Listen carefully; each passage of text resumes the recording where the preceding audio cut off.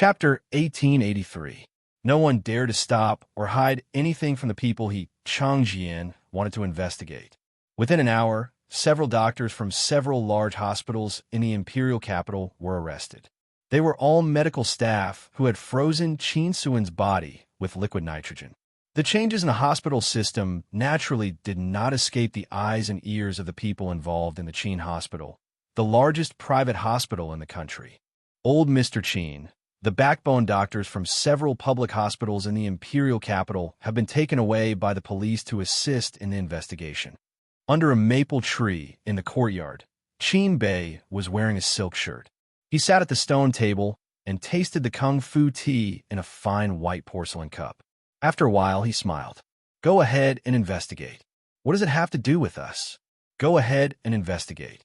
He put down the teacup and stood up. "The court session is tomorrow. Go back to the city and prepare. Go to the court tomorrow." At this time, in the interrogation room of the Imperial Capital Police Station, some of the doctors couldn't take it anymore after being bluffed a few times and confessed everything in detail.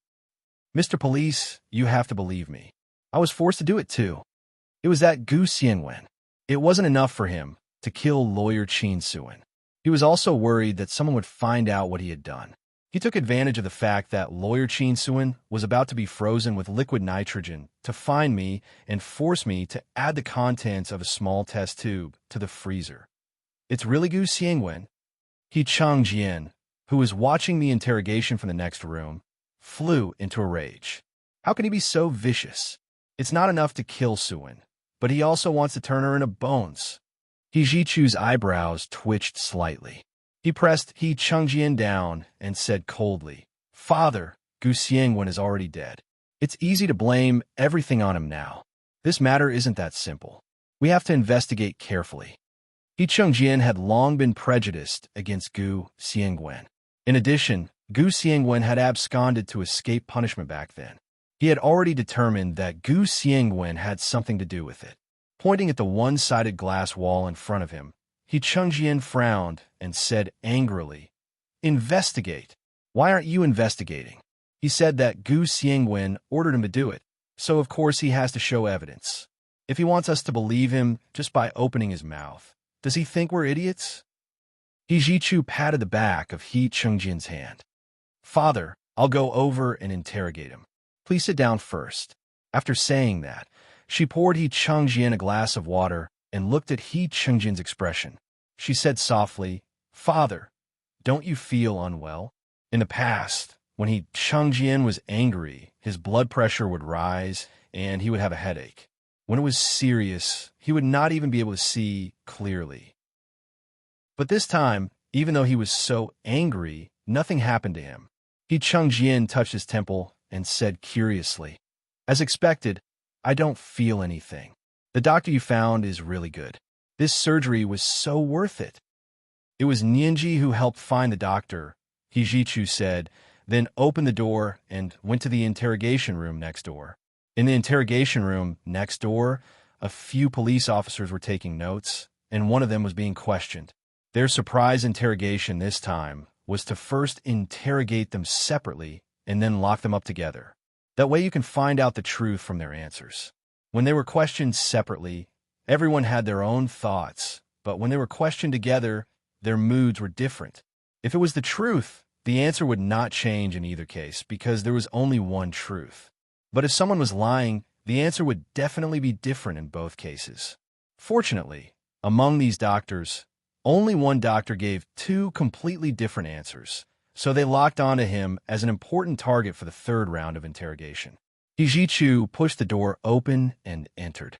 He raised his hand to let the police officers in the interrogation room out. He said, "I've already told your chief that I'll personally conduct the third round of interrogation." The police officers quickly stood up and bowed to him before turning to leave. Anyway, they could watch the interrogation in the next room. However, the doctor did not know that there was a group of people in the next room, watching him through the one-sided glass wall. The door of the interrogation room slammed shut. Jichu sat down opposite the man and crossed his legs with a cold expression. He asked calmly, "What's your relationship with Gu Xianwen?" The man was frightened by Jichu's aura. He was stunned for a long time before he said, "He used to be my mentor in medical school." He Ji-Chu frowned. "You're about the same age as him, right? How could he be your mentor?" The man's face flushed red. He quickly said, "I went to school late, and he went to school early. He also skipped grades many times. So by the time he went to medical school, Gu Xiangwen was already a visiting professor at the most famous medical school in the imperial capital." This was all well documented. He Ji-Chu nodded and took out his phone to send a message. He instructed his subordinates to go to the most famous medical school in the imperial capital to check the man's academic records. After sending the message, He Ji-Chu looked up and said expressionlessly, "Gu Xiangwen was already on the wanted list at that time. How did he contact you?" The man lowered his head and muttered, "He communicated with me via email. You know, he's also very good with computers. My computer was hacked by him." He Ji-Chu was slightly moved. It sounded like it was true. He sat up straight and asked again, "And then? What about the email?" "I deleted it. It happened many years ago." The man twisted his neck uncomfortably and confessed honestly. "He gave me 10 million yuan. After the matter was settled, he deposited it into my bank account. At that time, I urgently needed to buy a house and get married. The houses in the imperial capital were too expensive. They were all millions. I couldn't afford them. So you were tempted to use the things that person gave you to corrode my mother's body." He Ji-Chu's voice turned cold. He slammed the table hard. "You're committing a crime." "No." The man suddenly raised his head and argued with He Ji-Chu. "Gu Xiangwen told me that even if I was found out, the most serious crime would be destroying a body. I would only be sentenced to 3 years at most, and it's very likely that I would be sentenced to criminal detention or public surveillance." He Ji-Chu was so angry that he laughed. "Oh, you've been educated. You really know a lot." "I really didn't mean it." He said that if the body was placed in liquid nitrogen, no one would want to see the body for 10 years. So it didn't matter even if the bones turned into bones. Calculating the time, it had indeed been 10 years. He Ji-Chu didn't know what to say. Qin Suin's sudden death was an indelible scar in his and his father's hearts. He and his father couldn't face this fact for a long time. He Chengjian once put away all of Qin Suin's photos because he couldn't look at them. The moment he looked at them, his heart ached. He wanted nothing more than to die with her. But he couldn't because he still had a son. He couldn't abandon Qin Suin's last strand of flesh and blood. In the interrogation room next door, He Chengjian's expression gradually turned sorrowful. He had originally thought that when He Ji-Chu got married and had children, he would be able to give Qin Suin an explanation and stop living. His health was getting worse and worse, and part of it was because he had deliberately condoned it. But now, he realized that everything he had done had become a joke. He took a deep breath to suppress his emotions that were on the verge of collapse. In the interrogation room on the other side, He Ji-Chu looked at the person's confession and scoffed noncommittally. His slender fingers tapped on the transcript. "Sign it. Wait for the trial." Gu Nianji had already said that she would use this person as a tainted witness. He Ji-Chu could tell that there was something wrong with this person's confession, but he didn't want to remind him. He had to save it for Gu Nianji to skin these people in court. The person was shocked. "Why'd I have to go to court? Didn't I already plead guilty?" "You'll plead guilty just because you said so? Unfortunately, your family doesn't own the court." He Ji-Chu stood up with a cold expression. "You're the tainted witness summoned by the prosecution. It's up to you what to say when the time comes." He then pointed at the camera on the top of the interrogation room. "There are surveillance cameras here.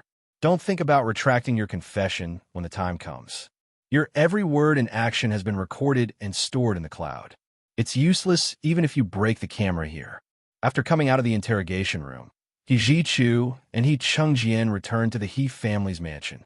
It was already dark outside, and the lights were on. The imperial capital was bustling with activity on a summer night. Their car passed through one of the busiest commercial streets in the city. He Chengjian sighed as he looked out the window at the men and women in green and the night view of the bright lights. He thought about it silently for a while and asked, "Ah Chu, do you think this has anything to do with Gu Xiangwen?" "Father, what do you think?" He Ji-Chu asked.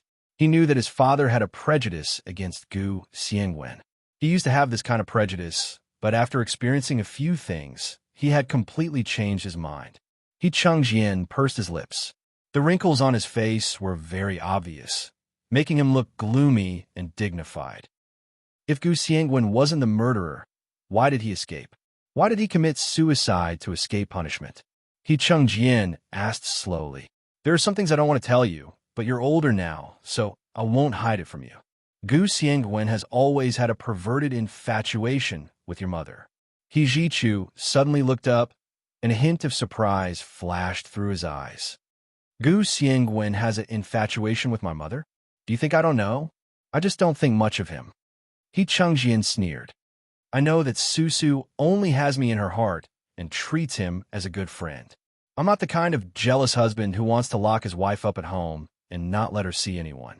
Of course, I pretended not to know. Not only did he not show it, but he also trusted Qin Suan and Gu Xiangwen's relationship. So Qin Suan trusted and loved him very much. Because of this, Chang Jian had once thought that Gu Xiangwen wouldn't harm Qin Suan. It wasn't until that day, when Qin Suan suddenly died in her study after meeting Gu Xiangwen, that Chang Jian realized that he had been wrong. He had been very wrong. Only now do I understand that when a relationship is too persistent, it's too easy for it to go bad when it can't be obtained, Chang Jian said meaningfully. I've suffered a loss. Don't suffer a loss like me. Jichu thought to himself that he would never suffer a loss in his life because he no longer had any extravagant hopes for love. When he got home, Jichu briefly told Gunyinji about the day's interrogation and then reminded her, go to bed early. I'll be in court tomorrow. Gunyinji nodded and said in high spirits, don't worry, young master There's something wrong with that person's confession. I'll ask the court to allow him to testify in court tomorrow. This is the first update of the day. Chapter 1872, He Knows Everything. Please give me your monthly votes and recommendation votes. There are 2 updates today. There will be a second update at 8 p.m. While all the big shots and little angels. Chapter 1884. Hijichu was very confident in Gunyinji's abilities. He gave her a few more reminders before putting down the phone. When she returned to her room, she took a quick shower and went downstairs to the dining room for dinner. Seeing that Chang Jian was the only one sitting there, she looked around in surprise and asked the orderly next to her, "Where's Miss Xie?" The orderly said loudly, "Miss Xie has left." Chang Jian knocked on the seat next to him and said expressionlessly, "Look here, Qin Ying left you a note." Jichu walked over and saw the note. "Jichu, remember to have dinner with Uncle. I'm going home. We'll go to the hearing tomorrow. Qin Ying is such a good girl. You have to be nice to her too." Chang Jian thought of Qin Suan and felt so sad that he didn't even want to eat.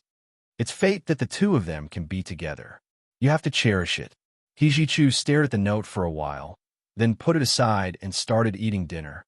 He couldn't remember how long it had been since he had dinner with Chang Jian. So many things had happened today, and neither of them wanted to talk. After the meal, Jichu only said good night and went back to his room. Gunyinji ended the call with Jichu and decided to go to bed early. She slept very early and slept very soundly. She didn't have any dreams that night. When she opened her eyes, it was already the next day, which was the day she would appear in court.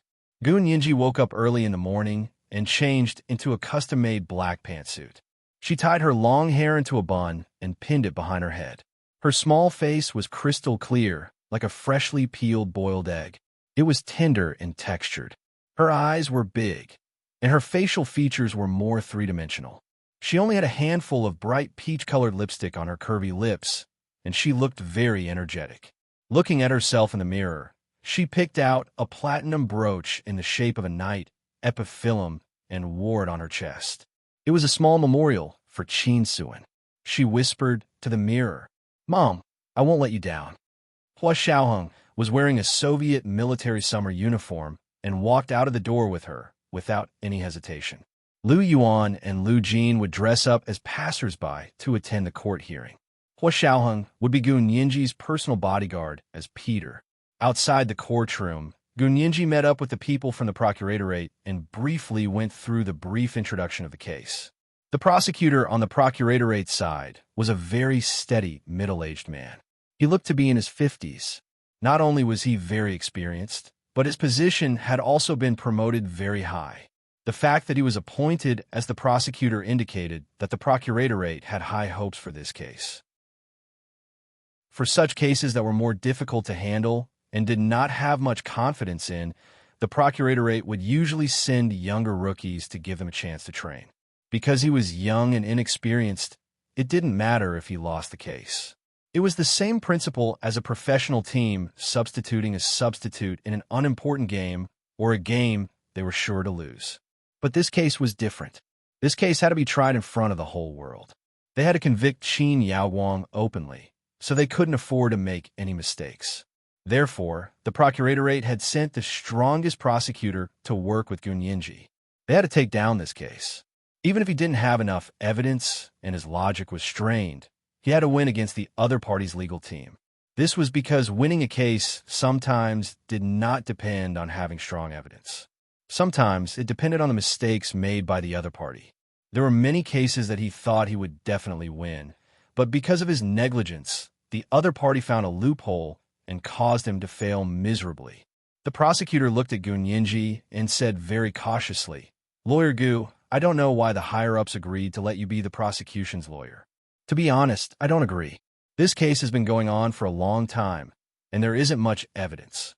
I think the chain of evidence you proposed is quite forced. It really won't be easy to win." Then, he changed the topic. "But we can't lose. Do you understand? If they lost, it would confirm that the previous accusations against Qin Yaowang were unfounded. Not to mention that the few lawsuits were completely unrelated. The foreign media didn't care. They were good at blaming others and fanning the flames." Gun Yinji also knew that most of the people here didn't know about her experience in court defense, so she wasn't angry. She only smiled and said, "I hope that after we go to court, you will change your disapproval to approval." Going to court required real ability. It was useless to say anything else now. However, after Gun Yinji discussed it carefully with him, she still changed her steps. The two of them chatted for a while before it was time to go in. Putting away the computer, the two of them walked into Court A, where the trial was held. As soon as they entered, both of them were slightly shocked. They both knew that this trial would be broadcasted to the world, but they didn't expect it to be so big. Other than the plaintiff stand, the defendant stand, and the witness stand, all the other seats in the room were filled. Only old Master Qin and his grandnephew, Qin Haoshan, had come from the Qin family, but they had brought a lot of staff with them. Just the members of the legal team alone took up half of the seats. Looking at the scale, it was obvious that the Qin family had put in a lot of money this time. They had hired top-notch criminal litigation experts and lawyers from home and abroad to fight this lawsuit for Qin Yaowang. They also wanted to slap the domestic judicial system in the face and confirm the propaganda that Qin Yaowang had been wronged. They would then seek her parole to go abroad to recuperate. Gun Yinji's gaze swept across old Master Qin and the Qin family's legal team. The corners of her lips curled into a meaningful smile. Her gaze swept around the room again. The courtroom room was the largest in the entire courtroom, but the surrounding empty space against the wall was already densely packed with all kinds of live broadcast equipment and cameras. Television stations, newspapers, websites, new media, and even radio stations had all come to join in. Not only were there domestic media, but there were also foreign media reporters stationed in the country. They had all come to watch. At that moment, the reporters, anchors, and hosts were all in position in their respective live broadcast rooms. They were rubbing their palms and preparing to show their faces in this rare trial that was facing the whole world. Everyone knew that the United States had even started a trade war to threaten Qin Yaowang and had been using the domestic judicial system as an excuse. Today's trial was also exposed in front of the whole world to shut up the foreign media who liked to bullshit about the domestic judicial process. After all, it was not possible to even take a photo of a court trial in the United States, let alone broadcast it live to the whole world. Until now, the court trial could only be drawn by a sketch artist. However, the prosecutor's office and the court were regretful that the chances of winning this case were not high. They were all sweating profusely. However, when they saw that the prosecutor from the prosecutor's office and the prosecution's external lawyer, Gun Yinji, were still calm and collected, they heaved a sigh of relief. There shouldn't be a problem, right? After all, Major General He Jichu and General He Chengjian had both recommended Gun Yinji as a lawyer and said that she would definitely be able to perform the duties of the prosecution's lawyer. He Jichu had even said that if there was only one person who could win this case, that person would definitely be Gun Yinji. He Jichu himself used to be a lawyer. His mother was the most famous lawyer in the empire, Qin Suan. Due to his family's background and his familiarity with Gun Yinji, everyone tended to believe in his judgment. Therefore, the way they looked at Gun Yinji became even more passionate. Everyone was looking forward to what abilities this young girl, who had just turned 20, had to do to make Major General He Jichu praise her so much. Even the picky General He Changjian had to nod and agree to her qualifications as a prosecution lawyer. One had to know that this case not only concerned the face of the country, but it also concerned General He Chengjian's beloved wife, Qin Suan. Back then, Qin Suan's sudden death had also caused a sensation in the country. Now, people over the age of 30 still remembered this case. They had also inspired the younger generation. Thus, the love and hate entanglement between He Chengjian, Gu Xiangwen, Qin Suan, and Qin Yaowang was like a melodramatic soap opera that swept the public. There was nothing else on everyone's phones for the past few days. They were all searching for news related to this case. Xie Qingying's new media agency was even more sought after by netizens because of her close relationship with the He family. In her company's live broadcast of the special news, the number of people watching the live broadcast was the most. For the television station, this was also a rare opportunity for the daytime program to far surpass the ratings of an established entertainment program like the Spring Festival Gala. Seeing the rising ratings, the television station's ratings were grinning from ear to ear. Ever since the rise of the internet, the television station's ratings had been declining day by day. Gun Yinji walked into her seat. Hua Xiaoheng was sitting behind her, closest to her. Today, he wasn't a Soviet diplomat. He was just her bodyguard. Gun Yinji smiled at him. Her gaze swept past Lu Yuan and Lu Jin's disguised faces in the crowd, then back to He Chengjian, who was sitting upright with a serious expression on his face. She nodded slightly. He Jichu was sitting next to He Chengjian, and on his right was Xie Qingying, who was dressed in a white Chanel suit. Like Gun Yinji, Xie Qingying was also dressed very simply. Her hair was tied up in a bun with a white jade epiphyllum hairpin. Gun Yinji smiled at her and thanked Xie Qingying for her thoughtfulness. Only a handful of people knew what today meant to her. Gun Yinji sat down. As the judge at the bench struck the gavel, the trial began.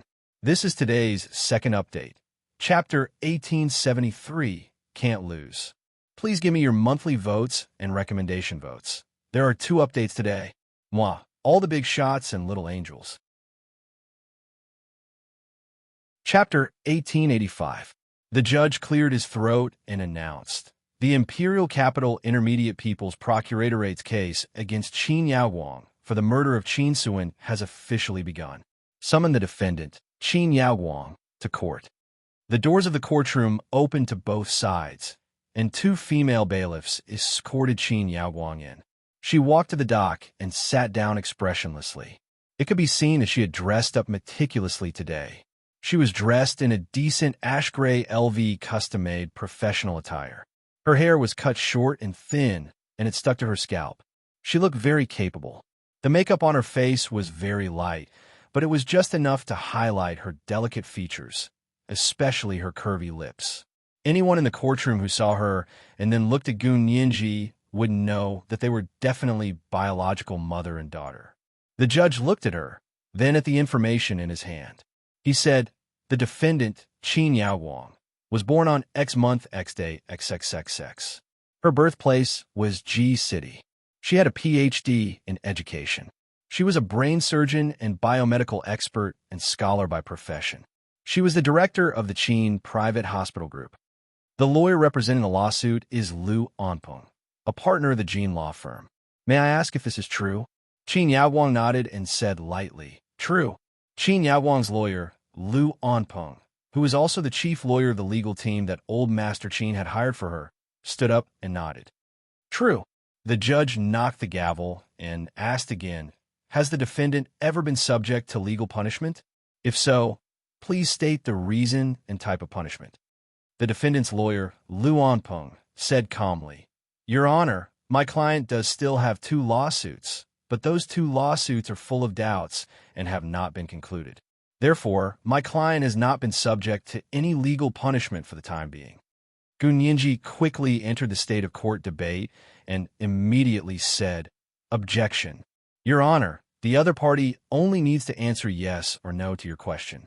Defense lawyer, please don't add fuel to the fire, waste everyone's time, and divert everyone's attention from the issue that has nothing to do with the case. Lu Onpeng's eyes narrowed as he quickly glanced at Gun Yinji. He thought to himself that this female lawyer was so young, but her reaction was very fast. What he had said just now was something that lawyers would usually do in court. However, knowing was one thing, and being able to react in time and not let everyone be led was another. Gun Yinji was able to cut him off in time. Her timing was indeed very shrewd. The judge nodded. I agree with the prosecution's lawyer. Please pay attention to your wording. There is no need to mention cases that have nothing to do with this case. Lu Onpeng smiled and nodded. Yes, Your Honor. We will be careful. After confirming the identity of the defendant and the defendant's lawyer, the judge began to announce the cause of the case. He also announced the list of the court clerk, the prosecutor, and the defense of both sides. After everyone expressed that they had no objections, the case entered the trial stage. After the trial began, the prosecutor's side first presented their claims and the basis of their facts.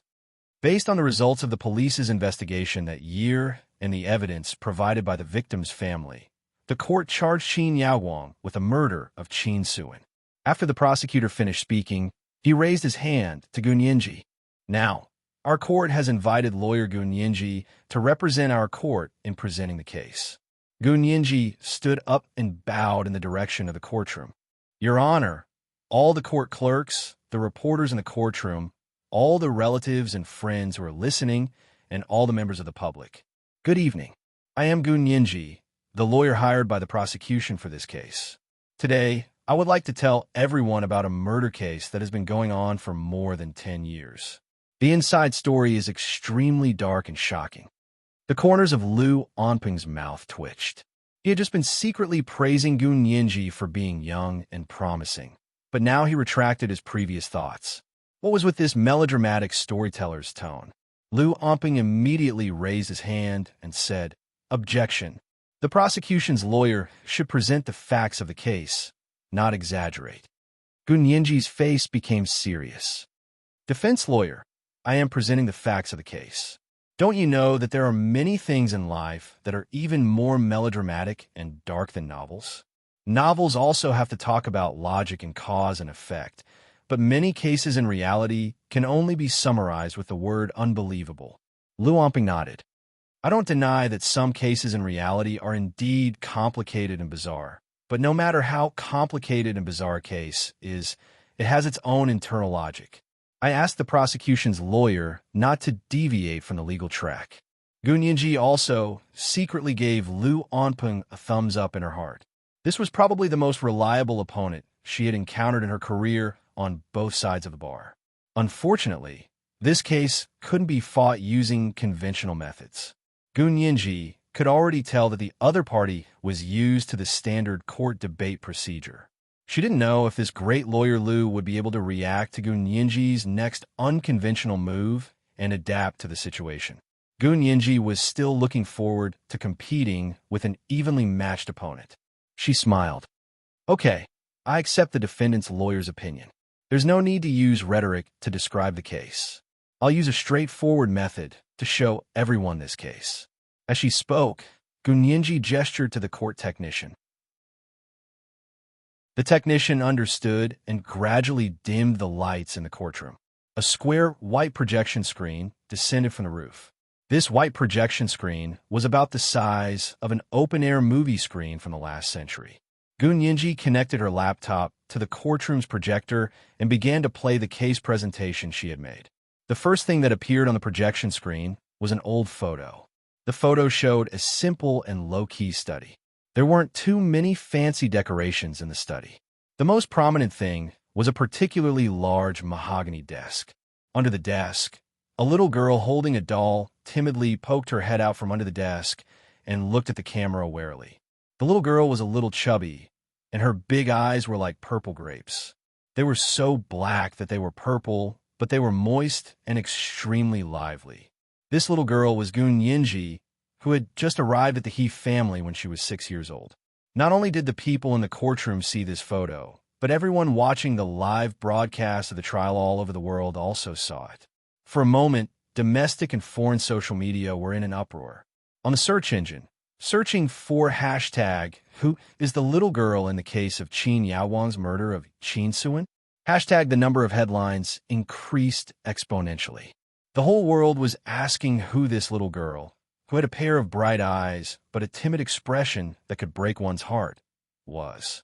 Gun Yinji seemed to be stunned as well, as if she had forgotten to speak for a moment. It wasn't until the defense lawyer, Lu Anpeng, felt that something was wrong and immediately said, "Lawyer for the prosecution, what's with this photo?" Gun Yinji replied with an "Oh," and hurriedly changed the photo. She said apologetically, "I'm sorry, I put the wrong photo." The photo did show lawyer Qin Suan's study, but it was taken 2 years before her death. The little girl in the photo is me. I was 6 years old at the time, and I had just been taken away from Qin Yaowang by my father, Gu Xiangwen. I was sent to the He family and was personally educated by lawyer Qin Suan. Huh, that little girl is actually lawyer Gun Yinji? The people inside and outside the courtroom were even more excited. Just this photo reminded everyone of the kidnapping case that Gun Yinji had sued Qin Yaowang. In that case, Gun Yinji had personally testified that Qin Yaowang had ordered someone to violently kidnap her out of the He family at the age of 12. In that case, although the fact that Qin Yaowang had kidnapped her was established, her motive was a mystery. She didn't say it, and Gun Yinji didn't expose her. But at that moment, Gun Yinji suddenly said, "When I was 6 years old, my father, Gu Xiangwen, took me away from Qin Yaowang because he found that I was following Qin Yaowang and began to show signs of autism. I was afraid of light, people, and sounds. I never communicated with people, and I didn't speak. My favorite place was under the table, behind the curtains, and anywhere else I could hide myself. I don't remember why I had this tendency, but later the psychiatrist said that I had been cruelly abused as a child, and that's why I had this tendency to use autism to protect myself. When she said that she had been abused when she was a child by Qin Yaowang's side, and that she had been taken away from Qin Yaowang, her biological mother, by her biological father, and sent to the He family, which had nothing to do with her. She had been personally educated by lawyer Qin Suan. The hint was very obvious. She didn't need to say anything more. The imaginative netizens had already made up the facts. One by one, related posts competed to become popular. Even a vicious tiger doesn't eat its cubs. Qin Yaowang is even more vicious than an animal. Blue Planet is too scary. How could there be such a cruel mother? If my child was abused like this, I promise I'll beat her to death. For a moment, all the viewers watching the live broadcast of the trial were infuriated by Qin Yaowang. They began to criticize her one after another. They directly extended it to, she could even abuse her own daughter to the point that she looked like a human, so it would be easy for her to kill a few people. Lu Anpeng was almost led astray by Gun Yinji. He was stunned for a moment before he quickly stood up and said loudly, "Objection! The prosecution's lawyer's words just now have nothing to do with this case. They are deliberately tarnishing my client's reputation and character.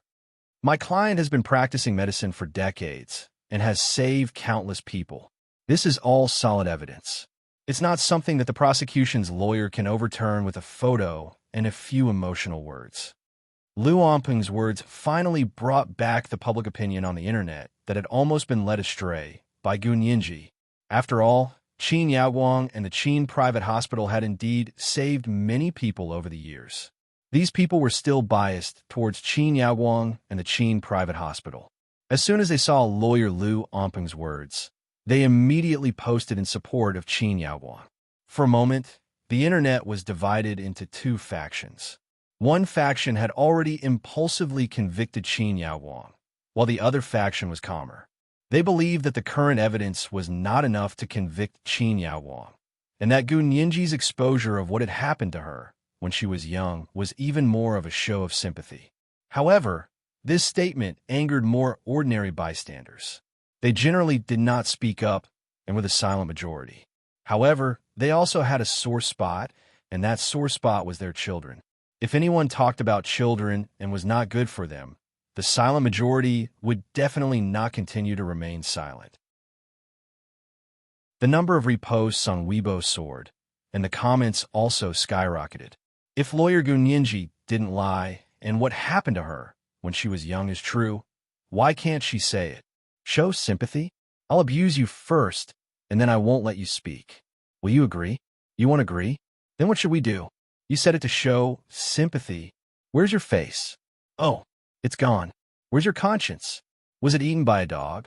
If Qin Yaowang really abused her young daughter, then not only is she guilty, but she's also mentally ill, because only a psychopath would abuse a child. Don't talk nonsense upstairs. You said Qin Yaowang is mentally ill. Are you teaching her to use mental illness to get away with her crime? Upstairs plus ID number. Qin Yaowang is not mentally ill. People who are mentally ill will only hurt themselves. Only psychopaths will hurt others. Note, psychopaths are not mentally ill. The public opinion on the internet was instantly drowned out by posts condemning Qin Yaowang for cruelty to children. Gu Nianji had already calmly changed to another photo. This photo was still a photo of Qin Suin's study. It was in the same place as the photo she had misplaced earlier. Even the angle was almost the same. The difference was that the timid and vigilant child was no longer under the table. In the open space in front of the table, there was a fallen figure drawn with white chalk. This was the first update of the day. Chapter 1874, Visual Impact 1, a reminder for the monthly votes and recommendation votes. There were 2 updates today. There will be a second update at 8 p.m. P.S. Thank you to my Grand Alliance, GUR, for the 100,000 Chidian coins yesterday. Oh, intersection. Oh, moi, all the big shots and little angels. Chapter 1886. The second photo that Gu Nianji released was the police scene photo for back then. It was the scene of Qin Suin's sudden death.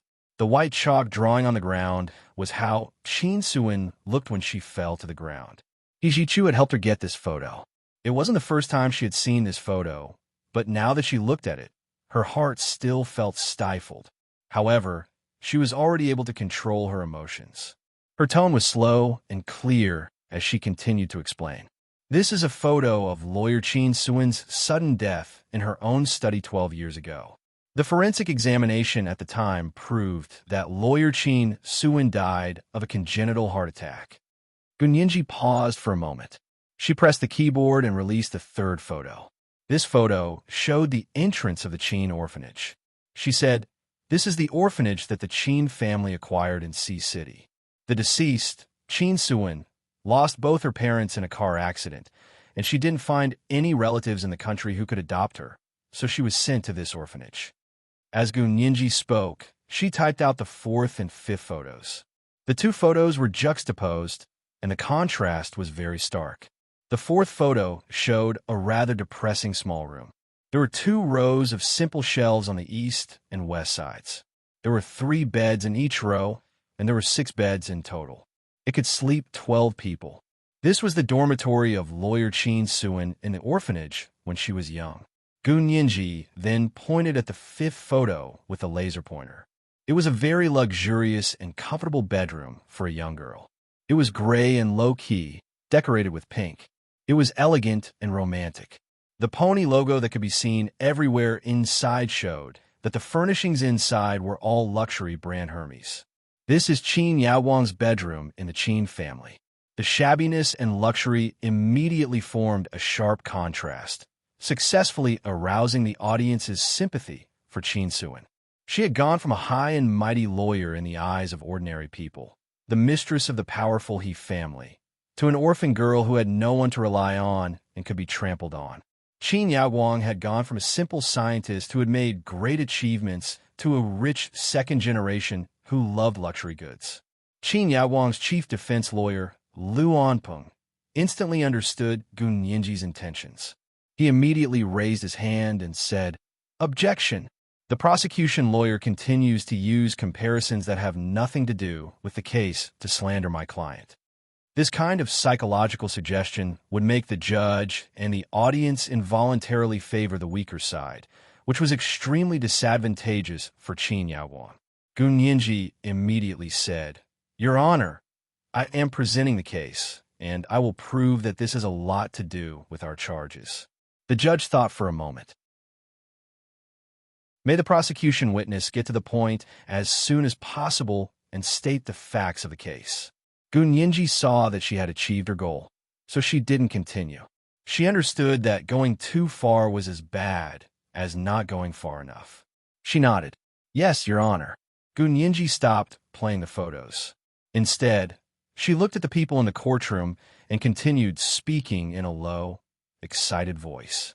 Lawyer Qin Suen grew up in such a Qin family orphanage when she was young, and Qin Yaowang was the daughter of the Qin family. She had the means to borrow the power of the Qin family and mentally torture Qin Suen for several years. It was not until Qin Suen got engaged to General He Changjian that Qin Yaowang's mental persecution of Qin Suen temporarily stopped. But Qin Yaowang didn't let it go. A few months before Qin Suen died, the medicine she took was personally written by Qin Yaowang. We have a prescription from that year to prove it. Gun Yinji took out a photocopy of the prescription and waved it in front of everyone. The judge confirmed her identity just now. Qin Yaowang is a brain surgeon and biomedical expert, not a cardiologist. Why did she prescribe medicine to a heart patient? Lawyer Qin Suen was diagnosed with congenital heart disease when she was young. Congenital heart disease isn't a disease that will definitely kill you. If you take good care of yourself, you won't get sick. Once you get sick, you must have been severely stimulated both physically and mentally. Then why did Ms. Qin Yaowang provoke Lawyer Qin Suen? There's a fact here that I think everyone knows. Back then, Ms. Qin Yaowang was engaged to General He Changjian first, but later, General He Changjian broke off the engagement. After General He Changjian broke off the engagement, the person who got engaged to him was Lawyer Qin Suen. The eldest daughter of the Qin family had her engagement taken away by an orphan girl from her own orphanage. This was a great humiliation that Ms. Qin Yaowang would never forget for the rest of her life. In the 10 years that followed, Ms. Qin Yaowang didn't stay away from the He family because of her emotional injury. Instead, she was actively active in the He family's social circle and even became the He family's family healthcare doctor. After Lawyer Qin Suen passed away, Qin Yaowang finally got what she wanted and married General He Changjian, whom she loved with all her heart. What's more, after she murdered Lawyer Qin Suen, she was worried that her evil deeds would eventually be discovered. She even bribed a doctor who had frozen Lawyer Qin Suen's body with liquid nitrogen to mix corrosive microbes into the freezer. In the end, Lawyer Qin Suen's body, which should have been well preserved, turned into a pile of bones. The last photo that Gun Yinji typed was the photo of the bones in the liquid nitrogen freezer column. The impact of this photo was too strong. In the front, there was a living person, but in the back, there was only a pile of bones. No one inside or outside the courtroom could react. For a moment, there was a dead silence. He Chengjian's brows furrowed even tighter. His lips trembled violently, and he almost couldn't control himself. He Jichu quickly held the back of his hand and patted it gently. He Chengjian glanced at him and said in a low voice, "How did it become Qin Yaowang's doing? Didn't the doctor confess to being someone else?" Because they were in court, He Changjian didn't say Gu Xiangwen's name. He Jichu whispered, "Yinji has her reasons for saying that. Don't worry, continue listening." The defendant already knew who the doctor had confessed to. He doesn't know why Gu Nianji still blamed Qin Yaowang for this. Lu Jin, who was sitting in the crowd, had a hostile expression on his face. He stared at the back of He Chengjian's head with an unfriendly gaze, as if he wanted to poke a hole in the back of his head with his gaze. Gu Nianji's gaze swept across everyone's faces in the courtroom. She dropped another hint and ended her statement of the case. In summary, we have reason to believe that in order to achieve the goal of marrying General He Chengjian, Ms. Qin Yaowang had the motive, means, and opportunity to commit the crime. Knowing that Qin Suin had congenital heart disease, she used drugs and direct psychological stimulation to cause her sudden death. Qin Yaowang is the murderer who murdered Qin Suin. We request that Qin Yaowang be brought to justice to pay for the murder of lawyer Qin Suin, who was murdered 12 years ago. Your Honor, this is what happened in this case. After she finished speaking, the lights in the courtroom gradually lit up again. From darkness to light, it was only a blink of an eye, but it was enough to make people feel the beauty of the light. The judge nodded and looked at the defendant's lawyer. May I ask if the defendant's lawyer has anything to say? The defendant's chief lawyer, Lu Anpeng, stood up unhurriedly. He was almost 50 years old, but he took good care of himself. He usually paid attention to exercise, so he had a good figure. He could wear a suit and had the aura of a clothes rack. He also had a dignified and righteous appearance. As soon as he stood out, some people had a good impression of him. Lu Anpeng nodded politely at the judge. Your Honor. He raised his head and swept his gaze across the dense crowd in the courtroom, as well as the cameras and various live broadcast equipment on the aisles in front of the walls on both sides of the courtroom. He smiled and said, Hello, ladies and gentlemen, viewers and netizens in front of their televisions and phones. I'm Lu Anpeng, a partner of the Jin law firm. I've practiced law for 30 years, but I've never heard such a moving courtroom case statement. It's even better than a radio drama. He smiled humorously, instantly dispelling the slightly tense and oppressive atmosphere in the courtroom. Gu Nianji's pupils constricted imperceptibly. This Lu Anpeng was indeed an expert. He was also well-versed in psychological cues and the Tai Chi posture of moving 1,000 pounds with little effort.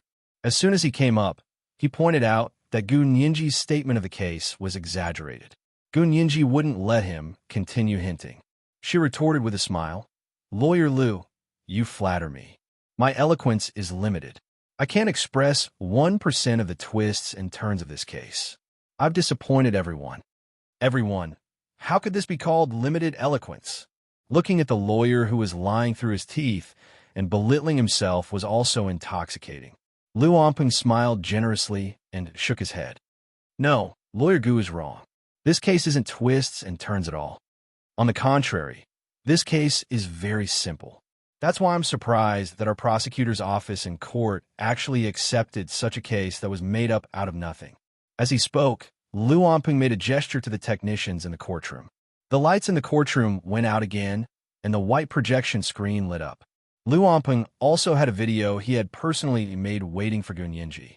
Gu Nianji saw it and said humorously, In a lawsuit these days, it's not enough to just memorize the legal provisions and analyze the case. A lawyer also has to be a film and television producer. Everyone inside and outside the courtroom laughed. However, Lu Anpeng knew that Gu Nianji's words weren't just humorous, but derogatory of the evidence he was about to present as film and television production. Lu Anpeng smiled and glanced at her. Likewise, he didn't let her lead him on. He pressed the play button on his laptop. As the gentle music played, Lu Anpeng's pleasant baritone voice was like a commentator on TV, whispering in everyone's ears. The video also showed the study where Qin Suin suddenly died, but what followed was an outdoor scene. It was a photo of Qin Suin standing with a tall man. Everyone could tell that it was an autumn day. The two of them were standing under a fiery red maple tree. Light shone through the gaps in the maple leaves. Qin Suin raised her head, and her eyes seemed to be dancing with sunlight. The man standing in front of her was extraordinarily handsome, but his naturally arrogant expression made his handsomeness seem distant, making it difficult for others to approach him. Lu Anpeng continued, This man is Gu Xiangwen.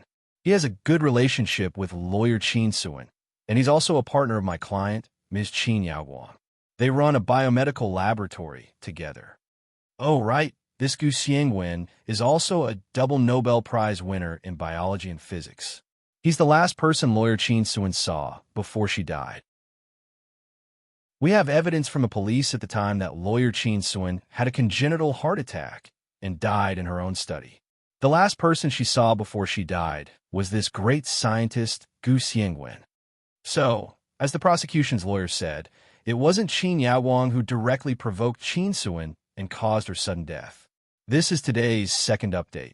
Chapter 1875, Visual Impact 2. A reminder for everyone's monthly votes and recommendation votes. Mwah. All the big shots and little angels. Chapter 1887. Following Lu Onping's narration, the video on the white projection screen changed and began to show the scene of the Qin orphanage in Sea City. Unlike Gu Yinji's display of the orphans' dormitory, Lu Onping's video showed the Qin orphanage's large expanse of green space, trees, tall and clean school buildings, and the smiling faces of the orphans in neat school uniforms. Lu Onping's voice continued to echo in everyone's ears. This is the Qin orphanage's branch in Sea City. It's also the orphanage where the deceased lawyer, Qin Suan, was when she was a teenager. This place is located in the suburbs of Sea City, a bustling metropolis. It covers a vast area. There was a reason why the conditions here weren't good decades ago. At that time, the country was in a transition period. Not only did the Qin orphanage have no money, but the people of the whole country also had no money. In terms of the average living standard at that time, the Qin orphanage at that time was not worse than the average living standard of the people of the whole country. Moreover, the orphans also enjoyed a free medical examination once a year, as well as the treatment of free medical and miscellaneous expenses. If the prosecution lawyer thinks that this is abuse, then the people of the whole country were abused at that time. There was a burst of sympathetic laughter inside and outside the courtroom. Back then, everyone's lives weren't considered hard. They had enough to eat and wear, but they didn't have money. This was also a fact. Lu Onping knocked on the table to remind everyone to pay attention. He said solemnly, and the prosecution lawyer just accused my client, Qin Yaoguang, of using the Qin family's power to mentally torture Qin Suan for more than 10 years. It was only when she married General He Changjian that she stopped. We completely object to this accusation. The other party didn't produce any evidence of mental torture. They can't falsely accuse my client without any evidence. After Lu Onping finished speaking, he glanced at Gun Yinji, as if waiting for her to refute. However, Gun Yinji had no intention of refuting him. Instead, she stared blankly at the white projection screen on the opposite wall, as if she was attracted by something. Seeing this, Lu Onping didn't wait any longer. He immediately followed the content of the video and began the next round of statements. What was shown in the video was a white building with a postmodern style. At the top of the building that was dozens of stories high, the words Qin Hospital Group were written in large black letters between the blue sky and the white roof of the building, appearing very abrupt and eye-catching. Lu Onping continued, "This is the headquarters building of the Qin Corporation's private hospital in Z City. There is also an identical building in the capital. It is reported that the headquarters of the Qin Corporation's private hospital will be moved to the capital in the future so that it will be easier to manage the group's affairs." As he narrated, the video showed the interior of the building. Clean white marble walls, wide and bright corridors, doctors and nurses in white medical uniforms, with warm smiles on their faces, walked back and forth in the corridors. Ward rounds, consultations, meetings, and surgeries were carried out in an orderly manner. The patients were also dressed in neat hospital gowns, and they moved around in an orderly manner. Lu Onping continued, "The third point raised by the prosecution's lawyer is why the medicine that Qin Suan took a month before she died was prescribed by my client, Qin Yaoguang. Their reason is that my client, Ms. Qin Yaoguang, is a brain surgeon. Why would she prescribe medicine to a heart patient?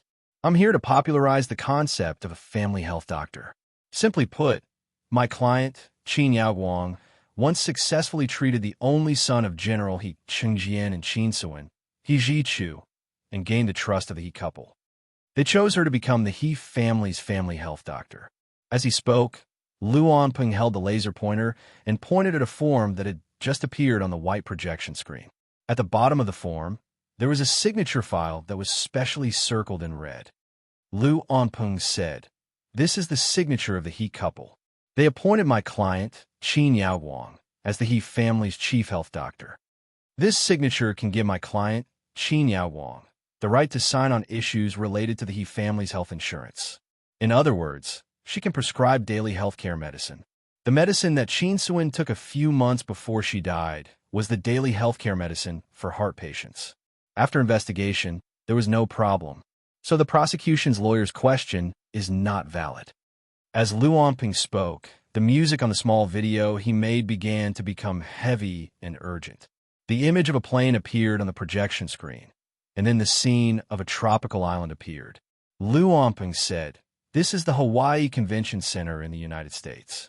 In fact, when lawyer Qin Suan died, my client, Ms. Qin Yao Guang, wasn't even in the country. She was attending an international conference abroad. I have the plane ticket, the invitation to the conference, and the news and video evidence of my client, Ms. Qin Yao Guang, attending the conference." Finally, Lu Onping pointed at the new image that appeared on the white projection screen again. The prosecution's lawyer claimed that after my client, Ms. Qin Yao Guang, murdered lawyer Qin Suan, she was worried that her evil deeds would eventually be discovered, so she bribed a doctor who had frozen lawyer Qin Suan's body with liquid nitrogen. She mixed corrosive microorganisms into the freezer, and in the end, lawyer Qin Suan's body, which should have been well preserved, turned into a pile of bones. But this is the surveillance video of the interrogation of this medical staff that I obtained from the police. A short video of the police interrogating the doctors yesterday appeared on the white projection screen. These doctors were the ones who were responsible for freezing Qin Suan's body 12 years ago. In the video, the doctor who had tampered with the body was ashen. He was almost crying as he confessed to the police. "Mr. Police, you have to believe me. I was forced to do it. It was that Gu Xianwen. It wasn't enough for him to kill lawyer Qin Suan. He was also worried that someone would find out what he had done.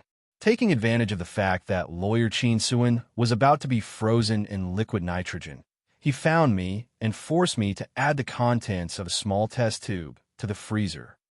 He gave me 10 million yuan. After the matter was done, he deposited it into my bank account. At that time, I was in urgent need of a house to get married. The houses in the capital were too expensive. They were all millions. I couldn't afford them." The video that Lu Onping made came to an abrupt end. He took out a small test tube and showed it to the people inside and outside the courtroom. He said, "The thing that the doctor in the video told me to put into the freezer was this kind of microorganism that could corrode flesh and blood." At this point, we are already very clear that the medical staff who tampered with the freezer was instructed by Gu Xianwen. It has nothing to do with my client, Ms. Qin Yao Guang. In the end, Lu Onping closed the file and spread out her hands regretfully. In conclusion, we believe that the evidence presented by the prosecution is illusory, and the logical chain is groundless. It can't stand up to scrutiny at all. It shouldn't have been filed for trial at all. The prosecutor's office or the court should have called back the complaint immediately. Unfortunately, such a flawed complaint actually passed through the prosecutor's office and the court's checkpoints. It was actually able to be heard, and it was even given a lot of preferential treatment in terms of scheduling. As Lu Onping spoke, she turned to face the judge and said word by word, "Now, on behalf of my client, Ms. Qin Yao Guang, we formally request the court to call back the prosecution's complaint and declare the case invalid." Lu Onping didn't want to win the case at all, but to make the case completely invalid. This was even more powerful than simply winning the case. For the defendant, this was the best outcome because it wouldn't affect any of her records. Otherwise, even if she won the case, she would still have a record of being a defendant, even if she didn't have a criminal record. This was as serious as having a criminal record in many strict security checks. It was also reasonable for the defendant's lawyer to refute all of the prosecution's evidence and request that the complaint be invalid. The judge and the prosecutor sighed regretfully in their hearts. They turned in Gu Nianji's direction and asked gently, "Lawyer Gu, do you have any objections?" Gu Nianji didn't speak for a long time. The internet outside the courtroom was in chaos again. Those who had accused Qin Yaowang of being inhuman and abusing her own daughter had been utterly defeated by those who supported Qin Yaowang and the Qin hospital. Lu Jin was a little anxious. He wished he could stand up and tell the truth. Lu Yuan quickly held him down and said sternly in a low voice, "Don't cause trouble for Nianji. You have to believe her." But, Lu Jin stammered, "But why isn't Nianji speaking? It's only been 3 minutes." Lu Yuan looked at his watch disapprovingly. Gu Nianji finally stood up. She said slowly, "Lawyer Lu, could you please play the first part of your video again?" Lu Onpeng. He looked in the direction of the judge. "Your Honor, can you declare this case null and void?" The judge pointed at Gu Nianji. "As long as the prosecution's lawyer agrees, I can declare this case null and void." Gu Nianji seemed to have come back to her senses and immediately said, "Objection. Your Honor, please ask the defendant's lawyer to play the beginning of his video again." The judge nodded. "Defense lawyer, please do as the prosecution lawyer requests." Lu Onpeng felt that Gu Nianji was stalling for time. He nodded and smiled. "Since lawyer Gu likes to watch it, I can play it as many times as I want, but it won't change the final facts." He felt that victory was in his grasp, so he was much more lenient towards his defeated opponent. He casually pressed the replay button and began to play the short video he had made again. Gu Nianji also smiled and said, "Yes, no matter how many times a lie is repeated, it won't become the truth." Lu Onpeng remained calm and continued, "No matter how many times a truth is repeated, it won't become a lie." Gu Nianji didn't reply because the same photo appeared on the white projection screen again. Under the fiery red maple tree, a man and a woman with outstanding temperament looked at each other and smiled. This was the first update of the day. Chapter 1876, Visual Impact 3. A reminder for the monthly votes and recommendation votes. There were 2 updates today. There would be a second update at 8 p.m. Moi, all the big shots and little angels. Chapter 1888. Gu Nianji looked at the photo on the white projection screen and was in a daze for a moment. She had seen Gu Xiangwen's appearance in the other world, but although the two of them had the same DNA and looked exactly the same, their different temperaments and expressions made it impossible to confuse them. They were both people with super high IQs, but their EQ was like heaven and earth. The Gu Xiangwen in the other world was gentle and elegant. She had heard from several people who were close to him that he was extremely patient and treated people kindly and generously. Therefore, his temperament was like the spring rain, moistening things silently, and also like the moonlight, quietly refreshing people's hearts. The Gu Xiangwen in this world, on the other hand, was arrogant and unyielding. He had no patience, and his words were harsh. He was a patient with serious interpersonal disorders.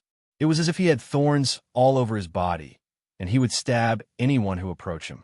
Gu Nianji pursed her lips and suddenly asked, "Lawyer Lu, may I ask where you found this photo? Can you give me one?" Lu Onpeng was a little speechless. The corners of his mouth twitched. This was the photo the police found when they searched Gu Xiangwen's residence. "Haven't you seen it?" Gu Nianji shook her head and said in a daze, "This is the first time I've seen this photo." The first photo was of her father and mother together. Because she needed to avoid suspicion and didn't want He Changjian to be unhappy with her, Gu Nianji didn't ask the police for too much evidence about Gu Xiangwen when she was sorting out the evidence related to the case. Of course, the more important reason was that Gu Xiangwen had changed his name to Lu Jin and was by her side every day. She didn't need to go to the police to find out more about Gu Xiangwen. However, she still wanted to see what her father looked like before his face was disfigured. Although she was mentally prepared, she was still shocked by the photo. Lu Onpeng saw that her expression was strange and looked over as if he was asking for help.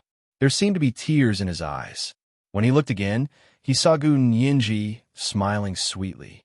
The flash of tears just now seemed to be an illusion. Lu Ompeng found it strange, but he didn't think too much about it. He shook his head and said, "This is a photo of the police. Unless it's used for trial purposes or requested from the parties involved in the photo, outsiders can't get these photos." Gun Yinji pursed her lips and said dryly, "The man in the photo is my father. As the biological daughter of the man in the photo, I think I have the right to ask the police for this photo and its negatives." Lu Ompeng's eyes flickered as he thought to himself that he hadn't even set the trap, and this lawyer Gu had already dug into it. Of course, he knew that Gun Yinji's biological father was Gu Xiangwen, and her biological mother was Qin Yaowang. Lu Ompeng placed his hand on the laptop and smiled faintly. "Lawyer Gu reminded me that your biological father, Gu Xiangwen, is an important suspect in this case, and your biological mother is the defendant in this case. Yet, you're appearing in court as the prosecution's lawyer. Isn't your client worried that your professional performance will be affected because of your family's interests? If I were you, I'd take the initiative to recuse myself and not be the prosecution lawyer in this case." As he spoke, he turned to face the court and said, "I request the court to reconsider the reasonableness of Lawyer Gu as the prosecution's lawyer, taking into account the principles of justice and fairness of the law, and to disqualify Lawyer Gu from appearing in court to defend this case." Lu Ompeng's words stunned everyone inside and outside the courtroom. This move was ruthless. He was going to take drastic measures and completely kick Gun Yinji out of the case. Even if he didn't kick her out, it would damage her credibility and reduce the effect of her court defense by at least 30%. Old Master Qin laughed. This money was really not spent in vain. The best criminal defense lawyer in the entire imperial capital was Lu Ompeng. He had more than 30 years of practice experience, and his success rate in criminal proceedings was 95%. Excluding those unrealistic and intentional percentages of success, this success rate was in fact the highest success rate. This was because he had taken all the cases he could and had never deliberately not taken cases that he was not confident in for the sake of winning. It was because he had given his all to every case that he had been able to reach his current level. Qin Yaowang also revealed a funny expression and glanced at Gun Yinji lightly. "All right, let's see how glib your tongue is this time." Would she dare to tell everyone inside and outside the courtroom that she wasn't her biological daughter? Would she dare to do a paternity test in front of the whole world? Besides, why should she be the scapegoat for something she didn't do? Gun Yinji's expression didn't change as she said casually, "Lawyer Lu, first of all, our country's law doesn't have a lawyer challenge system. As long as I abide by the law and defend in court according to the law, what right do you have to ask the law to consider my qualifications as the prosecution's lawyer in this case? Secondly, as for the two important suspects in this case, one is Gu Xiangwen, my father, and the other is Qin Yaowang. Everyone knows that she's my mother. The important point of my defense for the prosecution is that I think Qin Yaowang is the real murderer, and Gu Xiangwen isn't. So to me, there's no such thing as ignoring the principles of justice and fairness of the law just because of family." The boiling emotions inside and outside the courtroom suddenly quieted down because of Gun Yinji's words. It was as if a cup of cold water had suddenly been added to a boiling pot of boiling water. There was only time for a sizzling sound and a few wisps of white steam to rise. Lu Ompeng's heart skipped a beat, and he said with a half-smile, "That's right. Why did Lawyer Gu prove that your mother murdered Lawyer Qin Suan and not your father? Wasn't it because you held a grudge against your mother's strict discipline since you were young? Lawyer Gu, you don't look very old, so don't be so vengeful." His words were full of needles, and he began to belittle Gun Yinji's character. Gun Yinji was waiting for Lu Ompeng to say this. She smiled and said, "That's right. Why do I have to prove that my mother murdered Lawyer Qin Suan and not my father? Even though my father is already wanted, has been accused, and has died in a car accident in front of everyone's eyes. Why? Thank you, the defendant's lawyer, for asking this very good question." Lu Ompeng's expression changed. He thought to himself that this was bad. He was afraid that he had fallen into Gun Yinji's trap. However, he quickly recovered and closed his laptop. He gestured for the technicians in the courtroom to turn on the lights again and looked at Gu Nianji. Gu Nianji didn't give him time to refute and had already begun to speak. Ladies and gentlemen, I think there's a saying that everyone is familiar with. It's not necessarily a prince who rides a white horse, and it's not necessarily an angel who has wings. Similarly, the person who appears at the crime scene isn't necessarily the murderer. Just because my father, Gu Xiangwen, was the last person to see lawyer Qin Suan, you said that he was the murderer who murdered lawyer Qin Suan. May I ask, defense lawyer, what's your basic logic? Have you forgotten the 3 basic elements of a murder case? A murder case, which is also an intentional murder case, has 3 basic elements: motive, timing, and means. All 3 are indispensable. My father only has 1 element of timing among these 3 elements, but he only appeared in the wrong place at the wrong time. He didn't have any motive or means to commit the crime. Qin Yaoguang is different. She has the motive and means to commit the crime, but she might not have the timing. Because as the defendant's lawyer said at the time, she wasn't in the country at the time, so she didn't have the opportunity to commit the crime. But no matter what, you don't suspect a person who has 2 of the 3 basic elements of a crime, but you insist on suspecting a pitiful person who only has 1 basic element. May I ask what your intentions are? How much money did the Qin family give you to ignore your legal justice and conscience to defend a scumbag like Qin Yaoguang? As soon as Gu Nianji finished speaking, there was a buzz of whispers in the courtroom. Lu Jin placed his hand on his heart and whispered, "Finally, someone knows that I'm pitiful, weak, pitiful, and helpless." Lu Yuan, who was sitting next to him, pursed his lips and couldn't be bothered with him. As long as Lu Jin didn't act rashly, Lu Yuan wouldn't care about him. At this moment, the direction of public opinion on the internet changed again. The people on Gu Nianji's side began to become active. Lawyer Gu is amazing. She actually thought of using the 3 elements of murder to defend herself. 2 to 1. Qin Yaoguang is more suspicious. There's nothing wrong with that. Upstairs +1. I didn't expect Gu Nianji to be such a great lawyer. It's only her 2nd trial, and she's already on par with an old fox like Lu Anpeng.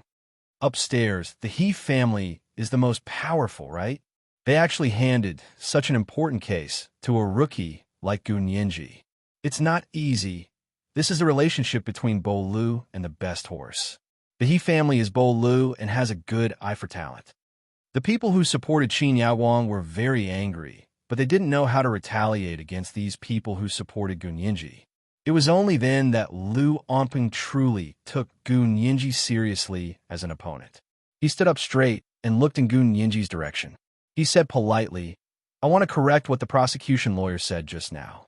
Yes, the 3 basic elements of a murder case are motive, timing, and means. But Gu Xiangwen definitely didn't only have timing as the basic element. He also had a motive and means, but I didn't have time to unfold them. Why did it become like he didn't have a motive and means when it came to the prosecution lawyer? Don't tell me that you can pretend that it doesn't exist just because you haven't given a reason." As Lu Anpeng spoke, his deep gaze swept across everyone in the courtroom. Gu Nianji smiled faintly. "Then I'd like to hear the details. May I ask what motive and means Gu Xiangwen has to kill lawyer Qin Suan? Does he hate lawyer Qin Suan for stealing his fiancée? Or does he hate lawyer Qin Suan for being her chief healthcare doctor, being able to prescribe her medicine? If you tell me, I think everyone in and out of the courtroom who cares about this case will be willing to listen, right?" This is today's 2nd update. Chapter 1877, Mutual Trap.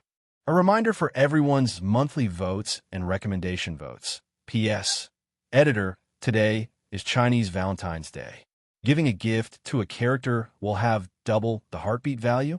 What's heartbeat value? I don't understand at all. Moi, all the big shots and little angels. Chapter 1889. Lu Anpeng narrowed his eyes and thought to himself, Gu Nianji was being sarcastic, wasn't she? Why would Qin Suan steal Gu Xiangwen's fiancée? Qin Suan was the one who stole Qin Yaoguang's fiancée. Therefore, Qin Yaoguang had a motive to commit the crime, but Gu Xiangwen didn't. However, Gu Nianji probably only knew one side and not the other. Lu Onping hadn't been idle for the past month. He only slept 2 or 3 hours a day and worked hard with his team of more than a dozen people. They studied the prosecution's complaint and prepared all kinds of materials and evidence. They had conducted more than a dozen court debates and deductions alone. However, he had to admit that although they had practiced so many times in court, they had still underestimated Gu Nianji's ability. She was several times better than the imaginary enemy they had set up in the rehearsal. Lu Onping smiled at Gu Nianji's smiling face. Gu Xiangwen is the biological father of the prosecution's lawyer. Don't you know your father? Gu Nianji shrugged.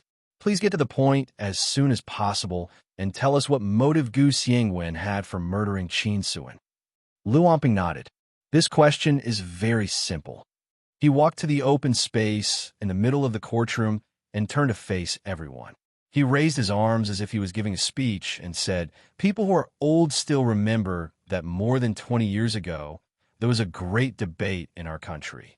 The topic was about human genetic experiments. At that time, the world's genetic science was flourishing.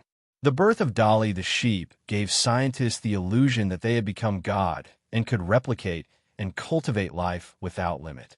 At that time, my client, Qin Yaowang, proposed the gene editing technology which caused the voices of human embryo genetic experiments to become louder. Many scientists had even begun to conduct secret experiments in private. At that time, lawyer Qin Suan stood up and firmly opposed this kind of overly radical human embryo experiments. She proposed that the parliament pass a law to prohibit scientists from conducting human embryo experiments on others. When Lu Onping mentioned the science and ethics discussion back then, everyone in their 40s and 50s inside and outside the courtroom had an impression of it. The younger generation had only seen the hot topic of the past on the internet. When they heard lawyer Lu Onping mention this topic, they immediately started searching the internet. Hashtag human embryo experiments, hashtag gene editor, hashtag genes, and ethics hashtag. The number of searches related to it skyrocketed. The heated discussion back then was an eye-opener for the younger generation. At the same time, they had a deeper understanding of lawyer Qin Suan, who had pushed for the legislation and initiated the discussion on science and ethics. Lawyer Qin Suan is really amazing. This is the model of our generation of legal professionals. That's not all. Not only has she never lost in court, but she also insists on free legal aid. No way. Qin Suan, someone of your stature would also do free legal aid. In the heated discussion on social media, Qin Suan's image became more and more distinct. Everyone eagerly searched for every bit of information about Qin Suan. They admired her more and more, and were also full of sympathy for the unfortunate experience she had when she was young. They were even more indignant towards the murderer who caused her sudden death, no matter who it was.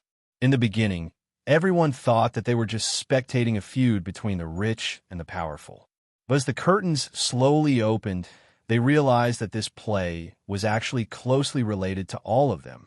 They realized that in the society they lived in, there used to be people like Qin Suan who had a strong sense of justice. They were truly kind and loving, and they had maintained the justice and fairness of society. However, why did such a good person die so early?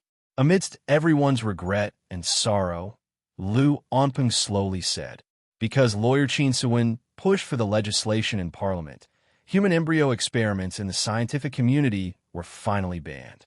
But Lu Onping glanced at Gu Nianji. As the most outstanding scientist and the smartest scholar in the Huaxia Empire in the past 500 years, Gu Xiangwen was unwilling to be bound by this law. He wanted to do genetic experiments and human embryo experiments. He wanted to win another Nobel Prize and become a world-famous scientist. But Qin Suan stopped him in his tracks. He thought that she was a stumbling block on his path to success. So, Gu Xiangwen used his genius mind to design a murder. In this layer of murder, he didn't make a move, but he made Qin Suan suddenly die in front of him. And Gu Nianji pursed her lips and raised her hand lazily. Objection. The defendant's lawyer's analysis of motive is completely illogical. It's equivalent to making up stories. Please dismiss the defendant's lawyer's fiction in court and return the dignity of the law. Lu Onping blushed slightly at Gun Yinji's words, but he still said politely, "Lawyer Lu, please be careful with your words. May I ask what's illogical about our mode of analysis?" Gun Yinji stood up and picked up a file. She walked to the center of the courtroom and stood opposite Lu Onping. She said, "Lawyer Lu, you mean that Gu Xiangwen wanted to kill Qin Suan because of the law that prohibits scientists from conducting human embryo genetic experiments on others, right?" Lu Onping pushed his gold-rimmed glasses up the bridge of his nose and nodded. "Yes, but..." Gun Yinji didn't allow him to continue and immediately said, "But most people know that the reason a law becomes a law is because the Senate voted to pass it. To abolish a law, one only needs to pass the Senate. What's the use of killing lawyer Qin Suan?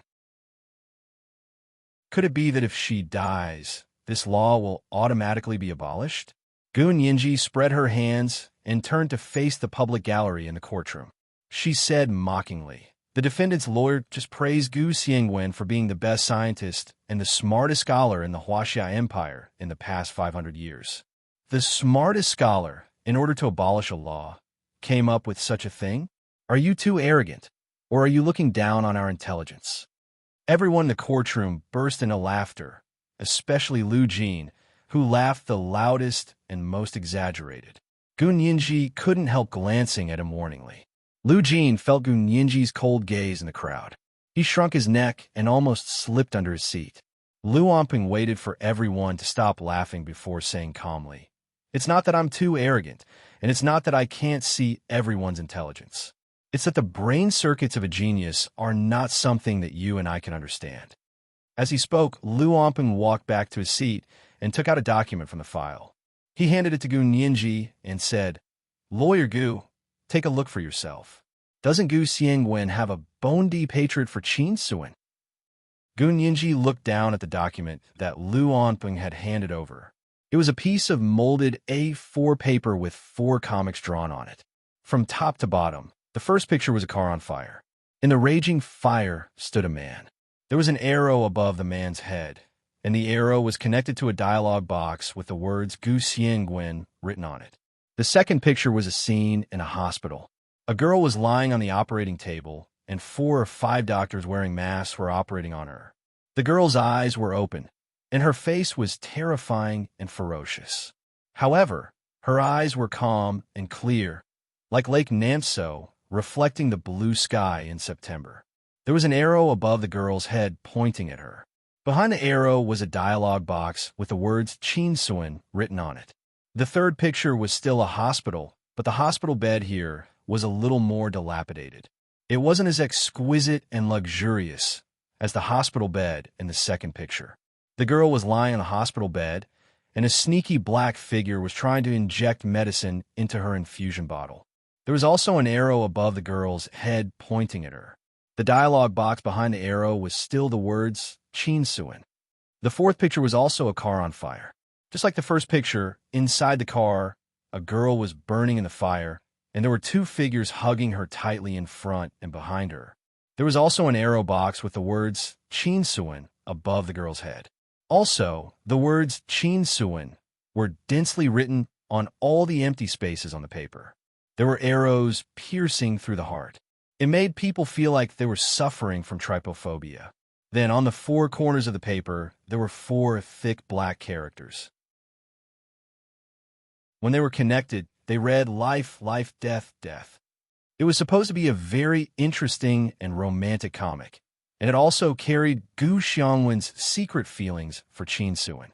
However, because of the densely packed names that were pierced through the heart by arrows, and the 4 words life, life, death, death in the 4 corners, it became strange and dark. It was like a patient with mental illness drawing his most terrifying dream to a psychiatrist. Gun Yinji couldn't even laugh. Where did this come from? She looked up and asked Lu Onping expressionlessly, "Lawyer Lu, what's going on?" "This is the information I obtained from my client." Lu Onping put his hands in his trouser pockets and said calmly, "Gu Xiangwen and my client, Ms. Qin Yaowang, used to run a biomedical laboratory together. This is what he left in the laboratory desk. After Gu Xiangwen absconded, the police searched his residence and office many times. However, this plastic painting was placed in a large volume of original English information, and the police didn't find it. Gu Nianji replied with an "Oh," and looked at Qin Yaoguang meaningfully. Your client, Qin Yaoguang, found something that even the police didn't find. I'm afraid she searched Gu Xiangwen's office before the police did, right? After all, she's always coveted Gu Xiangwen's research results. Objection. Lu Onping's voice turned cold. Lawyer Gu, please don't use unfounded reasoning to guess my client's character. Gu Nianji smiled and said, your client's character really doesn't need me to guess. She knows what she's done. Lu Onping ignored Gu Nianji and raised his hand to show the dark-style comic to the people inside and outside the courtroom. Everyone, please take a look. Gu Xiangwen's drawing has been drawn for at least 10 years. On it, he drew several scenes, which reflect his subconscious.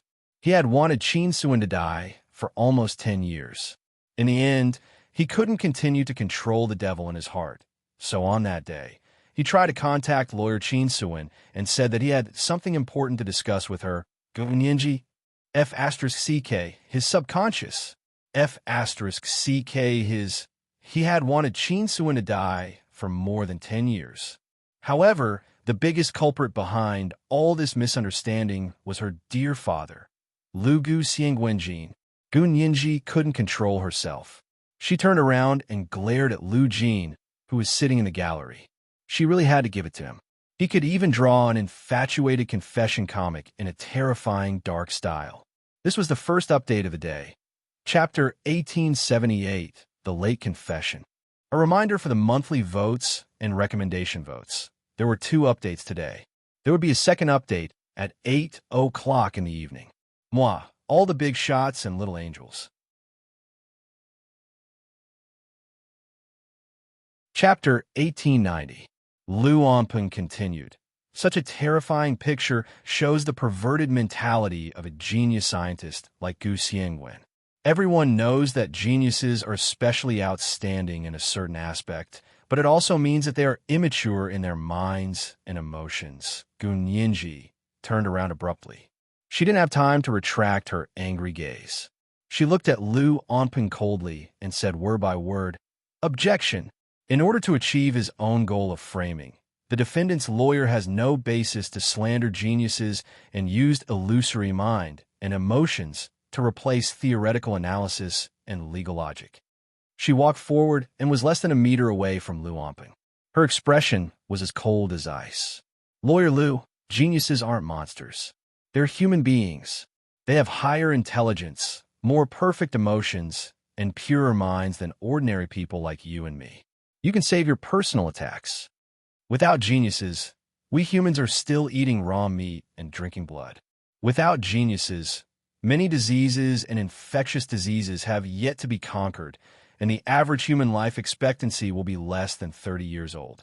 Gu Nianji looked Lu Onping up and down and said harshly, and you, Lawyer Lu, without geniuses, you wouldn't have lived to your current age. You would have died of old age. What right do you have to slander geniuses? What right do you have to kill all geniuses with one blow? Geniuses are all immature in their minds and emotions.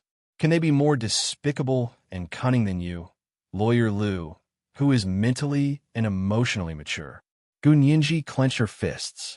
Lu Onping's description of geniuses had hurt Gu Nianji, so she attacked Lu Onping with all her might.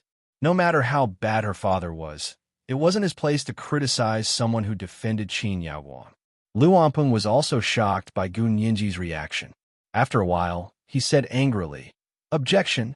The prosecution lawyer is suspected of personally attacking me. The judge's lips twitched. Lawyers on both sides, please control your emotions and words. The defense lawyer, please don't generalize, and the prosecution lawyer, please don't personally attack the defense lawyer. Gu Nianji took a deep breath and came back to her senses. She shrugged. I'm just stating the facts. If the defense lawyer can't stand this, then please don't do to others what you don't want them to do to you. Even though Lu Onping was experienced and astute, after arguing in court for so long, he still blushed and nodded stiffly. Gun Yinji snatched the terrifying and dark, murderous, idiot, white diagram from Lu Onping's hand and turned to face the people inside and outside the courtroom. His gaze lingered in Lu Jin's direction for a moment. Lu Jin's eyes were already brimming with tears. He quickly looked up at the huge, oval LED suction cup lamp on the ceiling of the courtroom to stop his tears from falling. In fact, he didn't care what others said about him because his mentality was strong enough to block out all negative comments about him. But that didn't mean he didn't care if someone protected him. No, he cared a lot. People like Lu Jin, who had interpersonal disorders, cared about this more than most people. They just wouldn't say it out loud, but they would remember everyone who stood up for them and then use their own way to thank these people who stood up for them. Not to mention that the person who came out to protect him this time was his most beloved daughter, the daughter he felt extremely guilty about. Lu Jin thought that if he wasn't worried about Qin Yaoguang, he would have stood up and told the truth. But if he said it, Gun Yinji would be the one who would be hurt the most. Lu Jin closed his eyes and tried to control his emotions. It wasn't that he couldn't control it. It was just that there was no need to control it before. Gun Yinji glanced at Lu Jin's high head, and the corners of her mouth twitched imperceptibly. Looking away, Gun Yinji raised the picture that Lu Onping had used as evidence. Her voice was clear and slow as she said, "Ladies and gentlemen, when you first saw this picture, I can understand, but you all felt a little uncomfortable because it was drawn with an oily black mark. Black is already oppressive, not to mention that this picture doesn't leave any white space at all. It fills up the gaps on the paper. But no matter how oppressive it is, it can't prove that Gu Xiangwen wanted to kill Qin Suan. Because what it says isn't that Gu Xiangwen wanted to kill Qin Suan at all." Gun Yinji looked at old Master Qin, who was sitting upright in the gallery, and said expressionlessly, "What it says is that someone wanted to kill lawyer Qin Suan. Ever since lawyer Qin Suan's family got into a car accident when she was a teenager, someone wanted to kill her. They wanted to kill their entire family." Gun Yinji's words shocked everyone. More than 100 people in the courtroom stared at Gun Yinji with their mouths agape. On the social media outside the courtroom, on the online forums, and on the bullet screen of the live stream, there was a series of, what did they just hear? A murder case from 12 years ago involved an even bigger murder case from more than 40 years ago. What kind of grudge? If what Lawyer Gu said is true, then someone wants to exterminate Lawyer Qin Suan's family. What's even more terrifying is that after decades, they succeeded in exterminating her family. Long Di Dong, big case. Big case. Fight. Fight.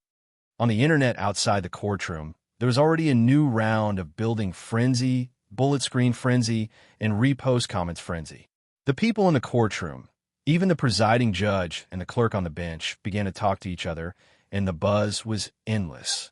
Old Master Qin's face was expressionless. He even snorted disdainfully. Ridiculous. Qin Yaoguang wasn't that shrewd, and her eyes were already filled with panic and fear. Gun Yinji smiled at the two of them, revealing her snow-white teeth.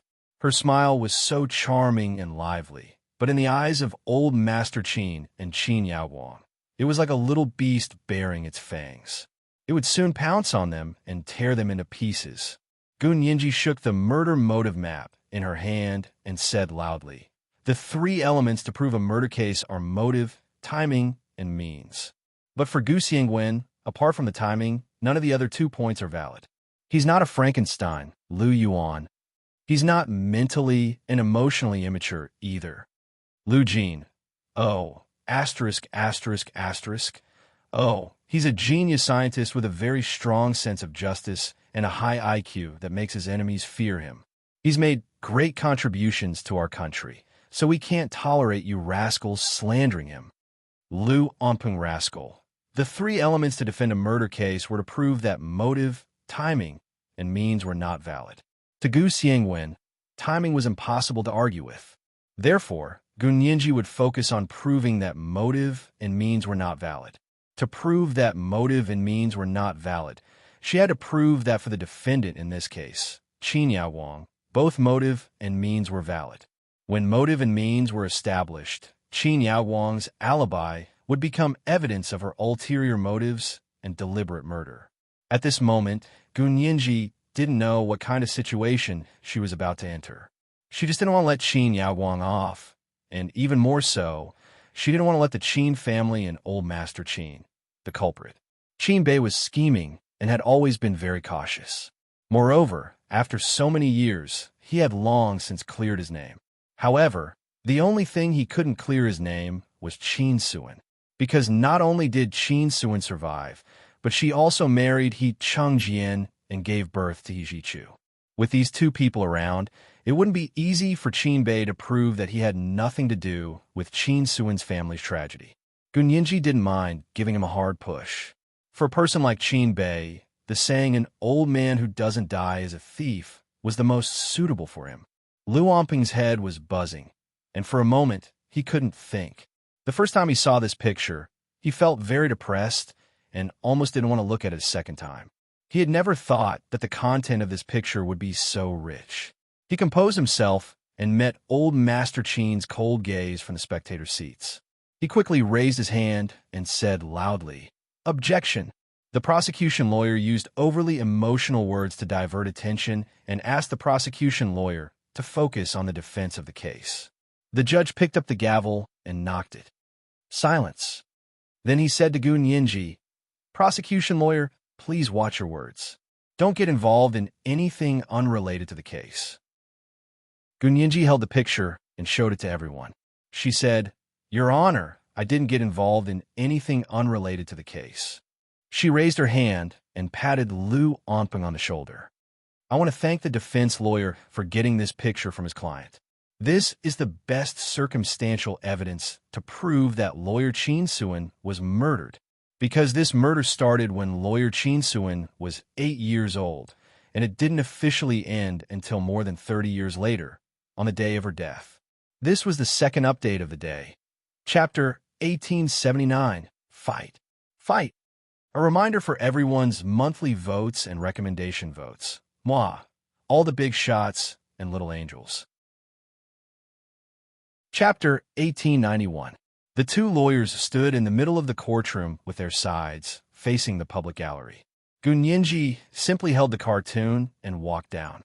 She walked around the public gallery and showed it to everyone before walking back to the middle of the courtroom. Lu Onping was a little disdainful of Gun Yinji's sensationalism, but he didn't show it. When Gun Yinji stood still, Lu Onping said, "Lawyer Gu, are you sure that the murder against lawyer Qin Suan started when she was 8 years old and didn't stop until the day she died?" Gun Yinji nodded. "That's right." Lu Onping chuckled. "That's good. This proves that my client, Ms. Qin Yaowang, wasn't the murderer who murdered lawyer Qin Suan."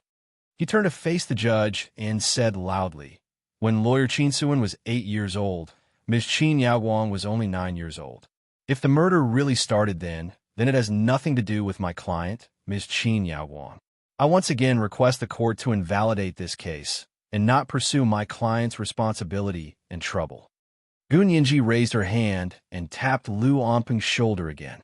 She said crisply, "Lawyer Lu, who said a 9-year-old can't participate in murder, aren't you being too prejudiced by what you're saying?" Lu Onping turned to look at her. He really felt that Gun Yinji was being unreasonable.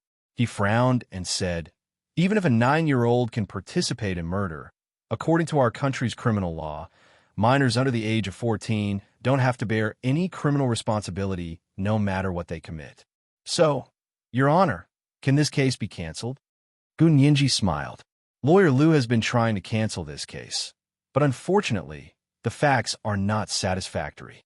Before the judge could make a judgment, Gun Yinji quickly said, "Your Honor, people under the age of 14 don't have to bear criminal responsibility for committing a crime. But what about after they reach adulthood?" She took a step forward and almost pressed Lu Onping's face. "Lawyer Lu, don't forget that I just said that this murder took more than 30 years. Qin Yaowang is already an adult. Are you saying that she can't bear legal responsibility? Who made the law? You?" Lu Onping frowned and took a step back. He said unhappily, "Lawyer Gu, What you're saying is that my client started planning the murder when she was 9 years old, and it took more than 30 years for the murder to succeed? Don't you think it's ridiculous? Gunyinji shook her head and smiled. I don't think so. Then, he praised Lu Onpeng, as expected of a great lawyer. You saw through the truth of this case with just one look. Lu Onpeng chuckled. Lawyer Gu, I didn't mean that. From the beginning to the end, I don't think my client has anything to do with Qin Suan's death. You really didn't? Gunyinji waved the dark comic she had snatched from Lu Onpeng in front of him. But look, how do you explain this? Lu Onpeng took another step back and pursed his lips, not saying another word. Gunyinji turned to face the people in the gallery and the camera by the wall. She said calmly, I just proved that Qin Yaowang had the motive to murder lawyer Qin Suan. Now, let's talk about how Qin Yaowang murdered lawyer Qin Suan. In other words, how did she kill lawyer Qin Suan? After a pause, Gunyinji walked back to her plaintiff stand. She turned on her laptop and connected it to the projector in the courtroom. She projected a forensic report and a doctor's diagnosis report onto the white projection screen. The court technician immediately dimmed the lights in the courtroom a little, but didn't turn completely dark like before. Everyone's eyes were attracted by the two reports on the white projection screen. Gunyinji pointed at the forensic report and said, This shows that lawyer Qin Suan died suddenly because of a heart problem. And the doctor's diagnosis report next to it was made when lawyer Qin Suan was young. It proves that she had congenital heart disease. According to the information I found, congenital heart disease is related to heredity and is determined by genes. People with congenital heart disease will have it in their families. As Gunyinji spoke, she clicked the mouse again and changed the other two medical reports and doctor certificates. I have two more pieces of evidence here. They were provided by lawyer Qin Suan's two nephews, Qin Ziyuan and Qin Jining. Gunyinji glanced in the direction where Qin Ziyuan and Qin Jining were sitting and nodded at them. Lu Onpeng also took a look and recognized Qin Ziyuan and Qin Jining. As Qin Yaowang's defense lawyer, he had a thorough understanding of the people and things related to Qin Suan. Of course, he had also investigated Qin Suan's family. Everyone, please take a look. In these two diagnoses that have just been made, it proves that Qin Ziyuan and Qin Jining do not have congenital heart disease.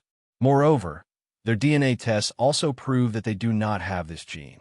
So, may I ask, where did lawyer Qin Suan's congenital heart disease come from? Gunyinji put one hand behind her back and walked up to Qin Yaowang. She looked at her with a smile and said, Ms. Qin Yaowang, as a scientist in biological genetic medicine, can you explain to us why Qin Ziyuan and Qin Jining don't have the gene for congenital heart disease? Perhaps it was because Lu Onpeng had always had the upper hand, but Qin Yaowang didn't get angry. She maintained her poise and didn't immediately answer Gunyinji's question. Instead, she looked at her defense lawyer, Lu Onpeng. Lu Onpeng walked over and reached out his hand. He gently knocked on the dock twice and said to Gunyinji, Lawyer Gu, my client doesn't need to answer this question. I've already invited an expert witness. He's a world-renowned heart surgeon and has absolute authority in the field of congenital heart disease. He can answer your question. Oh, Gunyinji deliberately put on a confident look. She tilted her head and said proudly, Then can I trouble your expert witness to explain? Lu Onpeng immediately applied to the court for the expert witness to appear in court. His witness list had been submitted to the court a long time ago, and all the formalities had been completed. Therefore, the judge quickly agreed to his application and had the expert witness waiting in the next room brought in. The expert witness who came in with the bailiff was a middle-aged man about the same age as Lu Onpeng. He was very tall and looked very muscular and fit. It was obvious that he worked out regularly. He wore a light gray thin wool suit and a silver gray striped tie. He stood at the witness stand and followed the bailiff to read the witness oath before sitting down. After the judge verified his identity, he said, Dr. Tsin, the prosecution lawyer has a question about congenital heart disease. I hope he can answer it from an academic perspective. Dr. Tsin nodded.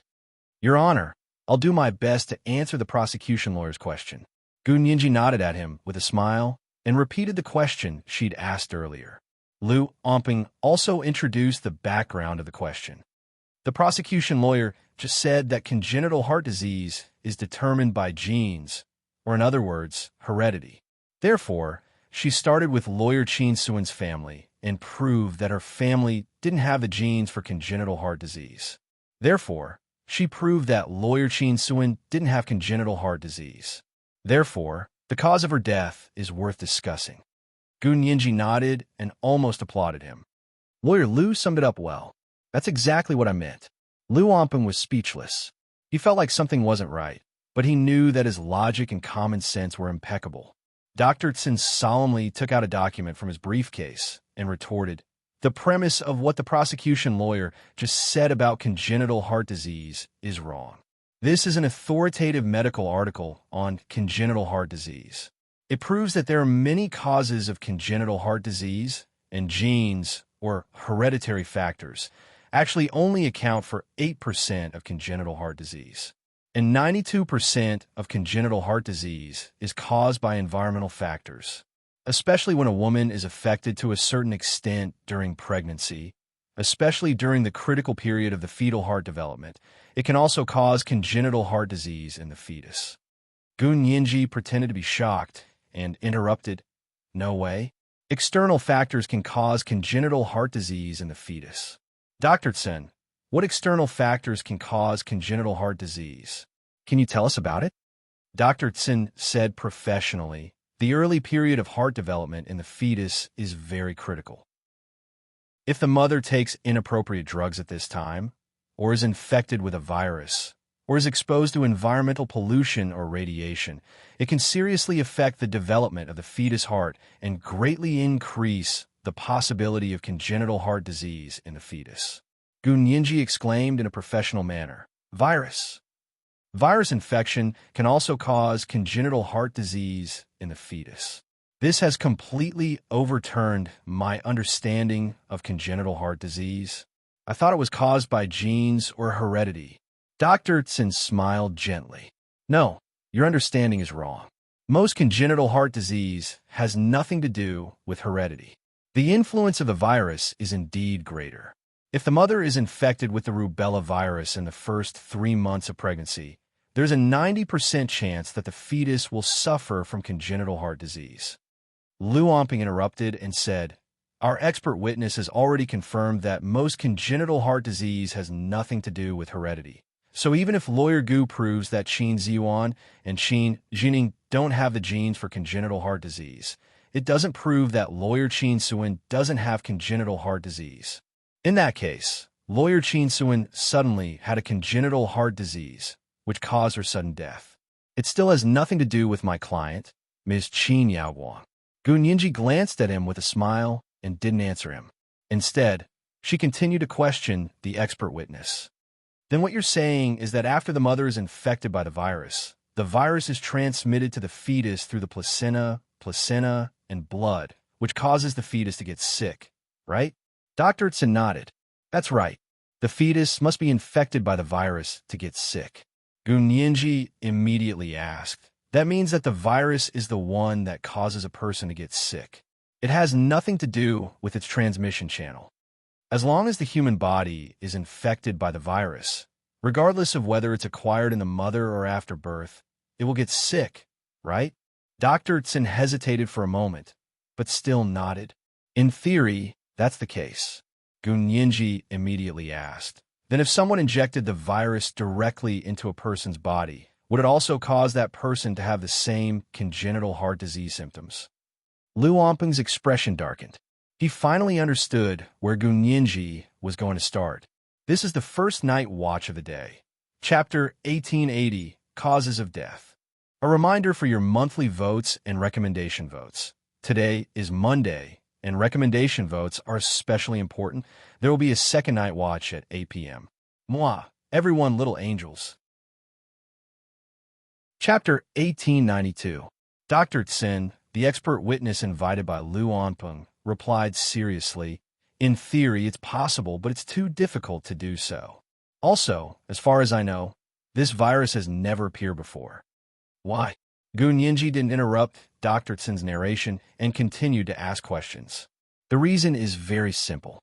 If you were infected by the virus during the fetal period, you would have symptoms of heart underdevelopment. This is congenital heart disease. And if you were infected after birth, your organs would have already fully developed. How could you have symptoms of heart underdevelopment? Could it be that a fully developed organ can grow in reverse? Dr. Tsen laughed in what he thought was humor. Gun Yinji, on the other hand, seemed to have been enlightened. She suddenly understood many key points that she didn't know very well. When she stood in court, her court defense strategy was the route of, if you want to take, you must first give. It seemed like she was in a disadvantageous position. The flawed evidence and arguments that she released were repeatedly refuted by the other party, but she advanced step by step and found her advantage from the other party's repeated refutations. She dealt a heavy blow to the other party. Her eyes flashed as she said, "Then what if there was such a virus? Would it be possible to have such symptoms?" Dr. Tsen was a very professional person. He didn't force himself to be authoritative in a field he didn't understand. Instead, he said very modestly, "This belongs to the field of genetics. I don't know much about it, so I can't answer." Lu Onpeng quickly continued, "So in reality, it's impossible. Lawyer Gu, please don't be delusional. Exhausting it in theory has no practical meaning for our case." Gun Yinji smiled and shook her right index finger. No, Lawyer Lu, for other cases, I can say that exhausting it in theory has no practical meaning for this case." Then, she pointed at Qin Yaowang. "But don't forget, what is the identity of your client, Miss Qin Yaowang? She's an internationally renowned brain surgeon, a biomedical genetic expert, and the first person to propose gene editing in the world. How can you say that things related to genetics have no practical meaning for this case?" As Gun Yinji spoke, she glanced at He Jichu and He Changjian, who were sitting in the gallery.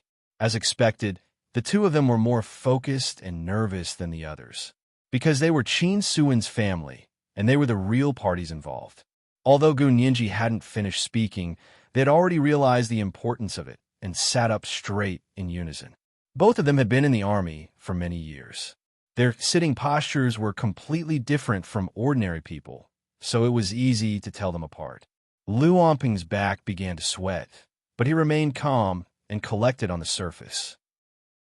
He pushed up the gold-rimmed glasses on the bridge of his nose and said in a calm and composed manner, "That's even more off the mark. My client, Ms. Qin Yaowang, is indeed an internationally renowned biomedical genetic expert. She is even one step away from winning the Nobel Prize in biology. But don't forget, she's almost the same age as Madame Qin Suin. Don't tell me that Madame Qin Yaowang is talented and can do genetic research since she was young." This was indeed a problem. However, it wasn't a problem for Gun Yinji, because her goal had never been Qin Yaowang alone. Qin Yaowang was just a cover. She wanted to use her to pull out another person, even if she lost the case. "Well said, Lawyer Lu." Gun Yinji immediately applauded Lu Onpeng. Lu Onpeng's face was as black as the bottom of a pot. It was definitely not a good thing for him to be applauded and praised by the opposing lawyer in court. Gun Yinji looked at Lu Onpeng's dark face in amusement and said further, "Madame Qin Yaowang is indeed the same age as Lawyer Qin Suin. So Madame Qin Yaowang isn't the only murderer in this murder case that started when Lawyer Qin Suin was 8 years old." Lu Onpeng came back to his senses and quickly said, "But Madame Qin Yaowang is the only defendant in our case. If there's anyone else, we have to find out if that person is Madame Qin Yaowang's accomplice or the mastermind of this case." Gun Yinji's expression turned cold. "Lawyer Lu, don't forget that although the defendant in this case is Qin Yaowang, the purpose of this case is to find the real murderer for Lawyer Qin Suin's death. You're twisting words and forcing logic." Lu Onpeng said loudly, "Your Honor, I asked the court to prohibit the prosecution's lawyer from continuing to talk about people or things that have nothing to do with this case." The judge folded his hands on the file in front of him and sighed softly. He raised his hand and said, "Lawyer for the prosecution, please be careful not to be too distracted. If the murderer in this case is someone else, we can choose a later date to retry the case." Gun Yinji shook her head. "Your Honor, I'll soon be able to prove that Qin Yaowang is definitely one of the murderers. I can't say that the murderer is someone else." The judge pondered for a moment and reluctantly nodded. Then please continue to produce evidence to prove your point. Gu Yinji nodded in agreement and immediately asked Lu Anpeng, just now, you and your expert witness proved that Madame Qin Suin did have congenital heart disease, and this congenital heart disease was not inherited, but because of other factors. Madame Qin Suin had the disease when she was still a fetus, right? Lu Anpeng hesitated for a moment.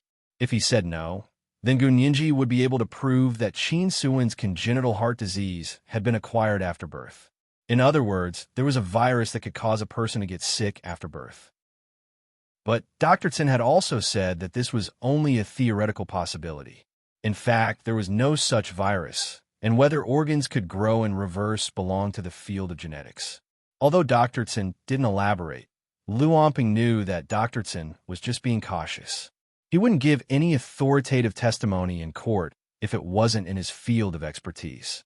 But in reality, this was no different from denying it. Lu Anpeng composed himself and nodded.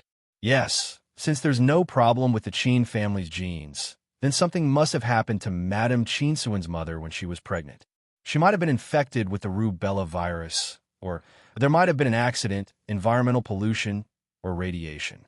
Gu Yinji spread her hands and said regretfully, but unfortunately, lawyer Qin Suin's mother died in a car accident when she was 8 years old.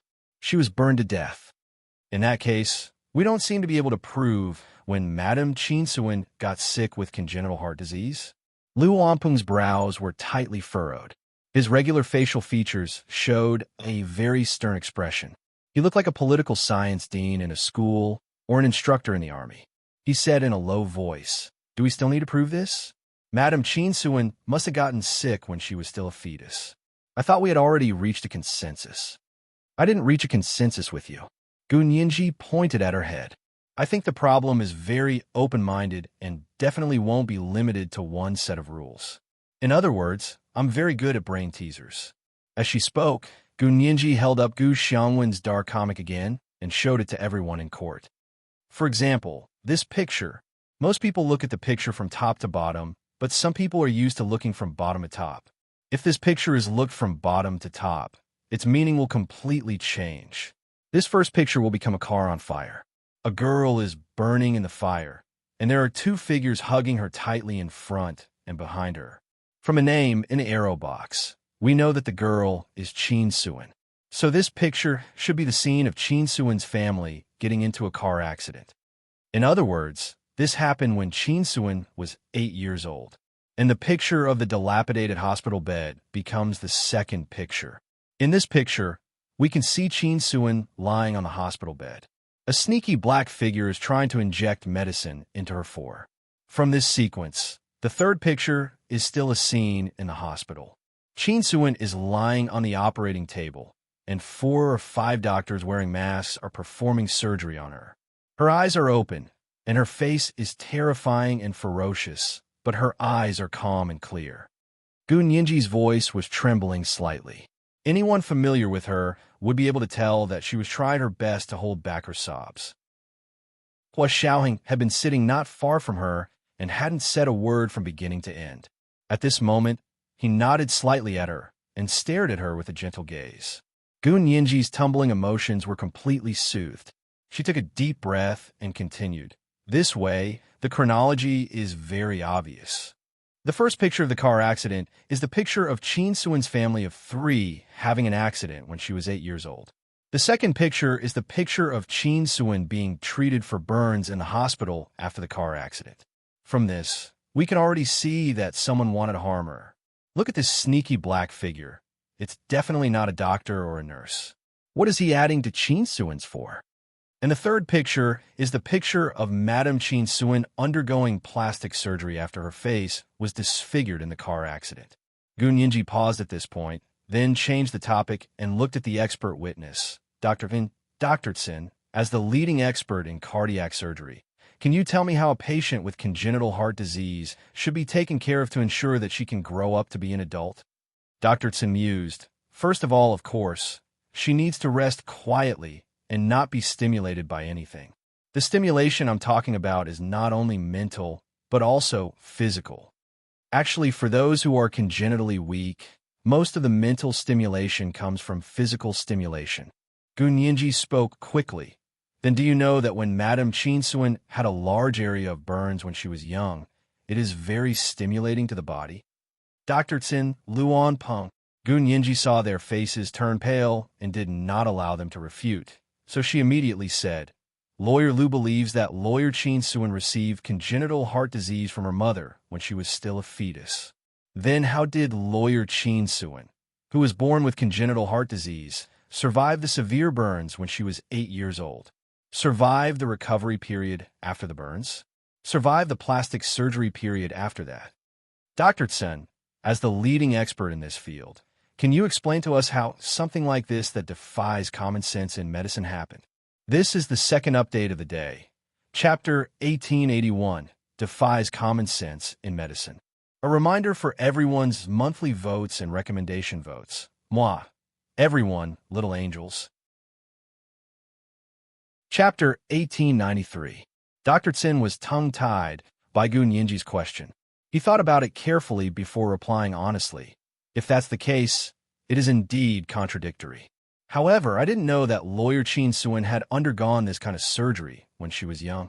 Lawyer Lu asked me to come here to answer the question about congenital heart disease. So you know now? Gunyinji's tone softened. From an academic perspective, can an 8-year-old child with congenital heart disease go through such burns and plastic surgery? That depends on the specific situation. Dr. Tsin replied professionally. It depends on the condition of the burns, the recovery period, and the extent of the plastic surgery to determine if her body can handle it. Gunyinji was already prepared for this. She walked back to her plaintiff seat and took out a copy of the hospital's medical records from that year from her briefcase. She placed it in front of Dr. Tsin and said, Then take a look at this. Can an 8-year-old patient with congenital heart disease survive such severe burns and surgery? Dr. Tsin put on his glasses and carefully read the copy of the medical records. The data on it was shocking, and his brows gradually furrowed. Everyone in and out of the courtroom held their breaths and waited for him to announce the results. After a while, Dr. Tsin sighed and shook his head. If this medical record is real, I really can't imagine how she survived. To be honest, even a healthy adult would have a hard time surviving such a large area of burns, let alone an 8-year-old patient with congenital heart disease. But she really survived and even recovered, Lu Omping said immediately. He even turned on his computer and connected it to the projector to put Chinsuan's photo on it. Dr. Tsin, look, this is the photo of Chinsuan after she grew up. Her appearance has already recovered. This shows that she did indeed survive the recovery period from the burn surgery and plastic surgery. Gunyinji chuckled and shook her head. Recovered to its original state? Lawyer Lu, may I ask if you've seen Lawyer Chinsuan before the car accident? Lu Onpeng turned to look at her and asked in confusion. Isn't this how Lawyer Chinsuan looked before the car accident? Gunyinji tilted her head. I'm doing this for you. After all, you just said recovered as before. I can only deduce that you've seen what Lawyer Chinsuan looked like before she was burned. Lu Onpeng could only say, I've never seen Lawyer Chinsuan before she was burned at the age of 8. I thought, Mr. Lu, we are in court, and we need evidence before we speak. Preconceived notions like I think are the worst. Gunyinji interrupted Lu Onpeng with a smile, but her words were sharp. Lu Onpeng smiled sheepishly. All right, I misspoke. I can't say that Lawyer Chinsuan has recovered, but she has indeed recovered. Look, there is not a single scar on her face. Gunyinji nodded. Indeed, there's no scar at all, so she has indeed recovered. Dr. Tsin, is it really possible for an 8-year-old child with congenital heart disease to recover from such a large-scale burn? Dr. Tsin thought for a long time and shook his head slowly. This is indeed illogical, but what? But there might be a medical miracle, right? Gunyinji replied in amusement. She turned around and said solemnly, But how can we pin our hopes on an illusory medical miracle? We're in court, so we need evidence to speak. If medical science doesn't support this kind of recovery, then this kind of recovery doesn't exist. Lu Omping sneered. But Lawyer Chinsuan recovered. Not only did she recover, but she also grew up, got married, had children, and lived until she was in her 40s before passing away. Doesn't lawyer Gu know what it means to be reasonable? Yes, to be reasonable. Gu Nianji raised her hand. Why is it reasonable? There's only one reason, and that is before lawyer Qin Suan got into a car accident at the age of 8. She didn't have congenital heart disease at all. That's the only reason she could survive such a serious burn recovery period. And that's the only explanation for this kind of recovery. Gu Nianji said firmly. Gu Nianji said firmly. Lawyer Liu, have you never thought that lawyer Qin Suan's congenital heart disease wasn't congenital? Liu Anpeng's eyes were about to pop out of their sockets, and he stammered. You, don't talk nonsense. Congenital heart disease. How could it not be congenital? You'll have to ask Miss Qin Yaowang or her father, Mr. Qin Bei. Gu Nianji's gaze was cold as she looked at Qin Bei, who was sitting behind the dock. When lawyer Qin Suan was 8 years old, her family suffered a serious car accident. Her parents gave up their lives to protect her firmly in the middle and save her life. I've heard people say before that lawyer Qin Suan is a very strong person. She suffered such a tragedy. Both her family and her body suffered a devastating blow, but she still gritted her teeth and survived. She survived the most difficult recovery period for a burn patient and also the recovery period for full-body plastic surgery. But after a few years in the Qin orphanage, she actually suffered from congenital heart disease. Mr. Qin Bei, do you want to explain what exactly is going on? The cameras and live broadcast equipment in the aisle by the wall of the courtroom turned their lenses at the same time and aimed at the serious-looking Qin Bei. Although his expression didn't change much, it was obvious from his slightly stiff neck that he was under a lot of pressure. However, he wasn't the defendant, nor was he a witness. He was just an unrelated bystander, so Gu Nianji couldn't force him to speak. Even if he didn't speak, Gu Nianji couldn't do anything to him. She had pointed out this matter in court for He Changjian and He Jichu to hear. She couldn't do anything to Qin Bei, but He Changjian and He Jichu couldn't. At this moment, He Changjian, who was sitting in the gallery on the other side, was already staring at Qin Bei. He Jichu had already gotten up and left the courtroom with a cold expression. Gu Nianji knew that the father and son had already understood what she meant. Therefore, she only looked at Qin Bei quietly for a while before turning her gaze to Qin Yaowang, who was sitting behind the dock with her eyes darting around. Compared to the scheming Qin Bei, Qin Yaowang was an easier target to break through. Therefore, Gu Nianji only placed the label of murderer on Qin Yaowang. She walked to Qin Yaowang's dock and said, Ms. Qin Yaowang, if your father, Mr. Qin Bei, refuses to explain, can you explain it from a genetic point of view? Can a person be born with a disease like congenital heart disease? Qin Yaowang's face was wooden as she said coldly, I'm sorry, but even from a genetic point of view, I've never heard of a case of congenital heart disease after birth. Lawyer Gu, do you have some misunderstanding about genetic science? Gu Nianji clicked her tongue. Ms. Qin Yaowang, your lawyer just praised you like flour. You're the #1 person in genetic science in our country after Gu Xianwen. But in my eyes, she bowed forward, crossed the dock, and whispered into Qin Yaowang's ear, you're not even worthy of carrying my father's shoes. Qin Yaowang suddenly raised her head to avoid Gu Nianji and said angrily, I'm not worthy? Do you think all my achievements over the years were fake? There are so many academic articles, huge citations, and the results that our laboratory produces every year. Do you think you can erase them with just one sentence? Gu Nianji straightened her body and put her hands behind her back.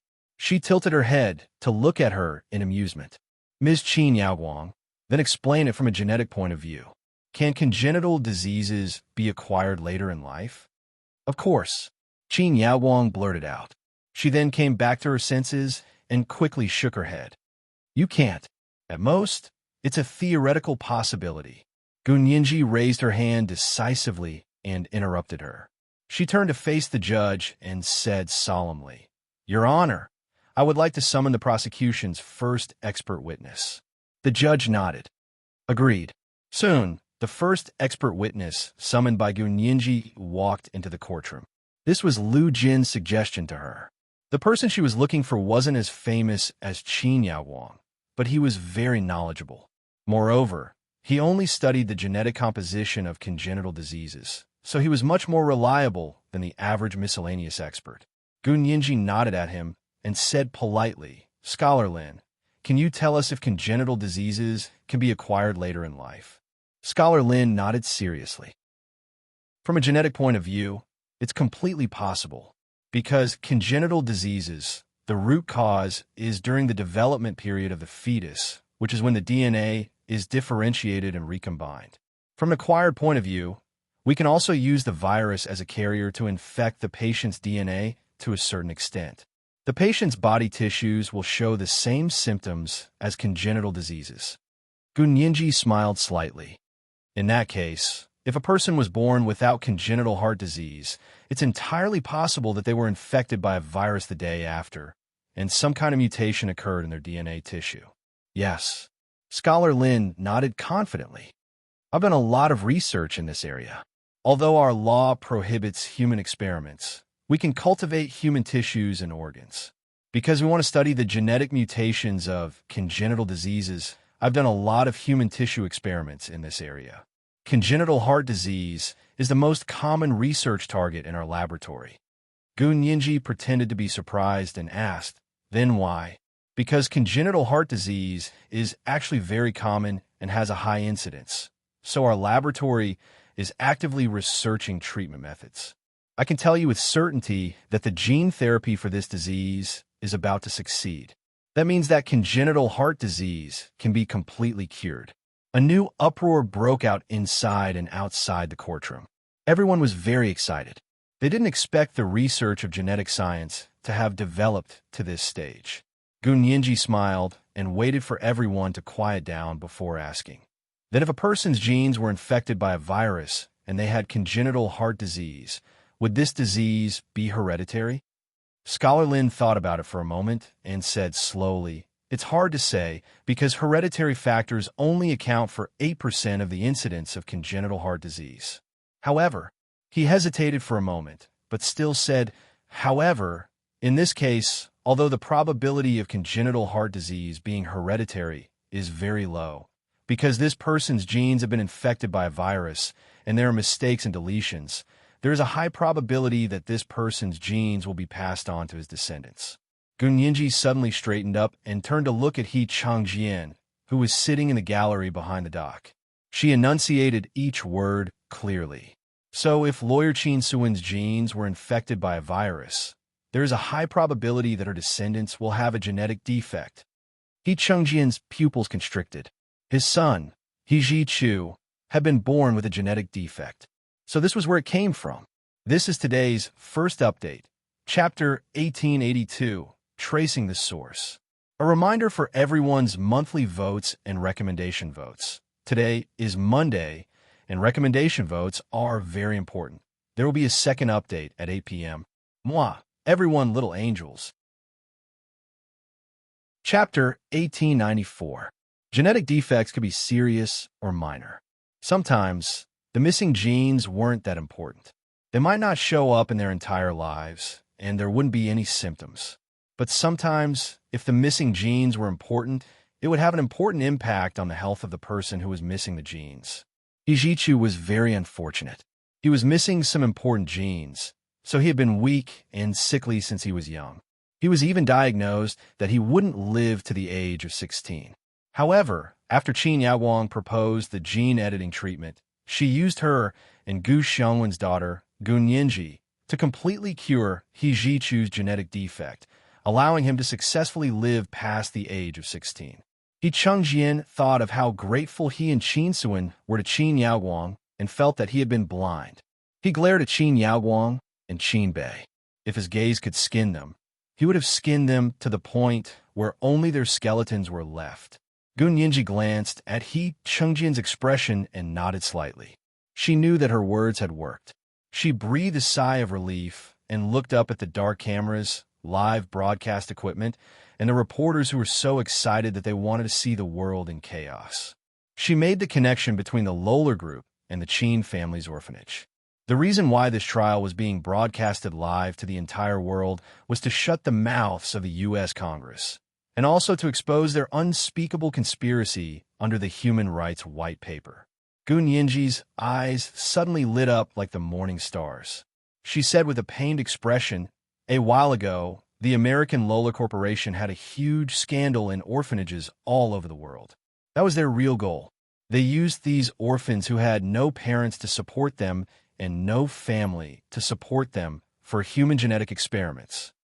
This scandal was still fresh in many people's memories. Firstly, it hadn't been that long, and secondly, the Lohler Corporation stock price had fluctuated like a roller coaster. It was an eye-opener for people all over the world. Now that she mentioned it, many people remembered. Gun Yinji continued, "Let's talk about this case. When lawyer Qin Suin was a teenager, she had plastic surgery after a burn. Even her genes were infected by a virus. Doesn't this seem familiar to everyone? Why? Because the Qin orphanage has had a close relationship with the Lohler Corporation since before the founding of the People's Republic." Gun Yinji dropped this bombshell. The entire internet was in an uproar again. F***CK. It's terrifying to think about it. No way. Is the Rower Group's reach really that far? Previous poster, you're too naive. Go look for Lorraine the third yourself. What does he have to do with our country? However, Gun Yinji didn't explicitly state the relationship between Lorraine III and our country's open-door policy in court. She only focused on the relationship between the Lorraine Group and the Qin orphanage. She connected her laptop and typed out more evidence. They were newspaper, magazine, and TV news clips from decades ago. Everyone, please take a look. Back then, among the doctors who performed plastic surgery on lawyer Qin Suin, there were 2 foreign experts. They were funded by the Lohler Group Charity Fund. And all the funds for lawyer Qin Suin's plastic surgery after her burn were donated by the Qin orphanage. Because of this, the Qin orphanage's reputation in society was very high. When the Qin family's orphanage controlled the progress of the entire surgery, from the funds to the manpower, it goes without saying what they did to the young lawyer Qin Suin. Gun Yinji's only regret was that there were no surveillance cameras in the operating room during that era, so there were no recordings of the surgery. Otherwise, the other party's tricks would have been exposed to the world long ago. But it wasn't too late now. With her around, even if there were no surveillance cameras, she would restore it. Qin Yaoguang's defense lawyer, Lu Onpeng, immediately raised his hand and retorted again, "Objection! What happened when Qin Suin was 8 years old has nothing to do with my client. The prosecution lawyer can't blame everything on my client, Ms. Qin Yaoguang. Nothing to do with it?" Gun Yinji didn't wait for the judge to speak. She took a step forward and stood opposite Lu Onpeng. She asked calmly, "The cause of lawyer Qin Suin's sudden death was the so-called congenital heart disease. Now we have proven that her congenital heart disease wasn't innate, but acquired after the Qin Corporation used a virus to infect her genes under the guise of plastic surgery. This ticking time bomb was planted decades ago. Lawyer Lu, you're telling me now that it has nothing to do with your client? Do you dare say that your client doesn't know about these past events?" Lu Onpeng waved his arms and insisted, "You have no evidence. This is all speculation. My client didn't have the time to murder Qin Suin." Gun Yinji immediately retorted, "Since you've already admitted that your client, Qin Yaoguang, had the motive and means to murder Qin Suin, then let's now prove that Qin Yaoguang had the time to do it. What time?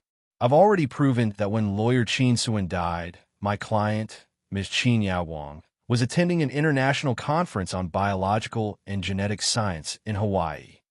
Lu Onpeng retorted calmly, "Just this one point alone makes all your evidence invalid. In a murder case, motive and means aren't the most important. The most important thing is whether there was a chance to actually commit the murder. If this point isn't valid, then nothing else is valid. Also, I didn't admit that my client, Ms. Qin Yaoguang, had the motive and means to commit the murder. Don't add to the drama." Lu Onpeng turned to look at the audience in the courtroom and spoke confidently. "Each of us has a dark place in our hearts, and we also have a flash of resentment towards others. This is the most primitive motive. But most people only think about it and don't do it, so it doesn't constitute a motive for murder. Whether it constitutes a motive or not depends on whether she has any follow-up actions. Gu Nianji rolled her eyes at Lu Onpeng. She slowly walked to Qin Yaowang's dock and stood up straight. She looked down at the pale Qin Yaowang and said, "Miss Qin Yaowang, you were attending an international biomedical conference in Hawaii, weren't you?" Qin Yaowang glanced at Lu Onpeng. Gu Nianji was impatient. She tapped her finger on the table of Qin Yaowang's dock. "What's so shameful about this small question? You still have to look at your defense lawyer to answer? Could it be that your meeting minutes are also fake?" Based on Qin Yaowang's stubborn personality, she would have argued with Gu Nianji at all costs. However, this time, Lu Onpeng had displayed abilities that were almost on par with Gu Nianji's. Therefore, Qin Yaowang, who was muddle-headed, admired Lu Onpeng from the bottom of her heart. She obeyed his every word, afraid that she would say the wrong thing and lose everything. Lu Onpeng gestured at Qin Yaowang, indicating for her to answer Gu Nianji's question. She said to Gu Nianji unhappily, "Please don't mentally oppress my client and affect my client's thinking and memory." Gu Nianji snorted and sneered without turning her head. "The defendant's lawyer thinks too highly of your client. Do you really think your client is a person with interpersonal disorder who doesn't care about what's going on outside and only cares about doing experiments?" Lu Jin, who was sitting in the gallery, suddenly felt his knees hurt. The corners of Lu Yuan's lips curled up slightly. He looked back and silently mouthed to Lu Jin, "You deserve it." Lu Jin, Lu Onpeng frowned. There was nothing that couldn't be said at the international conference back then, but the prosecution lawyer, can you be nicer to my client? After all, she's your biological mother. Biological mother? Gu Nianji's emotions were in turmoil. She clenched her fists and continued to look at Qin Yaowang. "Now that your defense lawyer says you can speak, can you answer my question?" Qin Yaowang was relieved to receive Lu Onpeng's permission. Moreover, she was indeed attending an international conference in Hawaii, so there was nothing she couldn't say. She glared at Gu Nianji and nodded. "Yes, I was attending an international conference in Hawaii." "Then did the Hawaiian hotel where you attended the conference not have a phone or internet?" Gu Nianji seemed to ask casually. "How is that possible?" Qin Yaowang's eyes widened, and her lips parted. She asked in disbelief, "Hawaii isn't an isolated island, and that was only 12 years ago." The internet had already appeared, but not many people used it, but it was already very common in the United States. As for the phone, how could there not be a phone in a 5-star hotel? "Miss Gu, do you know what you're talking about?" Gu Nianji nodded. "Please call me the prosecution lawyer." "Thank you." She turned around and returned to her plaintiff's stand. She opened a file on her laptop and said, "This is a phone record we got from our country's telecommunications bureau. To be precise, it's a phone record from 12 years ago when Ms. Qin Yaowang was attending an international conference in Hawaii. Let's see who you've called." First of all, the phone number that appeared the most frequently was a phone number from the He residence. Gu Nianji showed a phone number with the middle few digits blacked out because He Chengjian's number couldn't be made public. She pointed at the phone number that had been blacked out in the middle and said mockingly, "Ms. Qin Yaowang, you only attended a 3-day conference in Hawaii, and you made 36 calls to General He Chengjian. On average, you made 12 calls a day, although each call didn't last long. What were your intentions in tirelessly calling someone else's husband?" This was the second watch of the day. Chapter 1883, Hawaii is not an isolated island. A reminder for monthly votes and recommendation votes. Today was Monday, and recommendation votes were very important. There was a second watch at 8 p.m. Moi, all the big shots and little angels. Chapter 1895. Qin Yaowang didn't expect Gu Nianji to dig up such a long time ago. When she heard her last sentence, Qin Yaowang's gaze swept across the courtroom again. She suddenly felt that everyone was laughing at her for chasing after a married man. She immediately said aggrievedly, "I had something to do. In general, he is busy with work, so no one picks up. That's why I called so much." "No one picks up?" Gu Nianji smiled and shook her head. Do you think I've never lived in the He family? The He family's phones, from the landline in the living room to the internal phones in the study and office, were all connected by special operators. No one picks up? You're just blowing your own trumpet. It was clearly He Changjian who didn't pick up her calls, but she made it sound like no one picked up. TSK, I'm really giving you face.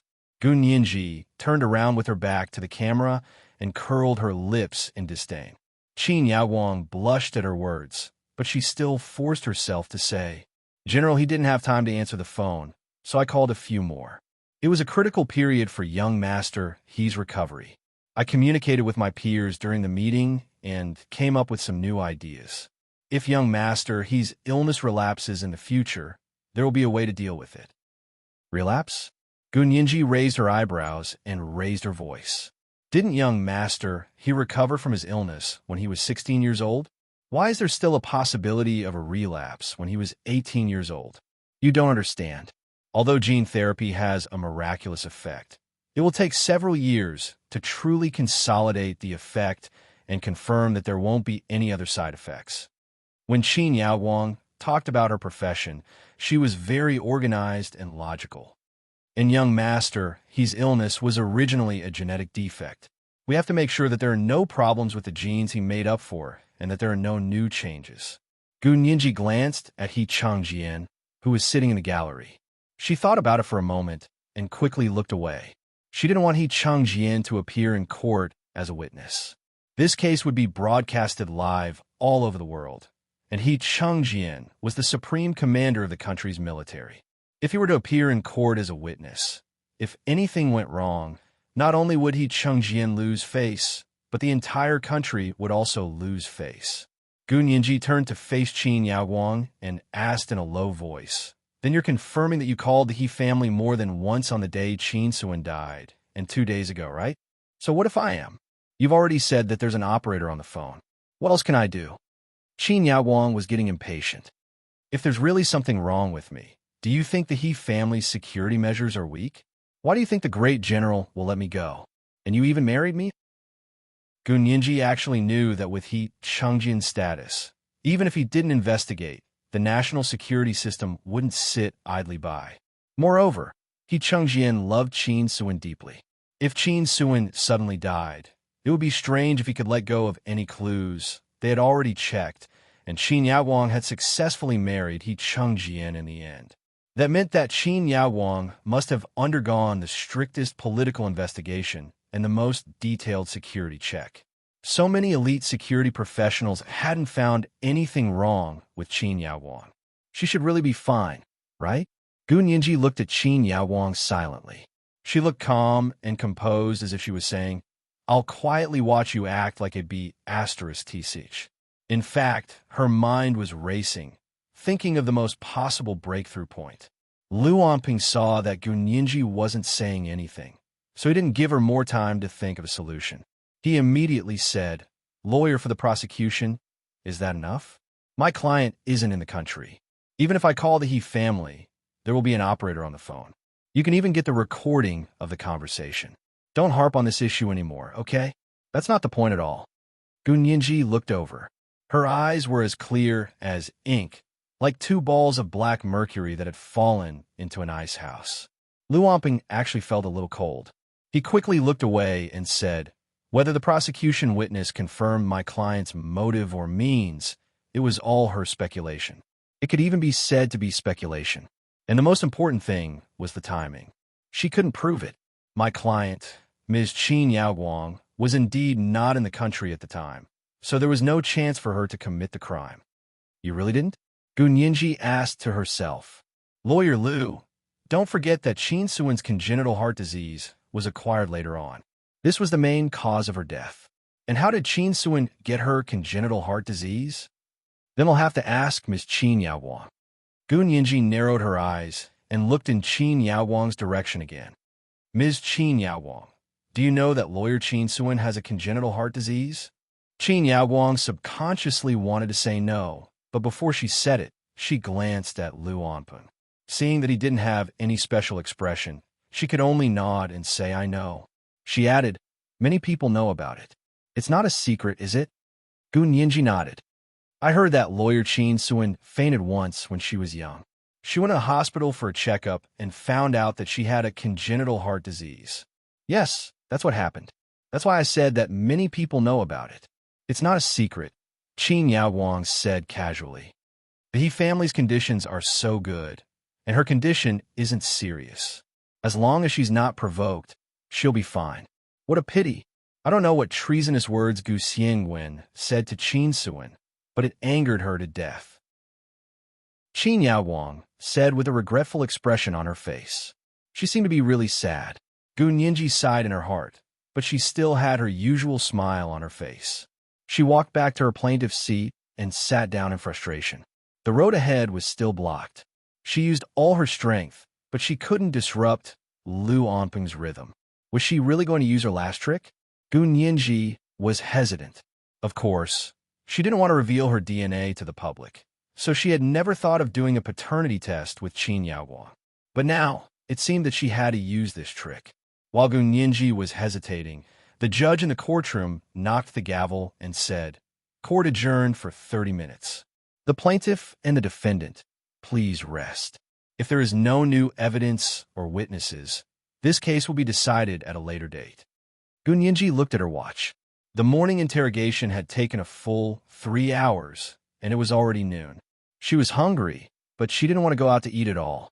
The prosecuting prosecutor asked her sympathetically, "Lawyer Gu, are you all right? Don't blame yourself too much. This case has always been difficult. We're already very surprised that you've done this much. Do you want to go eat together?" He took the initiative to invite Gu Nianji. Gu Nianji forced a smile. "I'm not hungry. You can go. I need to sort out my thoughts. I still have a tough battle to fight in the afternoon." Seeing that she still hadn't given up, the prosecutor was both emotional and respectful. He was much more respectful to her. "Then take your time, Lawyer Gu. I'll be leaving first." Gu Nianji nodded slightly and watched the prosecutor's back disappear in front of the courtroom door. By now, most of the people in the courtroom had already left in 2s and 3s. In order not to attract attention, even Lu Yuan was pulled away by Lu Jin. Only Hua Xiaoheng, He Changjian, and Xie Qingying stayed behind. The cameras and live broadcast equipment in the courtroom stood quietly in the aisle like steel monsters, staring at them covetously, ready to devour them at any moment. He Changjian walked up to Gu Nianji and asked in a low voice, "Nianji, can you go to my car and talk to me?" Gu Nianji looked up at him. Although he looked good, his expression was dead, and there was no life in his eyes. The person who had suffered the biggest blow from today's interrogation was actually not Qin Yaoguang or Qin Bei, but He Changjian. Gu Nianji could understand his feelings, but she didn't have much sympathy. She asked coldly, "Is there anything you want to say that you can't say here?" He Changjian shook his head. "It's safer in my car." Gu Nianji's heart skipped a beat. She actually wanted to ask He Changjian about what happened that day. She thought about it for a moment, then stood up and said, "I only have 30 minutes. Can you finish?" He Changjian nodded. "I'll try to make it short." Gu Nianji turned around. Hua Xiaoheng had already stood up and followed behind her quietly. He left the courtroom with them and came to He Changjian's bulletproof car. Hua Xiaoheng and Xie Qingying didn't get into the car. Instead, they stood in front of the car. He Changjian and Gu Nianji got into the car. He Changjian ordered someone to lower the curtains of the car window and let the person out. He and Gu Nianji sat face to face in the quiet and soundproof bulletproof car. After a moment of silence, he said, "What you said just now, was it all true? Do you believe it?" Gu Nianji looked at him indifferently. "If you believe it, then it's true. If you don't believe it, then it's fake." "Why do you say that?" "Because I don't have any evidence," Gu Nianji said frankly. Suddenly, her eyes filled with tears. "I don't have any evidence. Even the so-called congenital heart disease was acquired through logical reasoning. If Qin Suin's body hadn't turned into bones, she could also show evidence to prove that Qin Suin's congenital heart disease was acquired later on. But now that she didn't even have a heart, how could she prove that she had congenital heart disease?" The opponent's move was really ruthless. Gu Nianji muttered, her hand tightly gripping the strap of her briefcase. He Changjian looked at her quietly and said, "I believe you. I know what you said is true. Gun Yinji closed her eyes and took a deep breath to force back her tears. She said, "So what if you believe me? We're having a trial in front of the whole world. We need the court to believe that it's true.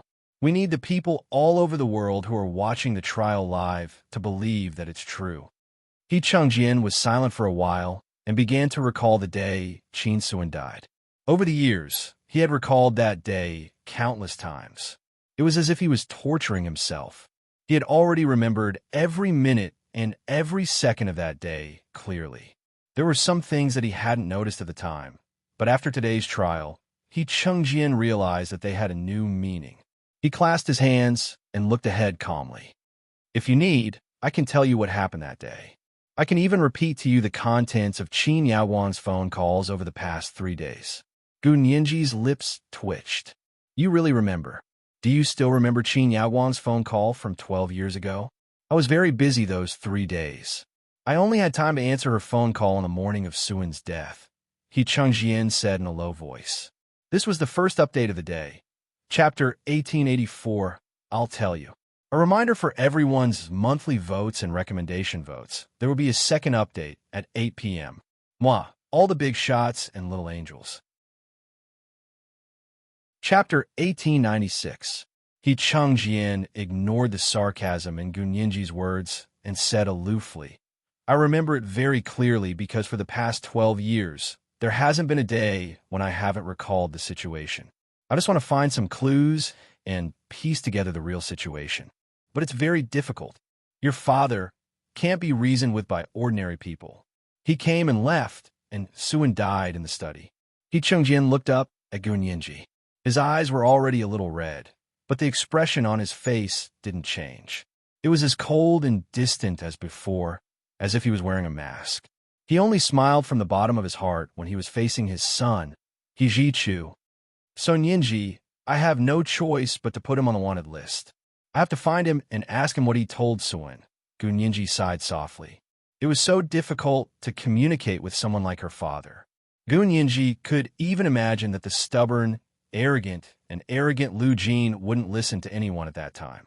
No one could change what he had decided and what he had made up his mind. It wasn't until Qin Suan suddenly died and Gun Yinji was in danger that he changed. But your father disappeared without a trace. Suddenly, he couldn't be found anywhere. He destroyed all the experiment records and everything related to you that he had left in the laboratory. Even the hard drive was completely destroyed. Everything looked like it had been planned. He Chengjian's voice lowered. "Yinji, you should be glad that I didn't testify in court. Otherwise, your father, Gu Xiangwen, would have been the one who would have been convicted. Gu Xiangwen had been hiding for so many years. In fact, he had always been a wanted suspect and had never been convicted in court." Gun Yinji was silent for a long time before she said softly, "Then should I thank General He for being merciful and showing mercy? There's no need to thank me. I just want to tell you what happened at the time. I don't care what you think, and I don't care." He Chengjian looked away and at the geometric patterns on the curtains. He continued, "But this happened after Qin Yaowang called that morning. I think what you want to know more is about Qin Yaowang." Gun Yinji nodded. "Of course. I never believed that my father was the murderer, but Qin Yaowang and Qin Bei had too many suspicious points." He Chengjian stared at her intently and suddenly asked, "What did you find out about some things?" "Back then, Suan and I tried our best to investigate her parents' car accident and the sale of land, but even Suan couldn't find out what you know now." Gun Yinji thought to herself, "I have a cheat like my father, so of course I have more information than you guys." Unfortunately, she couldn't say it out loud. However, when she thought of this, she still closed her eyes and extended her right pinky finger. She gestured at the tip of her pinky finger and said, "However, I will forgive you a little bit right now. Just a little bit, no more." Although He Chengjian's heart was heavy, he was still amused by Gun Yinji's childish behavior. He looked at her, and his eyes became dazed. He muttered, "Yinji, sometimes your expressions and actions are really like Susu's. She doesn't have any childhood memories like you, and she's also like you. She's smart, playful, strong, and stubborn. When she's stubborn, even a few towing machines combined can't pull her back." She'll inadvertently reveal a hint of childish naughtiness. People can't hit her or scold her, but they can't spoil her too much. Otherwise, she'll really go to heaven. Gunyinji's ears turned red when she heard this. She quickly turned her head away and said, "Why don't you tell me what happened that day? Let's start with Qin Yaowang's call." Changjian realized that he had lost his composure. He composed himself and said, "I was rude." He was silent for a moment before continuing. The weather was good that day. It was just autumn, and it was the best season of the year in the imperial capital. Susu didn't have to go to the law firm that day. You were throwing a tantrum and pestered Susu to say that you didn't want to go to the tutor's place and wanted to go to the amusement park for a day. Perhaps it was because he had completely let down his guard against Gunyinji. Changjian spoke much more easily in front of her. He even used the intimate term Susu to Qin Suan. Gunyinji suddenly turned around. "Me? I was there that day."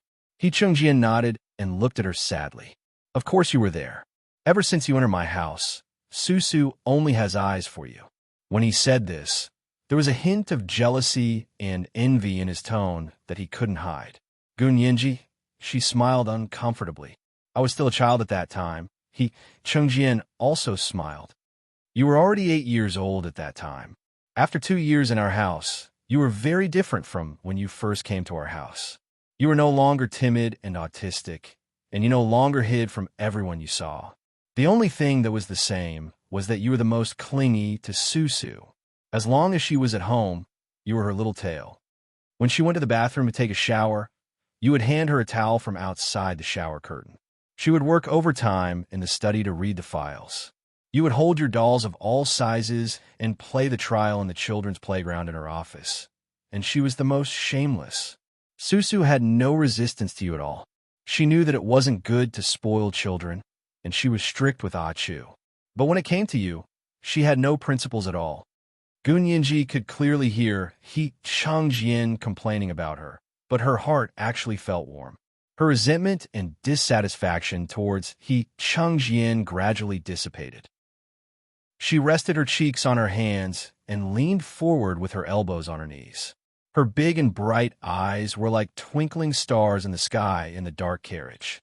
She blinked and said in high spirits, "That's because I'm too cute. I'm definitely very obedient." Changjian stared into her eyes and smiled. "You're cute, but not necessarily obedient." Gunyinji curled her lips. And then, she wanted to hear more about what had happened between Qin Suan and her, but Changjian didn't say anything else. He changed the topic and talked about Qin Yaowang's phone call that day. "I woke up very early that day. I was in the study preparing the materials for the meeting that day. At that moment, the operator called me and said that Qin Yaowang had called from Hawaii. She also said that she had made a lot of calls in the past 3 days. This time, it seemed to be very important. I was very busy those few days. I said that she could leave a message for me, but she didn't. That morning, I had exactly 3 minutes, so I asked the operator to pick up the phone. Then what did she say?" Gunyinji became nervous. Her hands clenched into fists, and her body was a little tense as she sat up straight. Her back was slightly bent, like a bow waiting to be fired. Changjian didn't say it immediately. Instead, he leaned back in his chair, crossed his arms, and narrowed his eyes. He looked exactly like Jichu. Gunyinji pursed her lips. "General can you stop keeping me in suspense?" Changjian looked at her for a while before saying, "She first told me a few consolidation measures for gene therapy." Gunyinji nodded. "It's the same as what she said in court. She shouldn't be lying. What else?" "Then she asked about you." Gunyinji. The discomfort in her heart gradually increased. "She asked about me? Does she really care about me?" Gunyinji couldn't help sneering. Changjian still looked at her intently and said, "She asked me about your daily life. She asked if Susu still treated you as well as before, and if she was with you every day.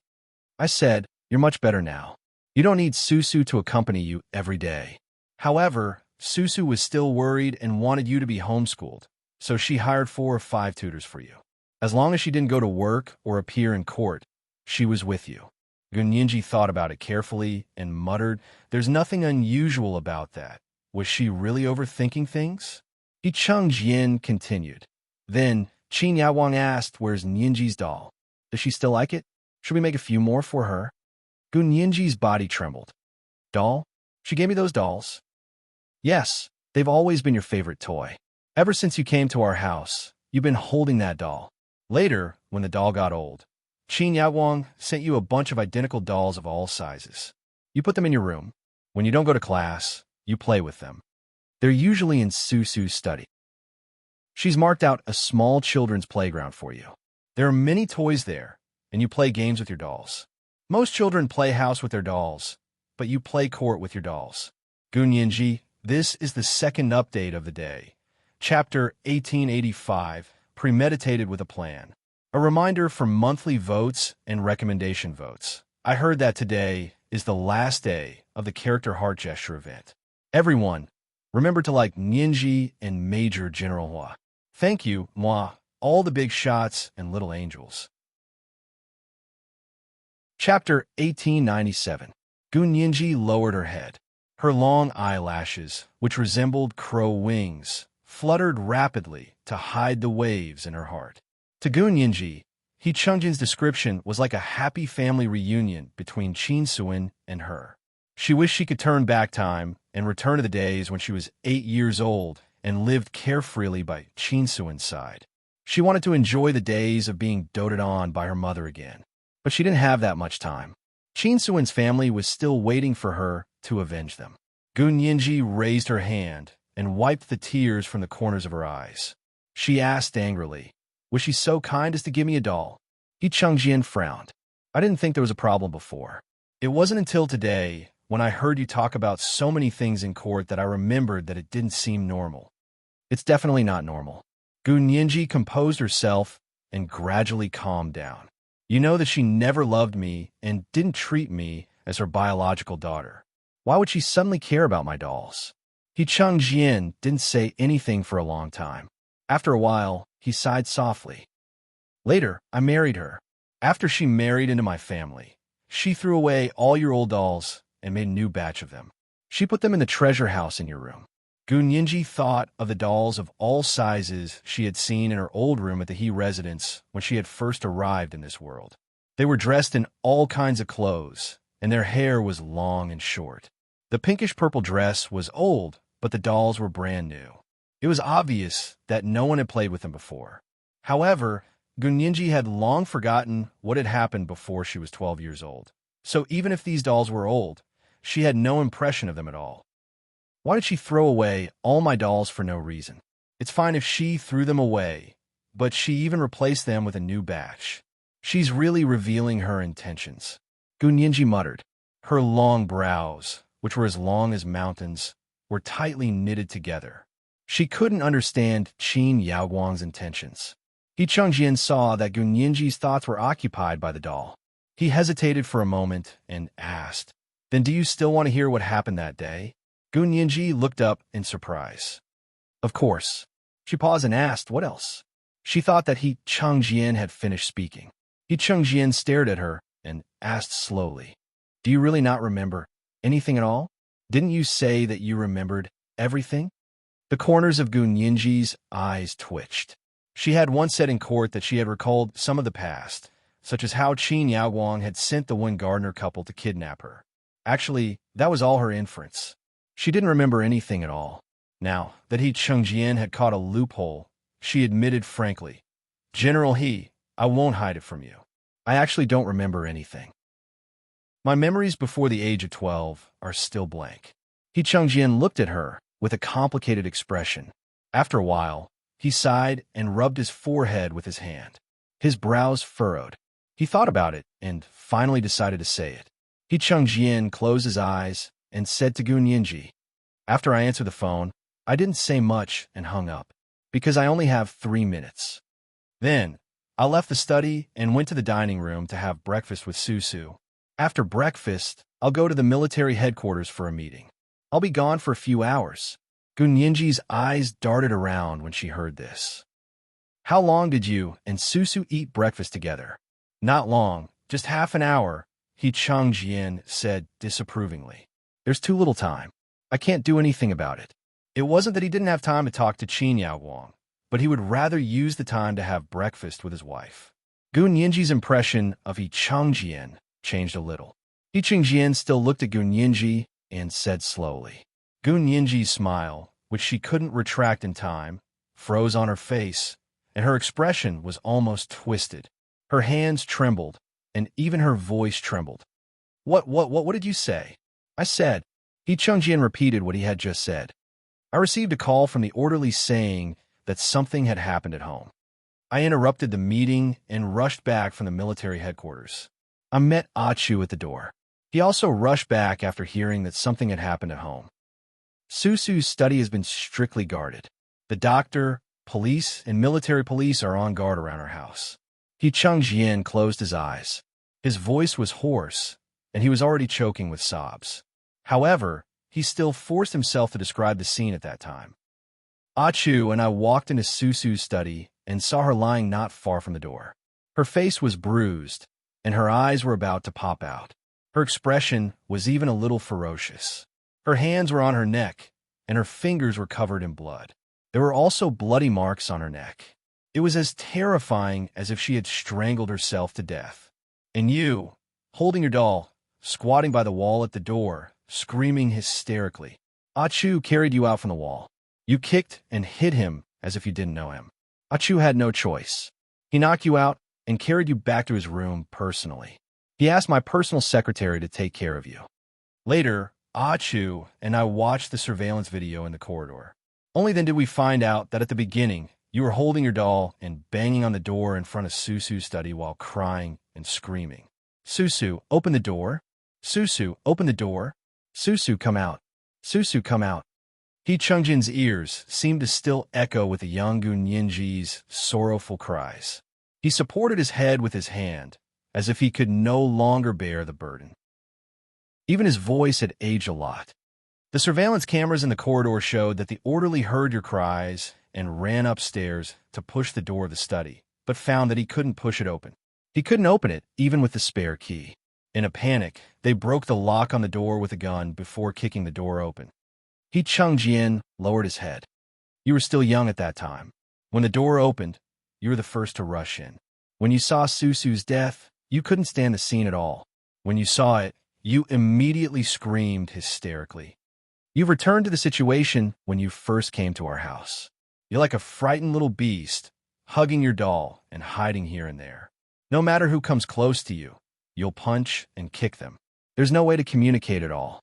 At that time, I was so shocked by Susu's sudden death that I couldn't care about you at all.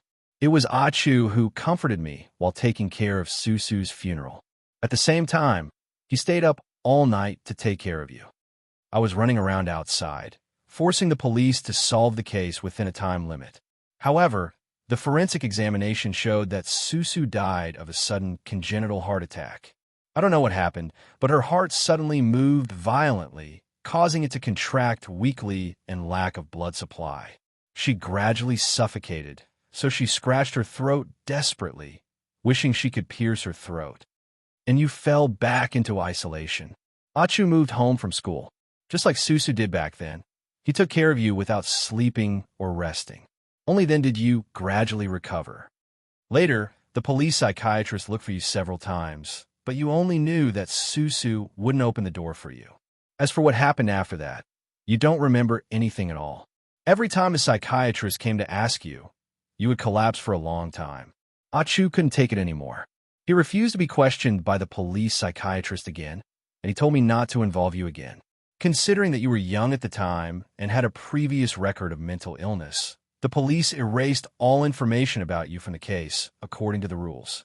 The orderlies at home only knew that your father, Gu Xiangwen, had come to see Susu. The two of them went to the study to have a secret discussion. Not long after Gu Xiangwen left, the orderlies heard your cries.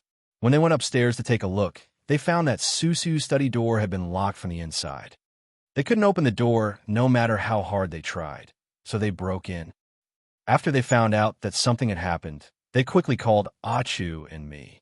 Gu Nianji's heart tightened when she heard this. She clutched her chest and said anxiously, "It can't be my father.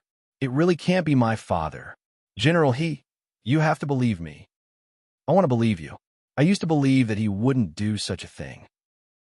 He Changjian didn't say anything else. He could tell that Gu Xiangwen had a perverted crush on Qin Suan. He didn't believe that Gu Xiangwen would really harm Qin Suan. However, when they went to look for Gu Xiangwen to assist in the investigation, they found that he had already escaped. He had left in such an orderly manner and dealt with his matters cleanly. All the information in the laboratory that he and Qin Yaowang had collaborated on had been destroyed. Even Qin Yaowang's information about Gu Nianji had been destroyed. Our investigation shows that your father disappeared in a very premeditated manner. Tell me, at this time, he was the last person to see Su Su. If we didn't suspect him, who else could we suspect? Gu Nianji shook her head desperately. No, no way. My father. You don't have to say any more. He Chengjian raised his hand to stop her from continuing. Your father has already passed away anyway, so I won't pursue his fault anymore. But He Chengjian's tone suddenly became murderous. If there's any evidence that Su Su's sudden death wasn't that simple, I definitely won't let off those who have their hands stretched too far. Gu Nianji took a deep breath. General He, can I go out now? I want some peace and quiet. Go ahead. He Chengjian rubbed his temples. I want some peace and quiet too. Gu Nianji pushed open He Chengjian's car door and got out. A gust of wind blew. It was a summer day, but she actually shivered. Hua Xiaoheng turned around and saw that she had come out, but her little face was deathly pale. He walked over silently, put his arm around her shoulder, and led her away from He Chengjian's bulletproof car. Gu Nianji snuggled into Hua Xiaoheng's warm embrace and felt her courage return her body bit by bit. She took out her phone and rubbed it for a while. She recalled what He Changjian had said just now, and her heart suddenly skipped a beat. She called He Jichu. Young Master He? He Jichu's voice was very soft. She didn't know what he was doing. He lowered his voice and replied, Yes. Gu Nianji also whispered, I remember when you went there, you brought a doll that I played with when I was young. He Jichu was stunned. Why did Gu Nianji suddenly mention this? He thought about it for a moment before nodding. Yes, but you don't remember anything. He Jichu had flown into a rage over this. But at that time, Gu Nianji didn't understand why He Jichu had lost his temper at all. She only felt that he was moody, like a lunatic. But now, Gu Nianji only wished that she was a lunatic. Is that doll really the one I played with when I was young? Yes, it's your first doll. You've had it with you since you were 6 years old. But then, you were taken away, and this doll is with me. It was placed at the head of his bed, and he could see it every day when he opened his eyes. Later, when he went to the other world, he also brought it with him to escape the fate of being purged. That's great. Gu Nianji's voice suddenly rose. He Jichu, young Master He, is that doll still with you? I mean, did you bring it here? Gu Nianji's heart was pounding. She was afraid that He Jichu would say that he hadn't brought it here. That would really be a thought to heaven, a thought to hell. Fortunately, He Jichu was silent for a while before saying awkwardly, I brought it here. What do you still need it for? This was today's first update, Chapter 1886, A Thought to Heaven, A Thought to Hell. A reminder for everyone's monthly votes and recommendation votes. There would be a second update at 8 p.m. Moi, all the big shots and little angels. Chapter 1898. Gu Nianji, who had almost held her breath and was about to die, came back to life. She let out a long sigh and asked nervously, Where's that doll? Can you send it to me quickly? He Jichu was standing in the open space in front of the Qin Private Hospital's hospital building in the imperial capital. The summer sun shone on him, and it was so hot that his skin was almost sunburned. Behind him was a team of plainclothes security personnel. They were searching the administrative office floor of the Qin Private Hospital building and constantly moving things out. At the same time, the headquarters of the Qin Private Hospital in Z City was being searched. He Jichu's face was expressionless. Why do you want it? You haven't answered me yet. Your father just told me personally that Qin Yaowang gave me this doll. On the morning of my mother's death, when Qin Yaowang called your father, she specifically asked about my doll. I suspect there's something wrong with this doll. Hijichu had one hand in his trouser pocket and was talking to Gunyinji through his Bluetooth headset. He said calmly, "What's the problem? I suspect that this doll has something to do with my mother's death." Gunyinji said excitedly. She had finally found physical evidence. However, Hijichu shook his head and retorted, "Even if there's a problem, do you have time to test that doll now? Also, if there's a problem, why are you fine, I'm fine, and my father fine? The only one who's fine is my mother? Furthermore, everything that comes into our house has gone through many rigorous tests. Do you think anything can be sent in casually? If it were that easy, my mother would have been silently killed by the Qin family before she gave birth to me." Hijichu now completely believed that Qinbei had ill intentions towards his mother's family. He had to kill them all. Gunyinji was tongue-tied by Hijichu's question and couldn't find anything to refute him for a moment. She looked at her watch. Half of the 30 minutes had passed, and there were only 15 minutes left before the next court session. In a moment of desperation, Gunyinji stomped her feet and said, "Don't talk about that nonsense. Anyway, that doll belongs to me. You have to return it to me." Hua Xiaoheng glanced at her and reached out his long arm to take the phone from Gunyinji's hand. He said to Hijichu, "Young master this is Peter. Bring the doll over first. It's best if you bring it over personally. Don't let anyone else touch the doll." Hijichu was slightly taken aback, but quickly realized that Peter was Hua Xiaoheng. "You're still pretending." But seeing how much Hua Xiaoheng valued the doll, Hijichu suppressed the discomfort in his heart and looked back at the progress of the search. He waved for his personal secretary. "Look after this place. I'm going back to court. If there's anything, call my orderly immediately." If he entered the courtroom, he would not be able to answer the phone outside. The orderly at the door can answer it. His personal secretary nodded and saluted. "Don't worry, Chief. I will watch them search for anything suspicious." Hijichu nodded and got into his car. He ordered the chauffeur to drive back to the He residence first and took out Gunyinji's doll from his suitcase. This was the doll that Gunyinji had been holding in her hands when she first arrived at their house. Later, Qin Yaowang gave her many dolls of all sizes that looked exactly the same, but this doll had always been her favorite. Hijichu had studied child psychology in order to take care of Gunyinji. He knew that insecure children would place their sense of security in familiar things around them. For example, a small quilt to sleep with at night, a furry toy, or even a pacifier. Gunyinji's safety quilt should be this doll of hers, right? Hijichu had once thought that he could awaken Gunyinji's memories with this doll. Now, he didn't want to do that, but Gunyinji was somehow interested in this doll again. Was it really related to her mother, Qinsuan's death? Hijichu looked at the doll from the beginning. He wrapped the doll in plastic wrap, then put it in a paper bag and carried it downstairs. Gunyinji and Hua Xiaoheng saw that there was not much time left, so they returned to the courtroom entrance to wait for Hijichu. 10 minutes later, Hijichu arrived at the courtroom and pointed to a small conference room next to the courtroom. "Let's go in and talk." Hijichu knew that this small room was originally a place for witnesses to stay before they appeared in court. It was very safe and secretive, and there were no surveillance cameras. Hua Xiaoheng crossed his arms and leaned against the door like a door god, not allowing anyone to approach. In the small conference room, Hijichu handed the paper bag to Gunyinji and said in confusion, "Are you sure this thing is related to the case?" While he was in the car, he had already watched the live broadcast of the trial he had missed. He could see Gunyinji's predicament more clearly than anyone else. That was, Gunyinji had no evidence. Not only did she have no witnesses, but she also had no physical evidence. All of her arguments were based on her logical reasoning. Now that Gunyinji was so eager to ask for this doll, Hijichu realized what she wanted to do. "You want to use this doll as evidence. What are you trying to prove?" Gunyinji didn't say anything. She lowered her head and took out the doll from the paper bag, because the more she looked at it, the more it looked like Wenshui.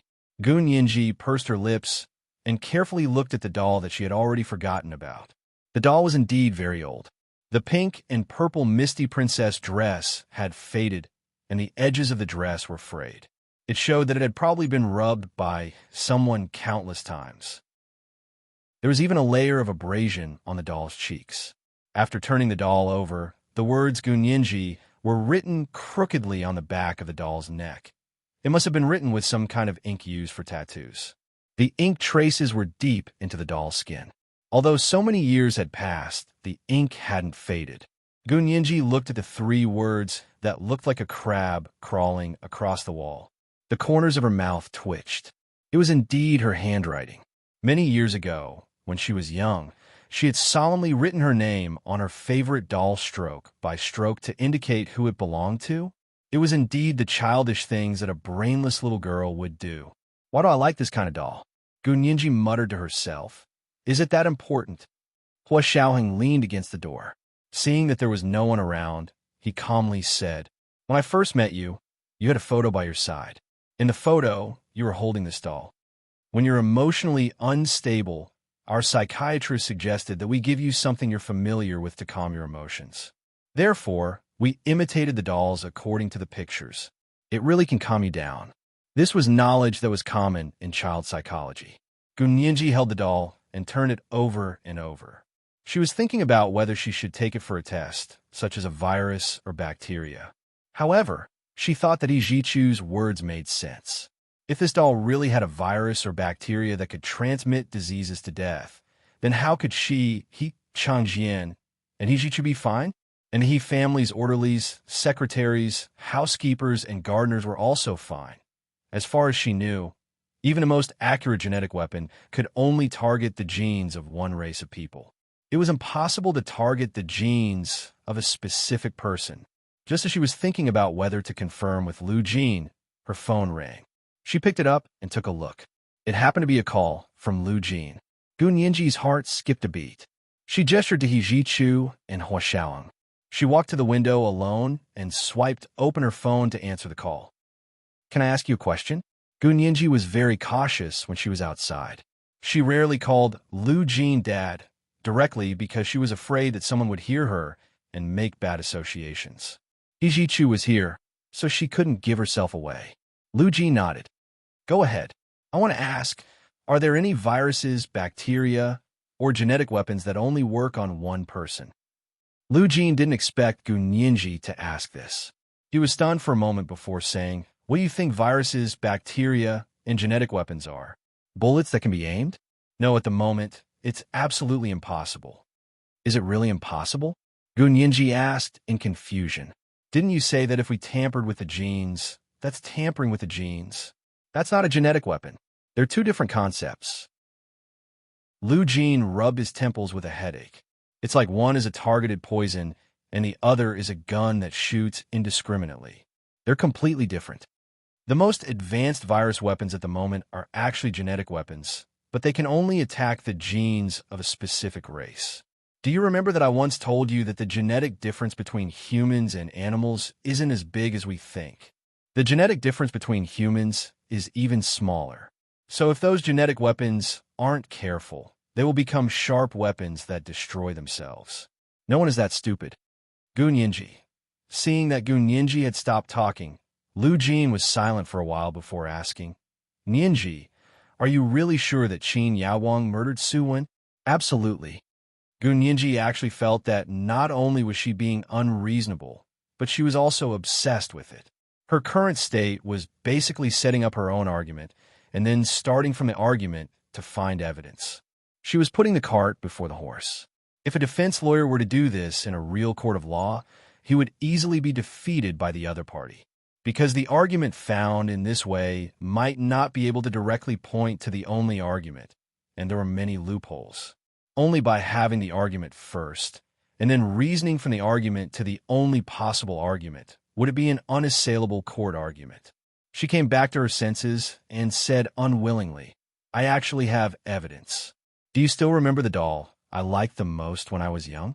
Of course, I didn't like it at first because that doll looked like Wen Shuyi of all people, and it looked like the girls from Qin Yaowang's family. She pursed her lips and looked at the doll in her hand with some disdain. Why was her taste so bad when she was a brainless lowly? She really wished she could stab her own eyes.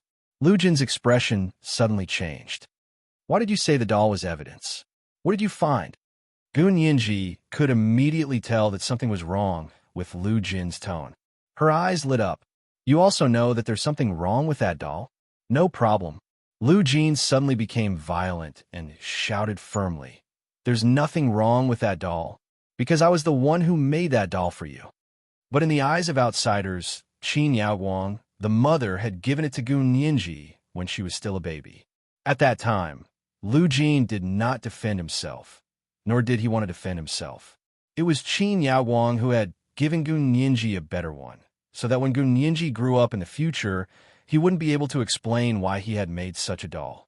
This is today's second chapter, Chapter 1887. I made this doll with my own hands. A reminder for your monthly votes and recommendation votes. Moi moi. Everyone, little angels. P.S. For the plot of this doll, you can go back and read the previous chapters. The details have been slightly modified a year ago. When He Jichu took out this doll, when there were more than 400 chapters, didn't they feel that something was wrong? Oh, intersection. Oh. Chapter 1899. Gun Yinji was so shocked that her phone almost fell to the ground. She trembled as she held her phone with one hand and placed her other hand on the window lattice. She lowered her voice and said, "Are you sure? Did you really do it? Could it have been switched? I don't even know what I made. Someone who can switch my bag hasn't been born in this world yet," Lu Jin said disdainfully. His mind was also nervously thinking about how to divert Gun Yinji's attention. Gun Yinji heard this familiar tone. Although she was extremely anxious and surprised, she couldn't help but laugh. She chuckled, and her feverish mind calmed down. She slowly turned around and sat on the windowsill. She smiled and said, "Even if the doll wasn't switched, who knows if there's something shameful on it that can't be seen with the naked eye." She was actually just saying it casually to shut Lu Jin up. Moreover, Qin Yaowang was a despicable person who looked impressive on the surface, but was actually a sinister person. What couldn't she do? This wasn't an injustice to her. Lu Jin's heart was in his throat when he heard this. He stammered, "What shameful thing can't be seen with the naked eye? Don't talk nonsense." Gun Yinji knew Lu Jin too well. She immediately understood when she heard that something was wrong with his tone. "Okay, there really is something shameful. I was wondering why this TCH would be so kind to care about me. You're also an experimenter. Have you ever prepared toys for your lab rats? Have you ever cared if your lab rats were depressed?" Gun Yinji snorted. If she didn't have a guilty conscience, why would she care about my dolls? Also, why did she throw away all my old dolls and replace them with new ones? Lu Jin relaxed when he heard this. He smiled and said, "They're old things anyway. It's not a big deal to throw them away." However, he also realized that Gun Yinji was obsessed with Qin Yaowang and had to bring her down. If he didn't let her get what she wanted, he didn't know what she would pull out. Lu Jin's expression was a little uncertain. In the end, it all turned into a long sigh. He sat in Lu Yuan's car and finally said, "Actually, Qin Yaowang is very jealous of Suwen. She has been thinking about He Changjian for a long time." Gun Yinji, why did it sound like gossip? Gun Yinji quickly looked at her watch and said, "I still have 5 minutes. Hurry up and tell me. After saying that, I'll go to court and skin Qin Yaowang." She had wanted to skin Qin Yaowang for a long time, but she was helpless. Ever since Qin Suwen married He Changjian, Qin Bei's family had been living with their tails between their legs. Not only did they keep a low profile in the business world, but they were also not arrogant and domineering. She didn't know whether to say He Changjian or Qin Bei was better. In short, they did not dare to provoke the He family. The previous kidnapping case had only been superficial, but in the infrasonic weapon case, Qin Yaowang had been pushed out as a scapegoat. But in the blink of an eye, Qin Bei contacted Lorraine from America and gave them a show of strength. Look, for the sake of that slut, Qin Yaowang, she was actually going to bury the entire trade of Huaxia. Gun Yinji spat angrily. Hua Xiaoheng looked up at her.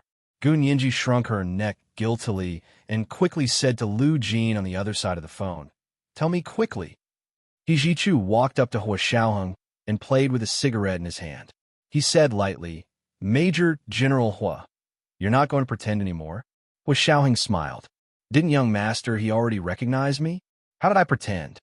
Ever since He Jichu shouted that sentence behind his back that day, he knew that he had already recognized him. Now that he knew that He Jichu and Gun Yinji were half-siblings, Hua Xiaoheng had even less scruples. Besides, they needed He Jichu's help. Seeing that Hua Xiaoheng had actually admitted it, He Jichu stared at him for a while and tapped his fingers twice. You win. On the other side, Gun Yinji let out an uncontrollable scream. He Jichu and Hua Xiaoheng turned to look at the same time and said in unison, "What's wrong?" Gun Yinji had already jumped down from the windowsill and said excitedly, "She really did that? What did she do that? Is there any evidence?" If there really was evidence, she would nail Qin Yaoguang to death this time. Lu Ji knew that if he didn't show something, Gun Yinji wouldn't let the matter rest. In order to bring Qin Yaoguang to justice as soon as possible so that Gun Yinji wouldn't continue to dig deeper, Lu Jin sent her a copy of the experimental data he had kept for many years and said, "The aborted embryos are all kept in her secret laboratory. Wait for me to check again. After I'm sure there's nothing related to you, you can throw out that secret laboratory." Gun Yinji was overjoyed. She quickly nodded and said, Okay. Hurry up and check. I'm going to court soon." She put away her phone. Her face was flushed with success, and her smile was as bright as the summer sun. Hua Xiaoheng glanced at her and found it difficult to look away from her face. He asked calmly, "What's wrong? What did you find out?" "The secrets of heaven cannot be revealed. I can only tell you when I go to court." Gun Yinji's smile was even more charming. She was indeed very beautiful, but she wasn't a stunning beauty. However, she had an indescribable charm that made people unable to forget her the moment they saw her. He Jichu was burned by the smile on Gun Yinji's face that was as bright as the summer sun. He silently turned his head and followed Gun Yinji and Hua Xiaoheng into the courtroom. In the afternoon session, there were even more people who came to the courtroom than in the morning.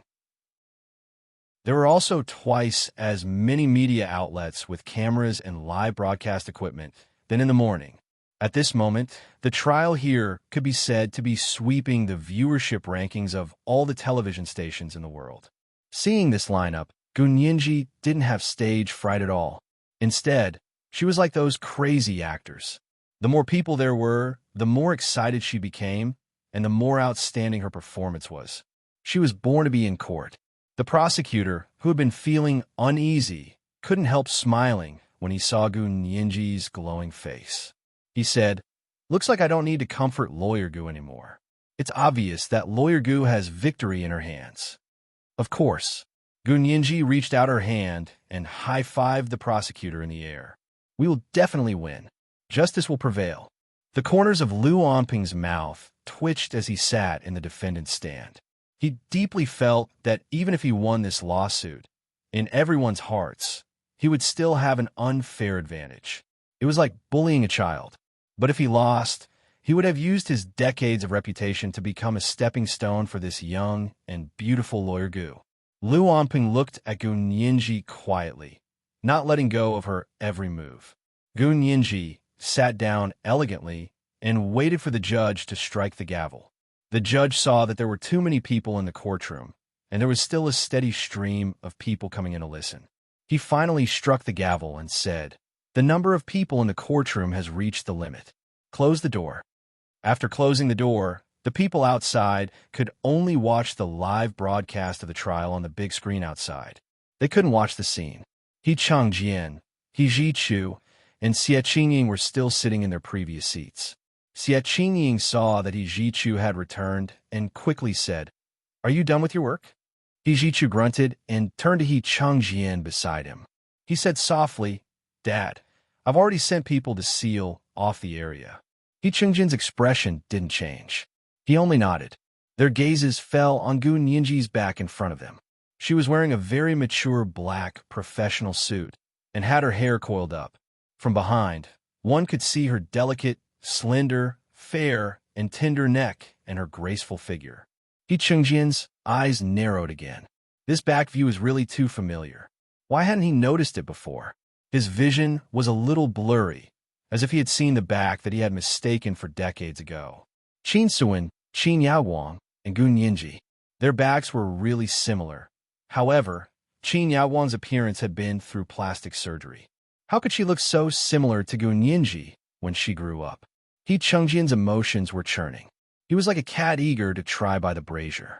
He always wanted to reach out his claws to fiddle with the fire, but he didn't dare to because he knew that if he reached out, he would be burned by the fire. In the courtroom, the presiding judge had already begun to ask Gun Yinji, "May I ask if the prosecution has any new evidence or witnesses?" Gun Yinji stood up calmly. Her eyes were bright, and she said in a clear voice, "Your Honor, we do have new evidence." "You really have evidence? What evidence is it? What kind of evidence? Could it be that there's really something wrong with Dean Sheen?" The people inside and outside the courtroom began to whisper to each other again. Those who had rushed over to see the scene were even happier. At least their hard work hadn't been in vain. They had to watch the show, right? Gun Yinji knew very well what these bystanders were thinking. She didn't blame them. It was because of these bystanders that she was able to broadcast the truth in the shortest possible time. She gestured to the technician in the courtroom again and asked him to dim the lights in the courtroom. She connected her laptop and opened the information Lu Jin had just sent her to everyone. It was a handwritten experiment record. It could be seen that it had been a long time, and the paper was a little yellowed. However, the handwriting on the experiment record was very straight and rigid, and the handwriting was strong. It didn't look like a woman's handwriting at all. Before Gun Yinji could say anything, the expressions of everyone who was familiar with Qin Yaowang's handwriting changed. Could this experiment record have been personally written by Qin Yaowang? Gun Yinji took a good look at the expressions of the people on Qin Beioi's side before she said with a smile, "This is the evidence I just obtained. I have to say, Heaven's Net has a long way to go." This time, the trial was broadcasted live all over the world. Many insiders have come forward to provide us with evidence to help lawyer Qin Suan seek justice. Gun Yinji picked up the laser pointer and circled the experiment record on the white projection screen. She said loudly, "These experiment records were written by Qin Yaowang herself more than 20 years ago. What kind of experiment records are these? I think everyone who has done embryo experiments knows about them, and even those who have given birth to children know about them. These are the records of artificial insemination and pregnancy. In 2 years, Qin Yaowang secretly did 28 artificial insemination experiments with a surrogate mother behind everyone's backs, but none of them succeeded in giving birth. The maternal provider of these failed artificial insemination experiments was Qin Yaowang herself, and the paternal provider was General He Changjian. Now everyone can see how crazy this woman is, how perversely infatuated with Qin Suan's husband, General He Changjian.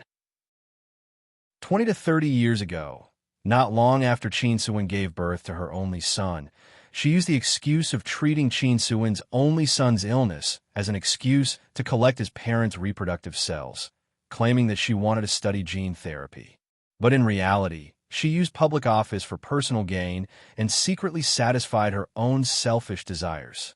Even in her dreams, she wanted to give birth to a child for General He Chengjian. Therefore, she didn't hesitate to try the law herself. In the name of doing experiments, she stole other people's reproductive cells and combined them with her own reproductive cells in an attempt to get pregnant and have children. As Gun Yinji spoke, she walked up to Qin Yaowang, whose face was ashen. She said meaningfully, "Unfortunately, he doesn't love you, so even his genes reject you." This is the first update of the day. Chapter 1888, He Doesn't Love You. A reminder for monthly votes and recommendation votes. There will be a second update at 8 p.m. P.S. I was wondering if you guys thought something was wrong when He Jichu took out that doll at the 400th chapter. In the end, you guys were thinking too much intersection_intersection. Oh, actually, it was contradictory to the original beginning. At that time, the details about the doll at the beginning were changed. It didn't affect the main plot. Mwah. All the big shots and little angels. Chapter 1900. Qin Yaowang stared at the experiment records on the white projection screen. For a moment, she didn't hear what Gun Yinji was saying. Of course, she might have heard it, but her subconscious still refused to believe it. There was only one sentence echoing in her mind. "Oh no. How did they find out about this thing?" She said subconsciously. "What did you say?" "You didn't hear me? Then I'll say it again. Because he doesn't love you. Even his genes reject you." The smile on Gun Yinji's lips became even more exquisite, and in Qin Yaowang's eyes, it became even more piercing. To Qin Yaowang, these words were no less than a nuclear bomb or a strong acid solution. It melted her entire body from head to toe, not even leaving any bones behind. She thought of the experiments she had secretly done over the years. The frustration, pain, and unspeakable jealousy were all eating away at her heart like a deadly poison. Of course, she was unwilling, but she still had to help that be*TCH treat her son. Why? She, Qin Yaowang, was extremely intelligent, beautiful, and had an outstanding family background. How could she lose to an orphan girl who had nothing? She stood up abruptly and blurted out the words she had been hiding in her heart for more than 30 years. "You make it sound like his genes don't reject her. Otherwise, how could he have given birth to a sick son? And it's a genetic defect. Do you know what genetic defect is?" Qin Yaowang's expression was ferocious. Her hands tightly gripped the edge of the table in the dock. She wished she could scratch the wood, as if it were Gun Yinji's face. "What good thing are you? One must know one's own limitations. You are his medicine. I use you to cure her son's illness. She owes me something she won't be able to repay in 2 lifetimes." Gun Yinji shrugged disapprovingly. She pointed at Qin Yaowang's curvy lips and mocked. "You cured Qin Suin's son's illness? Qin Yaowang, have some shame. You've stolen everything from others in your life. Do you still have anything of your own? Your lips only collapsed a few days ago, and now they're back together again. You're really something. You can even do plastic surgery in the detention center." Lu Onping hurriedly stood up and said, "This is just a small surgery to fill the lips with hyaluronic acid. It's not a real cosmetic surgery. My client was abused in the detention center, and his lips were liposuction collapsed." Gun Yinji was in for a penny. She played the reconstruction of Qin Yao's bald skull and the photo of her after plastic surgery again. She pointed at the 2 contrasting photos and said loudly, "Defense lawyer, please stop quibbling. Everyone, please take a look." Qin Yaowang's appearance was originally plastic surgery. She doesn't look like that at all. These 2 pictures have been shown in court before, but the trial was not open at that time, and the court records were not allowed to be recorded, so not many people had seen them. But this time, the trial was broadcasted live to the whole world. These 2 contrasting photos immediately blew up on the internet all over the world. TSK.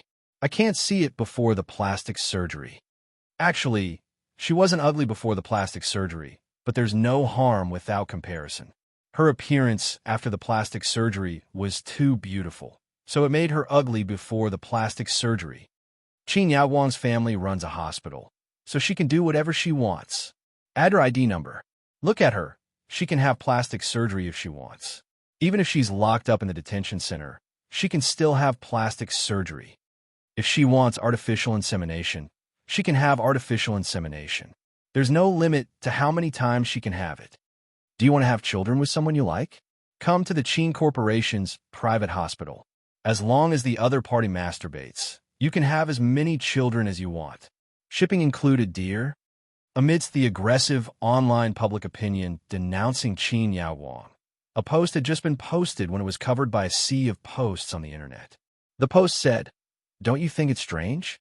If Qin Yaowang had plastic surgery, how could she look so much like her biological daughter?" The post didn't cause any waves at all, and it instantly sank to the bottom.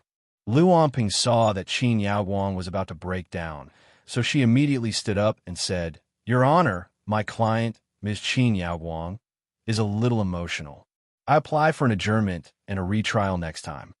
Qin Yaowang was still clinging to the table in the dock and shouting, "No, he loves me. He married me in the end. I was successfully pregnant before. You're lying. He did marry you, but he didn't sleep with you. You were pregnant, but it was artificial insemination. In the end, you still didn't give birth. You had a miscarriage a few months later. Gu Nianji continued to provoke Qin Yaowang. She knew that her feelings for He Changjian were Qin Yaowang's weakness and reverse scale. Only by making her feel bone-piercing pain would she truly break through her psychological defense and make her speak without thinking. Qin Yaowang cried bitterly and glared at Gu Nianji. She deserves to die. She's an orphan girl with nothing. What right does she have to fight with me? She should have died a long time ago. Then you admit that you killed lawyer Qin Suan? Just because you have a deep-seated hatred for her for decades. Gu Nianji immediately asked, her expression cold. Objection. The prosecution's lawyer is using seductive words to try to get a confession against my client. Lu Anpeng strode over and placed her hand on Qin Yaowang's shoulder. Qin Yaowang's entire body trembled, and her pupils suddenly constricted. She came back to her senses and quickly said, I didn't kill her. She died so quickly. Who could have had time? You still want to quibble? You really won't shed a tear until you see the coffin. Gu Nianji strode back to her plaintive stand and took out the paper bag He Zichu had given her. She took out the doll wrapped in plastic wrap and quickly walked back. Standing in front of Qin Yaowang's dock, Gu Nianji held up the somewhat old doll and said coldly, Qin Yaowang, do you still recognize this doll? Don't you know what you've done to this doll? Qin Yaowang's eyes suddenly widened, and her eyeballs almost popped out of her sockets. The black pupils in the middle looked so small, and one could only see that they were surrounded by large patches of white. She stared so hard that she couldn't see the sky or the ground. She fell back in her seat, and only one voice echoed in her mind. It's over. Why is this thing still here? Where did she find it? Staring carefully at the doll in Gu Nianji's hand, Qin Yaowang became more and more dizzy and almost couldn't support herself. It was really that doll, the doll she had been looking for a long time. Gu Nianji had purposely taken out the doll to test the waters. She was sure that there was something wrong with this doll, but she couldn't figure out what the problem was.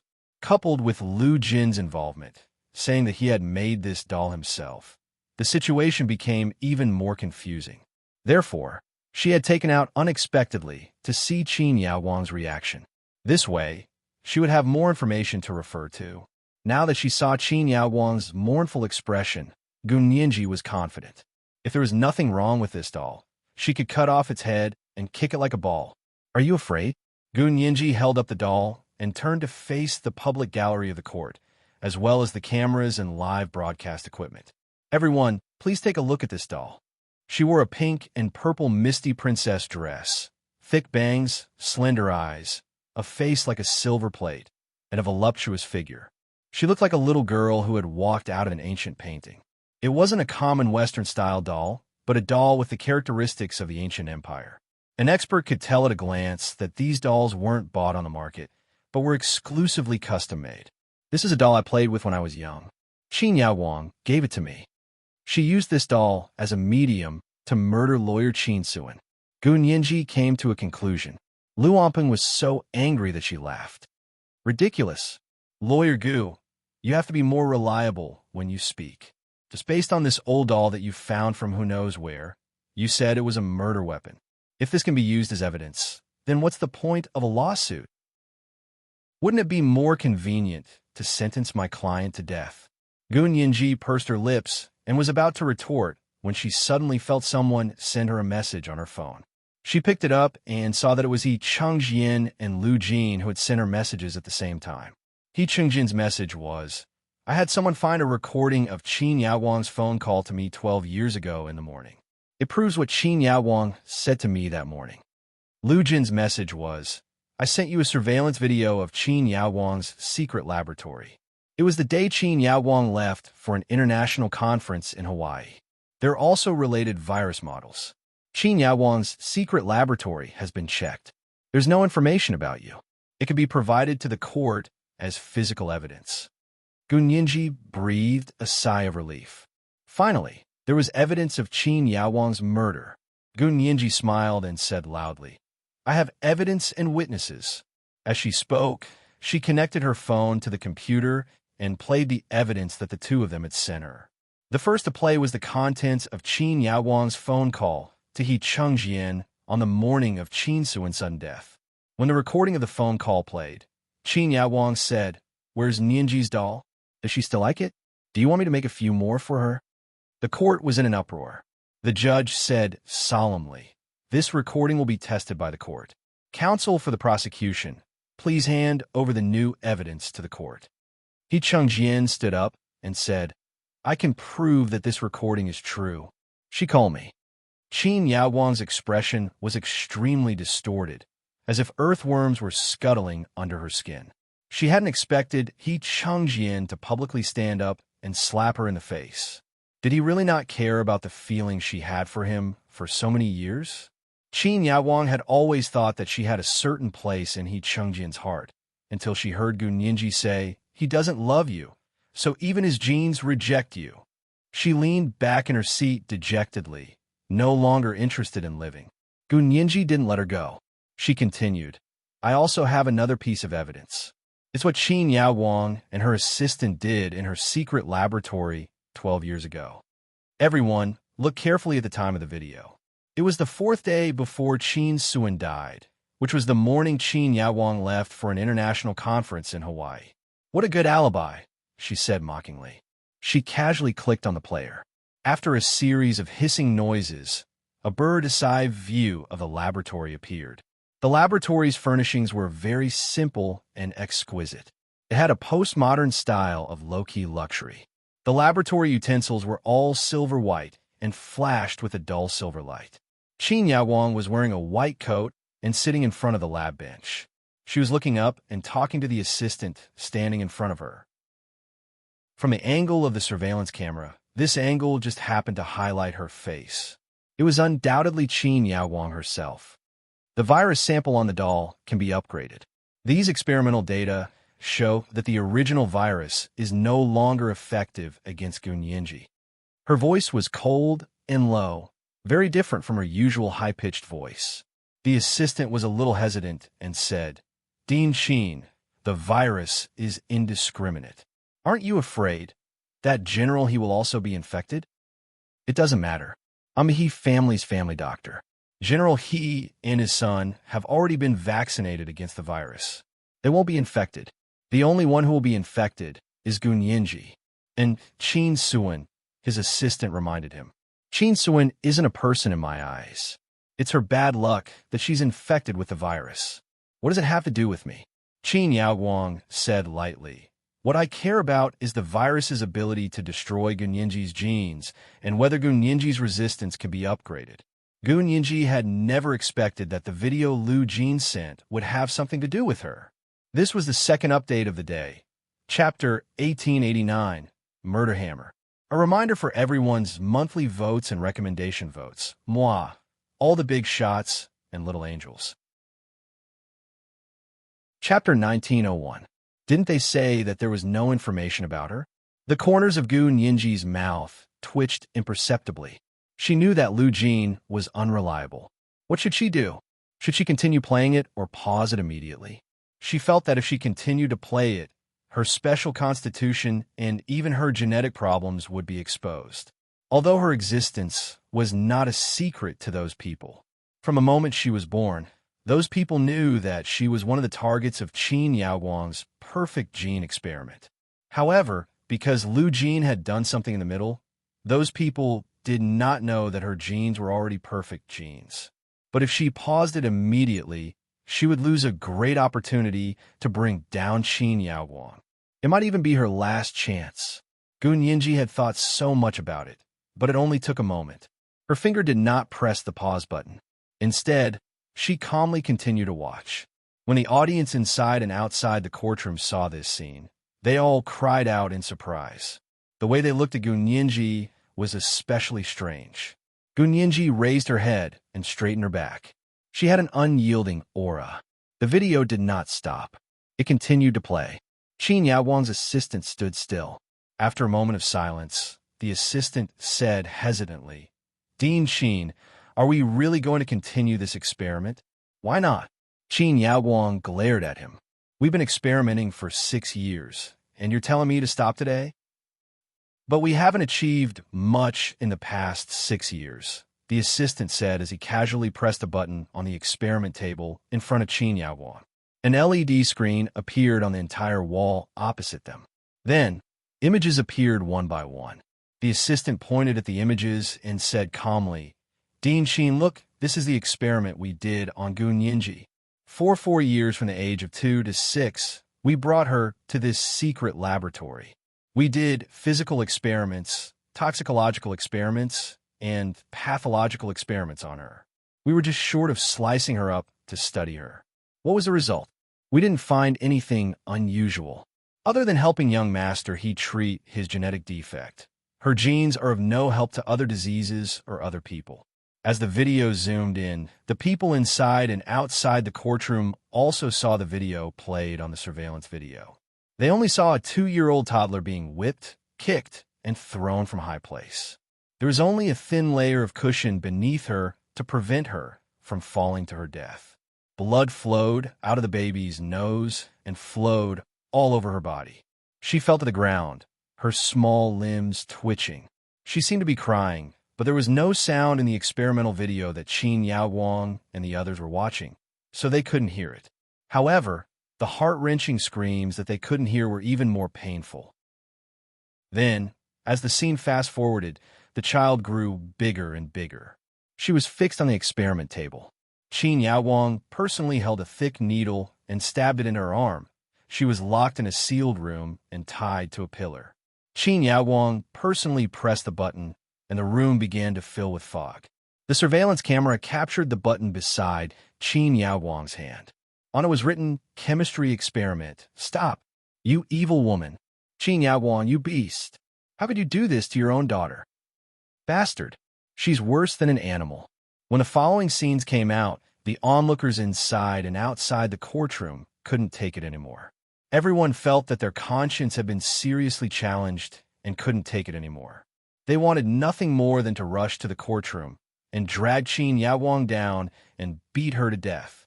On social media and online forums outside the courtroom, everyone watching the live broadcast of the trial, whether it was in Huaxia or abroad, was stunned. Someone was actually using a living person as a human experiment. In times of war, this kind of thing wasn't unfamiliar, and everyone might be numb to it. However, this was an era of peace. An era of peace that everyone had sacrificed countless lives for was not for people like Qin Yaowang to continue trampling on. Some people were the first to come back to their senses and began to attack the United States' white paper on human rights online. Everyone, look, this is the Qin Yaowang that the Americans are willing to fight a trade war with the Huaxia Empire to protect. This is what Ms. Qin Yaowang, the great scientist who was persecuted by the Americans, did. I just want to say, such a great scientist, please continue to persecute her. Don't let her go. This please continue to persecute her. Don't let her go. Received the most likes and was forwarded by countless people. It was forwarded from China to abroad, from the northern hemisphere to the southern hemisphere. The United States Congress also watched the live broadcast of the trial. When they saw these images, the members of Congress were also stunned. Although the Huaxia Empire hadn't announced the verdict yet, they had already organized a vote and quickly won an overwhelming victory. They repealed the white paper on human rights in Huaxia that they had previously passed. They also immediately announced that they would stop the trade war with the Huaxia Empire and asked the Huaxia Empire to severely punish Qin Yaowang, the culprit who used young children as live experiments. In the courtroom, the judge had no choice but to call in more bailiffs to maintain order in case the angry people rushed up and beat Qin Yaowang to death on the spot. However, the more bailiffs came in, the more chaotic the order became. This was because these bailiffs didn't help to hold back the angry people. Instead, they joined the ranks of the people who beat Qin Yaowang up. In the end, He Chengjian stood up and said loudly, "Everyone back off. This is a court. Everyone control yourselves. Otherwise, I'll have to call on the army to maintain order." Then, he looked at the angry crowd and said calmly, "It won't be too late to fight after the trial is over." Of course, he wouldn't let Qin Yaowang off, nor would he let Qin Bei off. He wouldn't let anyone from the Qin family off. But before that, he had to let Qin Yaowang get the trial she deserved. because he believed that this was also Qin Suan's wish, and it was what she was most willing to do. Gu Nianji stood on the plaintiff stand and watched the scenes on the white projection screen. Her mind was blank as she watched Qin Yaowang use her young self as an experiment. That was a memory she had already forgotten. She really couldn't remember it at all. At this moment, she thought that she understood why she had forgotten these memories forever. She rubbed her forehead. Finally, she waited for the scene to end. She turned around and gestured to everyone. She took a deep breath and said, "Everyone sit down first. We have to give Qin Yaowang a fair trial." After all, it was a global live broadcast of the trial. The scene of the people in the gallery rushing up to beat Qin Yaowang hadn't been cut off. The whole world had seen it, and most people liked it. Although there were also some contrarians who liked to be unconventional and took the opportunity to express their different opinions. They were quickly taught a lesson by ordinary netizens who were so angry that they had nowhere to vent their anger. Gu Nianji raised her hand, and the courtroom fell silent again. Qin Yaowang's face was bruised and swollen, but she didn't make a sound. The pain in her heart was even more painful than the pain in her body. She firmly believed that He Changjian had feelings for her, and that he was the only pillar of support in her life for so many years. Now that this pillar had collapsed, her secret world that she couldn't see had been dug out. Not only had it been dug out, but it had also been revealed to the world in such a manner. She was at a loss and couldn't even think of resisting. She just wanted to find a hole to hide in and never crawl out to be seen again. Lu Anpeng glared at her with a livid face and didn't plan to say anything else. Before he could figure out whether the video was real or fake, even Lu Anpeng couldn't accept what he had just seen on the white projection screen. Everyone's eyes once again turned to the white projection screen on the wall of the courtroom. In the surveillance video that Gu Nianji played, Qin Yaowang's assistant had just turned off the recording of the experiment. She wiped the sweat off her forehead and said in a low voice, "She's gone to the He family for the past 2 years. The He family security is tight, and lawyer Qin Suan has taken care of her by her side. Other experiments can't be done." But the virus experiments have never been interrupted. Our virus is a new type of virus. The He family's quarantine equipment can't detect it, and it's a contagious virus. As long as the dosage is strictly controlled, she can be infected without showing any signs of serious illness. But after so many years, her resistance hasn't evolved, and her genes have been infected. There's nothing special about her at all. Dean Qin, I don't understand. Why do you insist on using Gu Nianji as an experiment? In the surveillance video, Qin Yaowang became furious and shouted, "She's my daughter. I can do whatever I want her. No one can stop me." The assistant quickly patted Qin Yaowang on the shoulder. "Dean Qin, don't be impulsive. I've always thought that the previous virus didn't work on her because she had been infected many times, so she automatically developed antibodies like a normal person. This is the human body's own immune system at work. It has nothing to do with her genes. From an experimental point of view, it has already failed. It's precisely because it failed that we need to upgrade it and increase the dosage." In the surveillance video, Qin Yaowang sneered. The assistant became even more excited. "You still want to upgrade the virus now? Increase the dosage. If the change is too big and Qin Suan gets sick and General He finds out, then you'll have to wait for General He's wrath." This sentence seemed to have touched Qin Yaowang. She sighed and muttered to herself, "Okay, maybe I thought too highly of him." The assistant asked curiously, "Who? Is it Gu Xiangwen?" Qin Yaowang rolled her eyes at him. "Of course it's him. He was the one who edited Gu Nianji's genes. I thought Gu Nianji's genes would be different. Could it be that Gu Nianji's genes haven't made a breakthrough and are still a failure? Dean Qin, it's not shameful to admit defeat. We do scientific experiments, and we grow through countless failures. Dean Qin, let's give up on this experiment. Or should we experiment from another angle? Find someone else to do the gene editing?"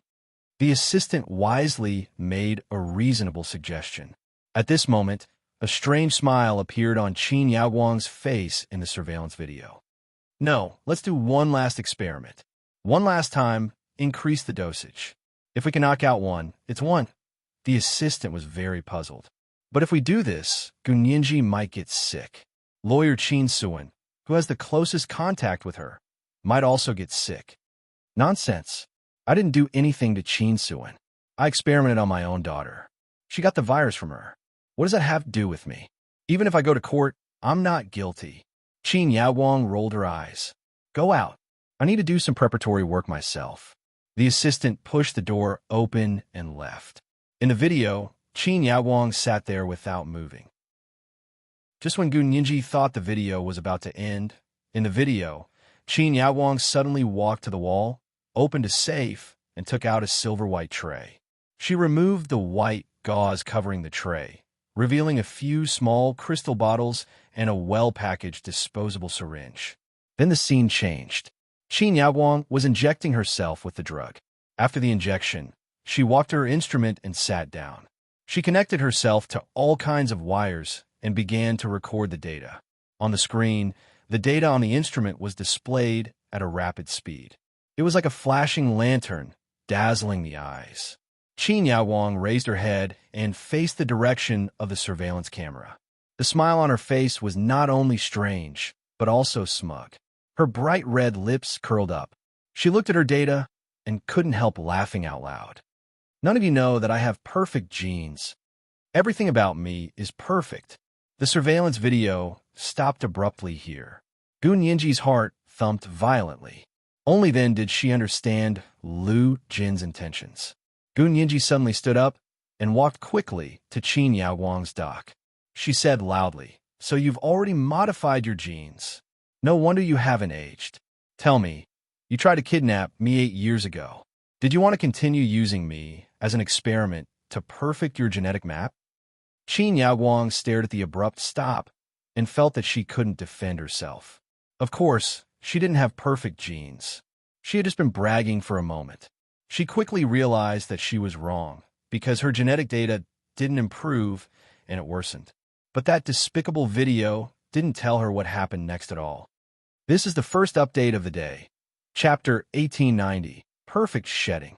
A reminder for the monthly votes and recommendation votes. There will be a second update at 8 p.m. While all the big shots and little angels. Chapter 1902.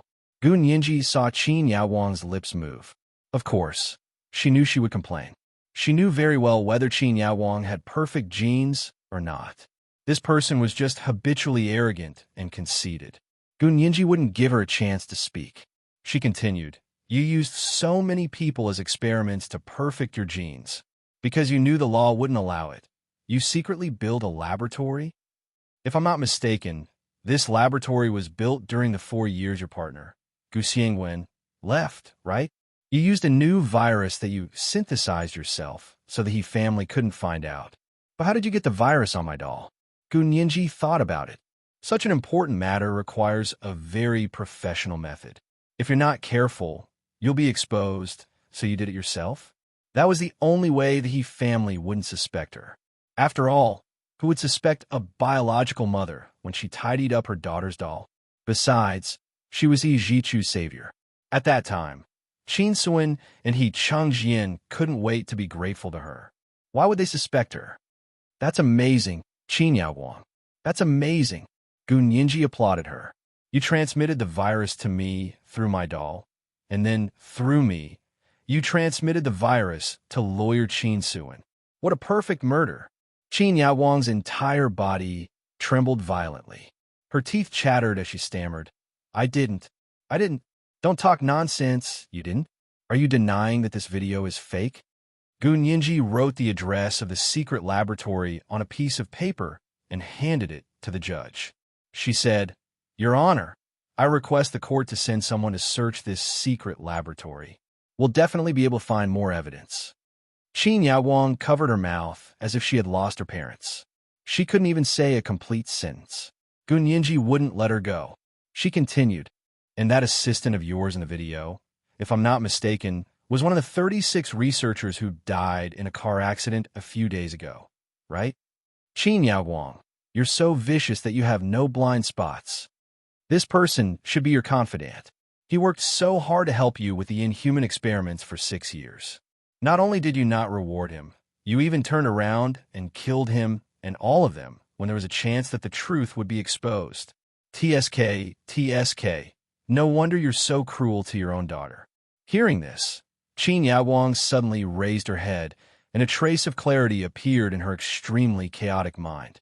She wondered how Gun Yinji still didn't know she wasn't her biological daughter. That was great. She would never reveal this secret, not for the rest of her life. So what if they looked different? As long as she did not dare to do a paternity test, she would have to acknowledge her as her biological mother. Thinking of the paternity test, Qin Yaowang's eyes lit up, and she suddenly said loudly, "She's the one with perfect genes." "Not me. It's her." Gun Yinji scoffed. "Qin Yaowang, what's wrong? Do you still want to lock me up for your inhumane genetic experiments?" She suddenly leaned out and grabbed Qin Yaowang's hair. She aimed her face at the white projection screen opposite her and pointed at the still image on it. "Take a good look. You personally admitted that you were the one with perfect genes. Do you think we're all blind and stupid? Don't you think it's too late to regret it and blame it on someone else?" Indeed, when everyone had seen the secret laboratory and the surveillance video with their own eyes, no one believed Qin Yaowang's words. On the contrary, because of Qin Yaowang's repeated denials, everyone believed that she was the one with perfect genes. The reason was very simple. She didn't dare to admit it. Once she did, she would be the one to be the lab rat for the rest of her life, right? At a time like this, she still wanted her daughter to take the blame. This woman was really crazy and hopeless. Gun Yinji ignored her and turned to face the judge.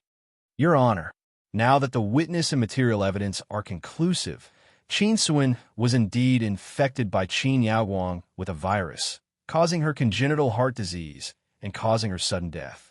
I request the court to convict her severely and give Qin Suin justice." The presiding judge knocked the gavel and said solemnly, "Defense lawyer, do you have anything else to say?" Lu Omping stood up with a pale face. After a moment of silence, he said, "I hope the court can verify the authenticity of the video, as well as the secret laboratory that Lawyer Gu mentioned. Only after the verification can my client be convicted." The judge nodded and turned to ask Gun Yinji, lawyer for the prosecution, "Do you agree with the defendant's lawyer?" Gun Yinji immediately nodded. "Yes, Your Honor, please send someone to search this secret laboratory immediately." The judge knocked the gavel. Due to the appearance of new important evidence in this case, today's trial will temporarily come to an end. After the court has verified it, we will pronounce a verdict. The live broadcast of the trial ended here, and the court technician cut off the internet connection. Qin Yaowang was still shouting in the dock. She couldn't help but reveal Gun Yinji's true background. At that moment, He Jichu jumped up from the gallery and strode over. He knocked her out with a punch and said with a livid face, "Qin Yaowang was originally under the custody of the military, but now that important information of the country is involved, she must continue to be under the custody of the military." The judge immediately agreed and said, "Major General He, please fulfill your duty." "Thank you, Major General He, for maintaining order in the court." He Jichu's punch just now had crossed the line, but everyone understood his feelings. Moreover, Qin Yaowang had indeed roared in court and disrupted order in the court. The judge had agreed to shut her up, so it was legal. There was a precedent for this kind of thing in the United States. A defendant had been nagging in court and interrupting the judge when he was talking to someone else. In the end, the judge ordered him to tape his mouth. He Jichu waved his hand and asked his personal secretary to take Qin Yaowang away. He Chengjian also ordered someone to come over and take Qin Bei, who had already walked to the door, away. The people in the courtroom left one after another. Soon, only Gun Yinji, Hua Xiaoheng, He Jichu, He Chengjian, and Xie Qingying had not left. He Jichu walked to Gun Yinji's side and hugged her in his arms. He tried his best to suppress his sobs and said, "Sister, I've made you suffer. If it weren't for me, you wouldn't have suffered so much. He shouldn't have survived." For the first time, He Jichu had the thought of committing suicide. Only now did he understand what price Gun Yinji had paid to let him survive. How could he be worthy of what she had done? He would rather have died earlier like little He Ji-chu, who had only lived to the age of 16 in the other world. He Chengjian also walked over with a dejected expression. He hugged both He Ji-chu and Gun Nianji in his arms and said, Nianji, Achu will acknowledge you as a sister, and I'll acknowledge you as my adopted daughter. You don't want to be the He family's daughter-in-law, but are you willing to be the He family's daughter? Suan used to like you so much. I think she'll definitely agree. Gun Nianji's heart ached when she thought of Qin Suan, but she still shook her head decisively. I have my own parents. General He, I hope you can remember why I haven't done anything wrong. If I've done anything wrong, you can forgive me. You're so obedient and powerful. How could you have done anything wrong? He Chengjian said calmly. But even if you did something wrong, Uncle He wouldn't do anything to you. He would remember that it was because of Gun Nianji that He Ji-chu had survived. Gun Nianji quickly added, General He, you saw it today. My father, Gu Xiangwen, wasn't the murderer of lawyer Qin Suan. Can you ask the police to remove all the wanted posters and give my father justice? He Chengjian nodded and sighed. Of course it has to be removed. Since your father isn't the murderer. Sigh. Why didn't he defend himself? Gun Nianji thought to herself. I want to know too. Lu Jin had such an important piece of evidence in his hand, but he had never used it to defend himself. He would rather carry the name of a murderer and hide out there. If she hadn't insisted on bringing Qin Yaoguang down this time and didn't have any evidence, he would have reluctantly sent it to her. Otherwise, he probably wouldn't have taken it out, right? Was there something else he was hiding? This was the second watch of the day. Chapter 1891, What She Gave. A reminder for the monthly votes and recommendation votes. Moi, all the big shots and little angels. Chapter 1903. He Chengjian sighed and tried his best to suppress his anger and hostility. What he had encountered today had overturned his decades of impressions and beliefs. The guilt, remorse, and grief in his heart were indescribable. If his health hadn't improved, he would have died from his blood vessels exploding when he heard the truth about Qin Suan's murder in court today. Gun Nianji felt a little guilty and quickly said, My father isn't good at socializing with people. I heard that he has a serious interpersonal disorder. He didn't know how to deal with it when he was suddenly accused of being a murderer and was wanted, so he had no choice but to leave, right? She raised her hand to stroke her hair and added, But even though my father has passed away, I still want to rehabilitate my father. Please grant my wish, General He. Xie Qingying listened silently for a long time before stepping forward to hold He Chengjian's arm. She said to Gun Nianji seriously, Thank you, Nianji. I just realized that for young Master He. Gun Nianji coughed and interrupted her. She smiled and said, I was young at that time, so I don't remember. Actually, I didn't do anything. If Qin Yaoguang has any credit, it's that she allowed me to be born and saved young Master He's life. Although she resented Qin Yaoguang for using her as an experiment, she had never regretted using her genes to save He Ji-chu. At this point, Gun Nianji immediately said, General He, you actually heard it. It was actually my father's credit that I was able to save young Master He, not Qin Yaoguang. She's a thief. From head to toe, not a single part of her is real. He Chengjian nodded solemnly. I know, I've wronged your father. However, he didn't want to talk about this anymore.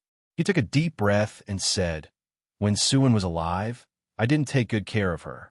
Now that she's dead, I must avenge her. Goodbye. He Chengjian looked deeply at Gun Nianji, turned around, and strode out of the courtroom. Hua Xiaoheng walked forward and pushed He Ji-chu's arm away. He took the opportunity to pull Gun Nianji into his arms and said coldly, Young Master He. Nianji is also very tired today. I want to take her back to rest. He Ji-chu's fingertips were cold, as if he could still feel the warmth of Gun Nianji's shoulder.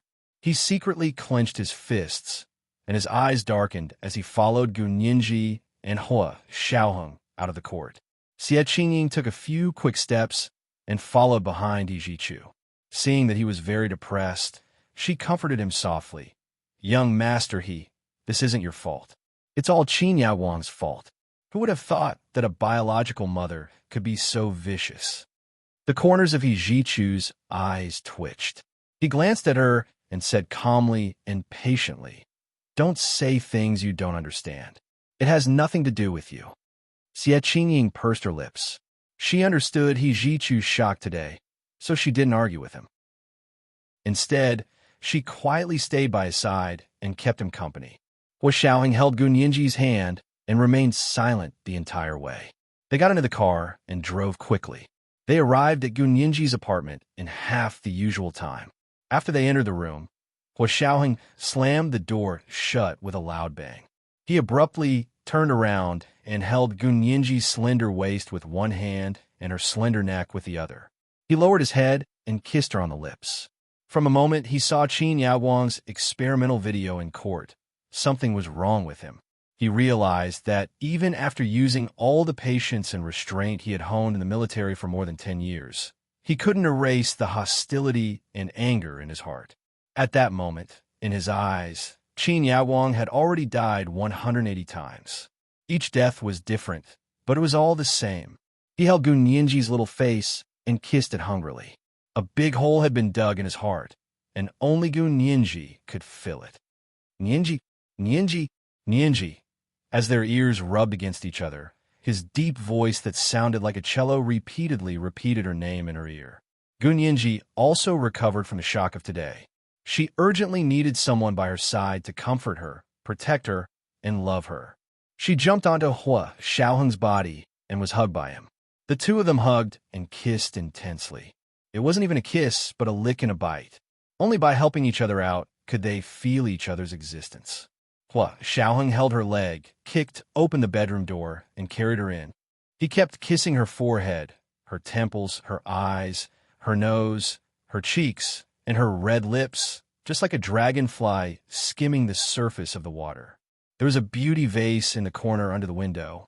The peacock tail feathers in the vase fluttered in the air without any wind, moving rhythmically. After an unknown amount of time, the peacock tail feathers stopped. Hua Xiaoheng still hugged Gun Yinji tightly and refused to let go of her. It was as if this was the only way he could feel that she still existed and that she was still by his side. He stroked her smooth shoulder and was silent for a long time. He said, "I will avenge you." Gun Yinji was so tired that she was about to fall asleep. She replied in a daze, "I've already avenged myself." "No, it's not enough." Hua Xiaoheng looked out the window at the gradually darkening night sky and repeated, "No, it's not enough." He wanted to seek justice for her.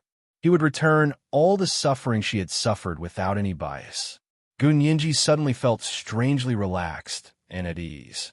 She tilted her head and finally fell asleep. Hua Xiaoheng couldn't fall asleep. He lay in bed with his eyes open for a long time. Finally, he got up and went to the bathroom to take a shower. After tidying himself up, he opened the door to the suite. Just as he was about to step out, he suddenly felt a strong gust of wind coming from the door. Hua Xiaoheng was about to dodge and fight back when he saw Lu Jin kick him out of the corner of his eye. He immediately retracted his leg, turned around slightly, and used his back to take Lu Jin's sweeping kick. Lu Yuan didn't stop him. He smiled and said, "I've helped you block it all afternoon. Now it's your turn to block it." With that, he leisurely returned to his suite across the street. Lu Jin stared at Hua Xiaoheng and scolded him again. "Are you still human?" Hua Xiaoheng, afraid that Lu Jin would say something nasty again, Hua Xiaoheng quickly said, "Uncle Lu, I'm going to look for young Master He to deal with Qin Yaowang now. Do you want to come with me?" At the mention of Qin Yaowang, Lu Jin's rationality returned. He pursed his lips. Who has the patience to deal with her? She's dead meat. How else could she be dealt with? He Chengjian won't let her off. Hua Xiaoheng nodded. They're them, and I'm me. I don't have the habit of asking others to take revenge for me. He straightened his collar and said calmly, "Nianji is asleep. Don't disturb her. Let her sleep a little longer." "Do I need you to tell me that?" Lu Jin's nose wasn't a nose, and his eyes weren't eyes. He didn't like Hua Xiaoheng, no matter how he looked at him. Seeing that he still wanted to provoke him, Hua Xiaoheng was also worried that Gun Yinji would be embarrassed, so he casually said to Lu Jin, "You're really free. If I were you, I'd have to think about what to say about that surveillance video." What's wrong with the surveillance video? Lu Jin glared at him. I'm the one with the best skills. It's not like I faked it. Yes, but why did you only take it out now? What have you been doing for the past decade? Hua Xiaoheng walked forward and said with a smile. The elevator door slowly closed in front of him. Lu Jin was stunned for a moment, but he quickly understood. He jumped 3 feet high. I've slipped away. I'll be in trouble when Yinji wakes up. However, he rushed to open the elevator and realized that Hua Xiaoheng had done something. The elevator could only go down, not up. Just as he was about to run up the stairs, Lu Yuan had already received a text message from Hua Xiaoheng. He came out of the room and shook his head at Lu Jin, who was about to slip away. Come in. Let's have a good discussion about this video. Boss Lu, you should go cook first. We'll talk about this after you cook, okay? Lu Yuan stared at Lu Jin until he came in. He closed the door and locked it. Stay here. When Yinji wakes up from hunger, she'll naturally come looking for food. When that time comes, either you and your daughter will hug each other and cry, or you'll be beaten up by Yinji until you cry. Lu Jin scratched his head and said in distress, I don't want to do either. Why is it so troublesome? I helped her, didn't I? Now that Qin Yaoguang has been convicted, she won't be able to escape death or punishment. Why is Yinji still so relentless? Lu Yuan walked into the kitchen and began to cook dinner. He said casually, Do you think Yinji is like you? Her logical thinking is so meticulous. How could she let go of such a big suspect? How is it big? Lu Jin followed him into the kitchen and began to pick vegetables for him under Lu Yuan's instructions. He was still complaining. It was obviously flawless. Not only did she completely pull Yinji out, but she also shifted all the firepower to Qin Yaoguang. What else does she want? It's not what she wants, it's what you want, Lu Yuan said meaningfully. Lu Yuan said meaningfully, Shareholder Lu, you're quite impressive. You had such a big secret under my nose. You're really not simple. Same here. Lu Jin mocked. Don't you have a lot of things that you haven't told me? We're all adults, so we have to have our own privacy, right? This is privacy? Lu Yuan laughed. I've never heard of anything related to a murder being privacy. Lu Jin's eyes flickered. He was already thinking of a reason to shut Gun Yinji up. Hua Xiaoheng stepped on the accelerator, and a huge Soviet SUV roared out of the parking lot of the apartment complex. He rolled down the window, and the cool night wind whistled in his ears. His impatience finally calmed down. He used to think that nothing could make him lose his composure, but today, he finally encountered the first. As he drove, he called He Jichu. Young Master He. He Jichu picked up the phone and said calmly, Mr. Peter, it's so late. What can I do for you? Hua Xiaoheng immediately understood when he heard He Jichu's tone and the faint sound of the wind coming from the other end of the phone. You're not at home? He Jichu nodded. He held a cigarette in his hand and turned to look coldly at Qin Yaoguang, who had just been thrown down from a high place. He said coldly, I'm doing an experiment. This was the first update of the day. Chapter 1892, Avenging Her. A reminder for everyone's monthly votes and recommendation votes. There would be a second update at 8 p.m. P.S. Someone said, this book is not a sweet pet, but a cool novel. What kind of logic was this? Could it be that sweet pet and cool novel had an either-or relationship? This book was clearly both a sweet pet and a cool novel. It did not accept any refutation. Doghead, JPG, moi all the big shots and little angels. Chapter 1904.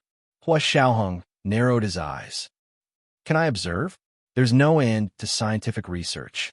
I hope, young master, he can give me this opportunity to learn from your advanced experience. He Jichu walked over with his phone in his hand and kicked Qin Yaoguang's head with the tip of his foot. He frowned and said to his subordinate, Why are you so careless? This is our great scientist with a unique, perfect gene in the world. How can she fall and get her face covered in blood?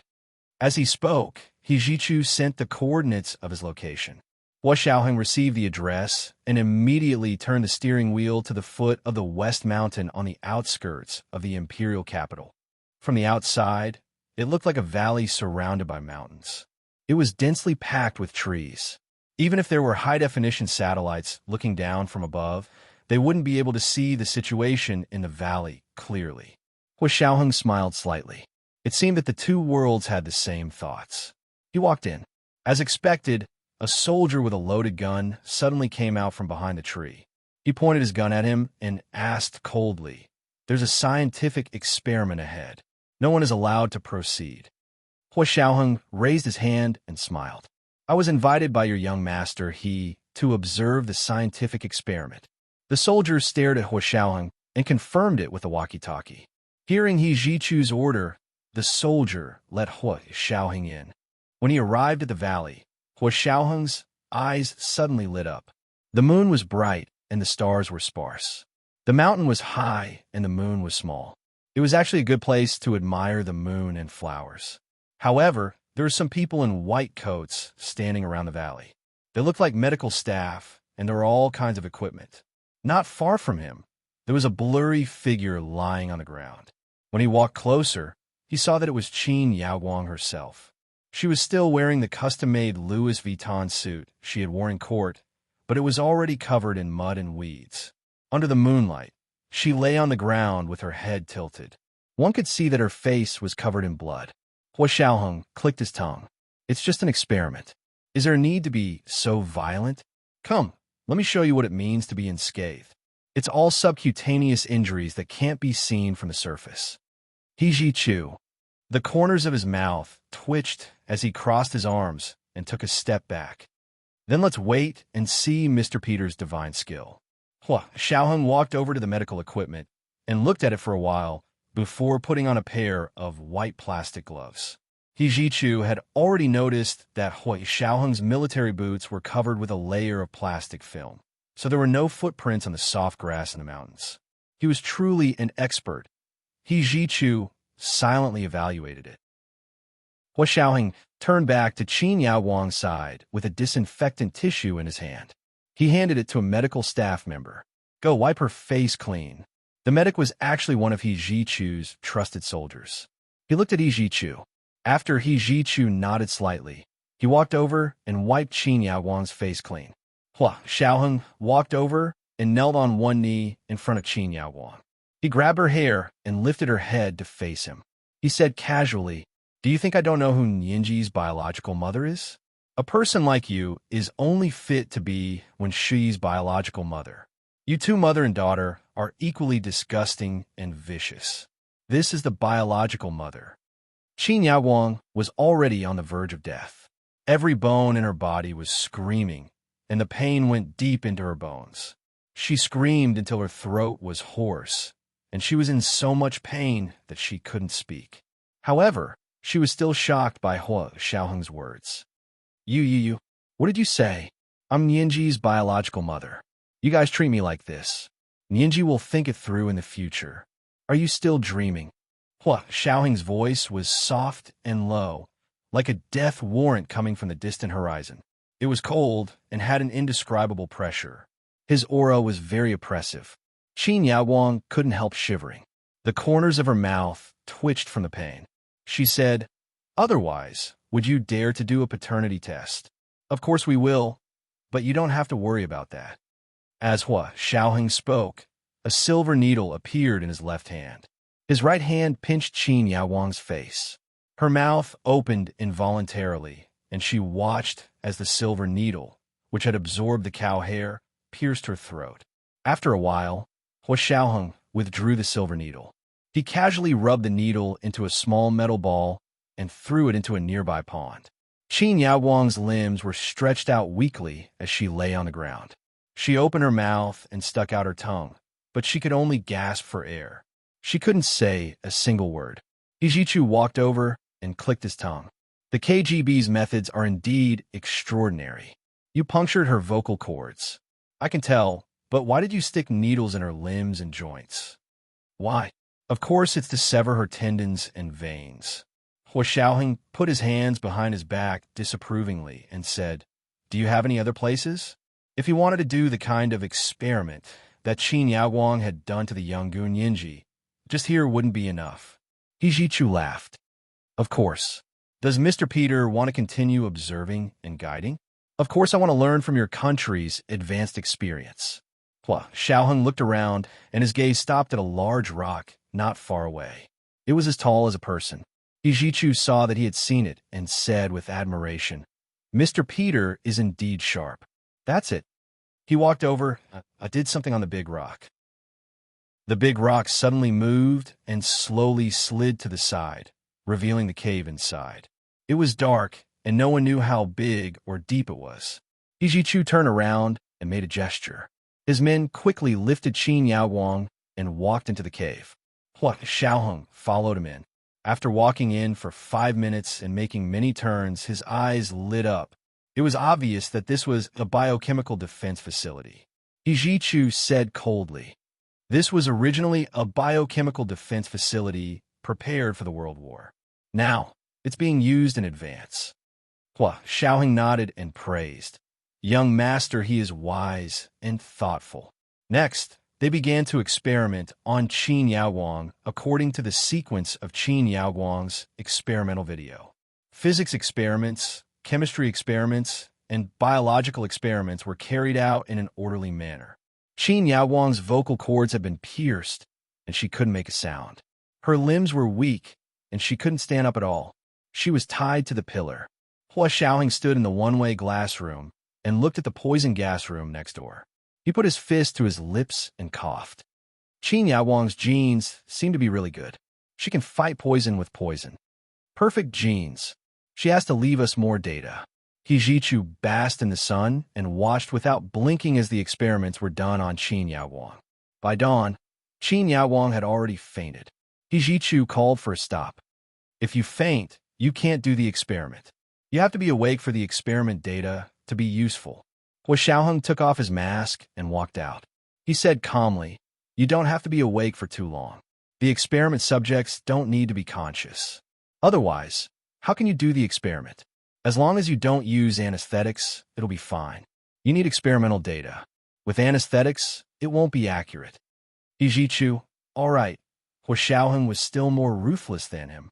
"Where do you learn all these methods of torturing people?" Hua Xiaoheng caught a glimpse of his expression and smiled faintly. "This is a routine operation of the KGB. There are even more ruthless methods than this. I'm a soft-hearted person, so I'm usually unwilling to use them." How could he be soft-hearted? The corners of Yijichu's eyes were about to twitch. Just now, Hua Xiaoheng had suggested to increase the concentration of the drug he injected by 10 times. Hua Xiaoheng patted him on the shoulder.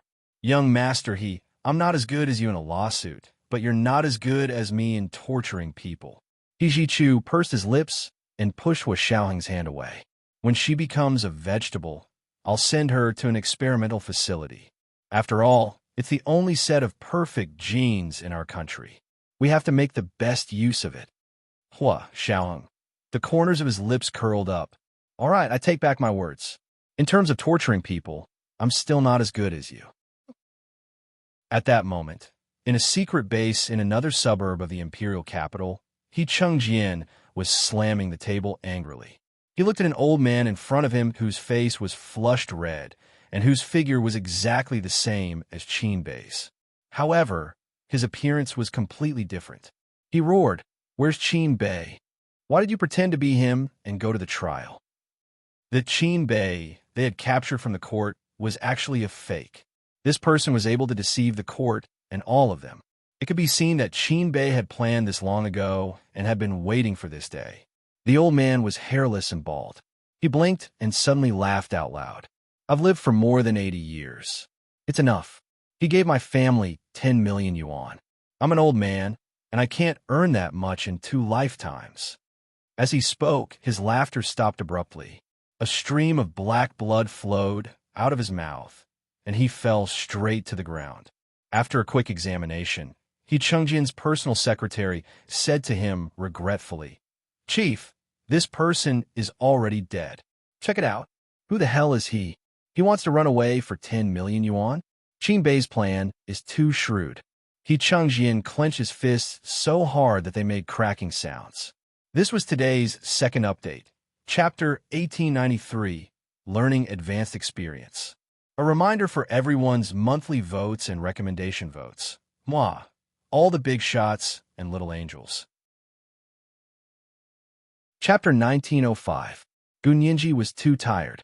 After coming down from the court, she was extremely nervous and exhausted, but also very excited. When she got home, she was tormented by Hua Xiaoheng until it was dark. Even her body was extremely tired. After Hua Xiaoheng left, she fell into a deep sleep and didn't even dream. When she opened her eyes, it was already the next morning. Lu Jin waited for Gunyinji to settle the score with him. After waiting all night, he fell asleep on the sofa alone. He didn't see Gunyinji.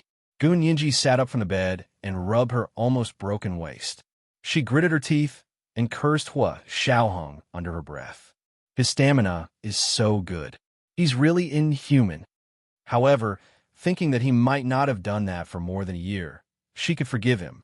However, the situation yesterday was really not suitable for children. Gunyinji didn't even dare to think about it now. She wished she could pack up all those charming and crazy memories in a box and stuff them into a small dark room and lock them up. She leaned against the headboard, one arm over her head, and the corners of her lips curled up high. After lying comfortably for a while, she got out of bed with her hands on her waist and went to the bathroom to take a shower. The rose essential oil formula that Lu Jin had specially concocted for her was very relieving. She dripped some into the massage bathtub and lay in it to rest with her eyes closed. When she came out of the shower, she felt that her stomach was rumbling with hunger. Even her throat was burning with hunger. Gunyinji quickly changed into the home clothes she wore home. Without hesitation, she ran to Lu Yuan's door and knocked. She said loudly, "President Lu, are you there? I'm hungry." Lu Yuan happened to be cooking breakfast in the kitchen, while Lu Jin sat on the sofa in a daze. He was still wondering if he should go see Gunyinji. Since she came back yesterday, she hadn't come out again. Lu Jin had checked the surveillance cameras, but hadn't seen her go downstairs. As soon as he heard Gunyinji's soft voice coming through the intercom, Lu Jin immediately jumped up with a smile and ran to open the door. "Gunyinji, you're awake? Hungry, right? What do you want to eat? Boss Lu can cook anything." He let Gunyinji in as if to please her and took her to the kitchen to meet Lu Yuan. Lu Yuan turned around and looked at her with a smile. "Where's Xiao?" Gunyinji blushed and twisted her earlobe uncomfortably. She pretended to be nonchalant and said, "I don't know. How would I know where Xiao went? Did he go back to the embassy? Then please give him a call and ask him if he wants to come back for lunch." Lu Yuan looked at his watch. "Actually, it's not breakfast time now. But do you want to have breakfast or wait for lunch together later?" Gunyinji quickly said, "Please give me something to fill my stomach first. Then we can have lunch together." "You wish." Lu Yuan poked Gunyinji humorously. "But sure, your performance in court yesterday was brilliant. Uncle will cook something delicious for you today to reward our great lawyer Gu. Go to the dining room and wait. I'll cook you a bowl of shepherd's purse, shrimp, and fresh meat wonton that I made yesterday. I'm sure you'll love it." Gunyinji returned to the dining room with a smile and sat down, waiting to eat the small wontons that Lu Yuan had personally made. Seeing that she was fine, Lu Jin was in a good mood and forgot what Lu Yuan had said yesterday. He busied himself by Gunyinji's side, warming milk for her and bringing small muffins for her. He placed them neatly on a small plate and brought them over. The plate of muffins was pushed in front of Gunyinji. Gunyinji looked up and saw Lu Jin's widening smile. Gunyinji suddenly remembered what had happened yesterday. Her face darkened and she said, "Dad, you haven't told me clearly. When did you get that video surveillance? You kept it from us." Lu Jin cursed under his breath. As expected, he still had to settle the score. He immediately took a step back reflexively and turned to escape. However, as soon as he opened the door, he saw Hua Xiaoheng standing at the door with one hand about to ring the doorbell. Gunyinji had already rushed over and shouted, "Stop him! He wants to run again." Hua Xiaoheng quickly put one hand on Lu Jin's shoulder and strode in. He closed the door and locked it. He pulled out the key from the door and put it in his pocket. Gunyinji clenched her hands into fists, her face full of anger. She looked at Lu Jin and said, "Dad, aren't you tired?" "This again." "Lu Jin." Why did she say again? "Dad, don't pretend with me. When Gun Yinji saw that Hua Xiaoheng had returned, she became bolder and spoke more confidently. Dad, don't even think about running away this time. From the moment you sent me the surveillance video, you should have thought of a follow-up reason. How could I not ask about such an obvious loophole? Then why am I still a lawyer? I'll just go home and get married and have children. Getting married and having children is good. Lu Jin couldn't help but add, but when he saw Gun Yinji's big eyes gradually widening, he quickly changed his words. Yinji, don't be angry. I'm not running. I didn't react in time. It was a reflex. I'm used to running. Lu Jin spoke very seriously and without any falsehood. Gun Yinji's heart immediately ached. She thought about how Lu Jin had been hiding and hiding for so many years. Although he was considered successful in his career, he had always been using a fake identity. It was really not easy. Gun Yinji's expression softened. She stepped forward to hold Lu Jin's arm and accompanied him back to the dining room to sit down. There was already a bowl of clear shepherd's purse, shrimp, and fresh meat wontons in front of her seat. There were also some finely chopped shallots and coriander sprinkled on it. The smell was appetizing.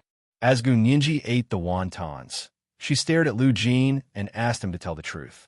Lu Jin scratched his head. He knew that Gun Yinji wouldn't be easy to deal with. Moreover, there were two great gods, Lu Yuan and Hua Xiaoheng, eyeing them covetously. He had to say it even if he didn't want to. Lu Jin took a sip of coffee and rubbed his brows. He said with a headache, "What do you want to say? Didn't I tell you everything?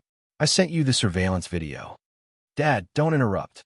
Tell me honestly, when did you get your hands on this video?" Lu Jin looked up at the pure white ceiling in the dining room. He didn't dare look Gun Yinji in the eye and said unhappily, "I found it recently. Because you've always wanted to pin the murder on Qin Yaoguang's bald head, I want to help you find evidence. It just so happened that Qin Bei sent someone to Qin Yaoguang's secret laboratory to retrieve something.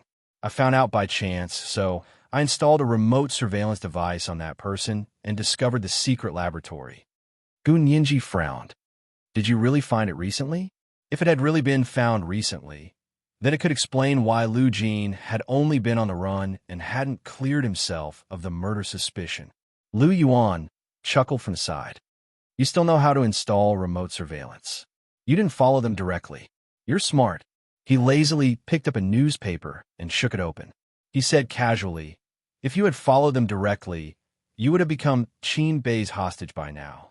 Xiaoheng and I would have had to rack our brains to save you." "Am I that stupid?" Lu Jin rolled his eyes. "Even Cheng Jian can't catch me. Who does Qin Bei think he is?" Hua Xiaoheng said, "Qin Bei is still very smart. I heard that the Qin Bei that Cheng Jian caught in court was fake. The real Qin Bei has already escaped." Gun Yinji's attention was immediately diverted. She put down her spoon in surprise. "That Qin Bei is a substitute. How long has he been preparing a substitute?" "I don't know about that." Hua Xiaoheng spread out his hands. "I only overheard it when young master he was on the phone. I don't know the details, but I heard it's very difficult to catch up. Young master he is discussing with his father whether to use the army. If Cheng Jian can't even deal with Qin Bei, he should resign and commit suicide to atone for his crimes." Lu Yuan flipped through a page of the newspaper and didn't seem too worried. Gun Yinji was extremely worried. "How could we let him get away? How many times have I hinted? Why didn't General He and young master he take it to heart?" "You can't blame them for that," Lu Yuan said from behind the newspaper. "I can only say that Qin Bei and Qin Yaoguang are too good at pretending. What they've done, they've even hidden it from their own people. They're so secretive." "They're up to something," Gun Yinji said faintly. "The Qin family has been working for the Lorraine family in the United States for almost 100 years. Lorraine won't ignore him, right?" "Of course not." He even urged the United States Congress to get Qin Yaoguang out of the country at the cost of a trade war. Lu Yuan scoffed. "Fortunately, your father's video surveillance slapped them in the face and made the United States Congress quickly give up on Qin Yaoguang. This way, Lorraine can't ignore Qin Bei. After all, Qin Yaoguang is currently under young master he's most strict supervision. It's very difficult for Lorraine's hand to reach in." Gun Yinji's heart skipped a beat. Lorraine can't ignore Qin Bei. Then can we speculate that Qin Bei's escape this time was definitely led by Lorraine? Lu Yuan, Lu Jin, and Hua Xiaoheng all looked at Gun Yinji. What do you mean? Gun Yinji smiled slyly and gently tapped the edge of the white porcelain bowl with a spoon. She said softly, "Why does Lorraine protect Qin Bei? Does she really have feelings for him? Actually, it's all for Qin Yaowang's experiments over the years. Dad just said that Qin Bei sent someone to Qin Yaowang's secret laboratory not long ago and took away her experimental data, as well as some of her samples. I'm guessing that he must have made a deal with Lorraine in exchange for these data and samples. So what Lorraine values is actually only perfect genes." Gun Yinji's pure black eyes darted around as she said with a smile, "If that's the case, why didn't General he take the high-level route and contact Lorraine directly?" Hua Xiaoheng was the first to understand. His eyes suddenly lit up as he said, "Do you mean to let General he use Qin Yaowang to trade with Lorraine in exchange for Qin Bei's whereabouts? Since Lorraine only valued perfect genes, and this time their live broadcast of the trial had already convinced the whole world that Qin Yaowang was the only one with the true perfect genes. Now, almost all the spies from all over the world had come to the imperial capital of the Huaxia Empire to obtain information and whereabouts about Qin Yaowang. Lorraine didn't need to say anything. He knew that when Shuyi's genes weren't perfect enough, now that he had Qin Yaowang, his credibility was even higher. "You're worth teaching." Gun Yinji giggled and reached out to pat Hua Xiaoheng's cheek. Hua Xiaoheng held her mischievous hand and smiled faintly. "Do you still want to be taught a lesson?" Gun Yinji's face turned red again. She was actually like her father, always remembering punishments but not beatings. "You guys eat first. I'll go find young Master He." Hua Xiaoheng stood up and said calmly, "Since Qin Bei is so cunning, I'll go see if I can help." This was the first update of the day. Chapter 1894, Big Plans. A reminder for monthly votes and recommendation votes. There would be a second update at 8 p.m. P.S. A relative said that it wasn't scientific. He asked little He Jichu in the other world why he also had a genetic defect. There didn't seem to be Qin Yaowang there. So he looked at the back and forgot about the front. He remembered that the relatives of the He and Gu families in the other world had encountered each other. Could they help explain? _moi, all the big shots and little angels, that you're tuning into the Romance Rendezvous YouTube channel. We're so grateful for your support, and don't forget to subscribe to join us on this incredible journey through captivating stories. Your generosity through donations truly makes a world of difference, as it's the primary source of revenue that allows me to expand and enhance this channel for you. Thank you from the bottom of my heart for being a part of this adventure.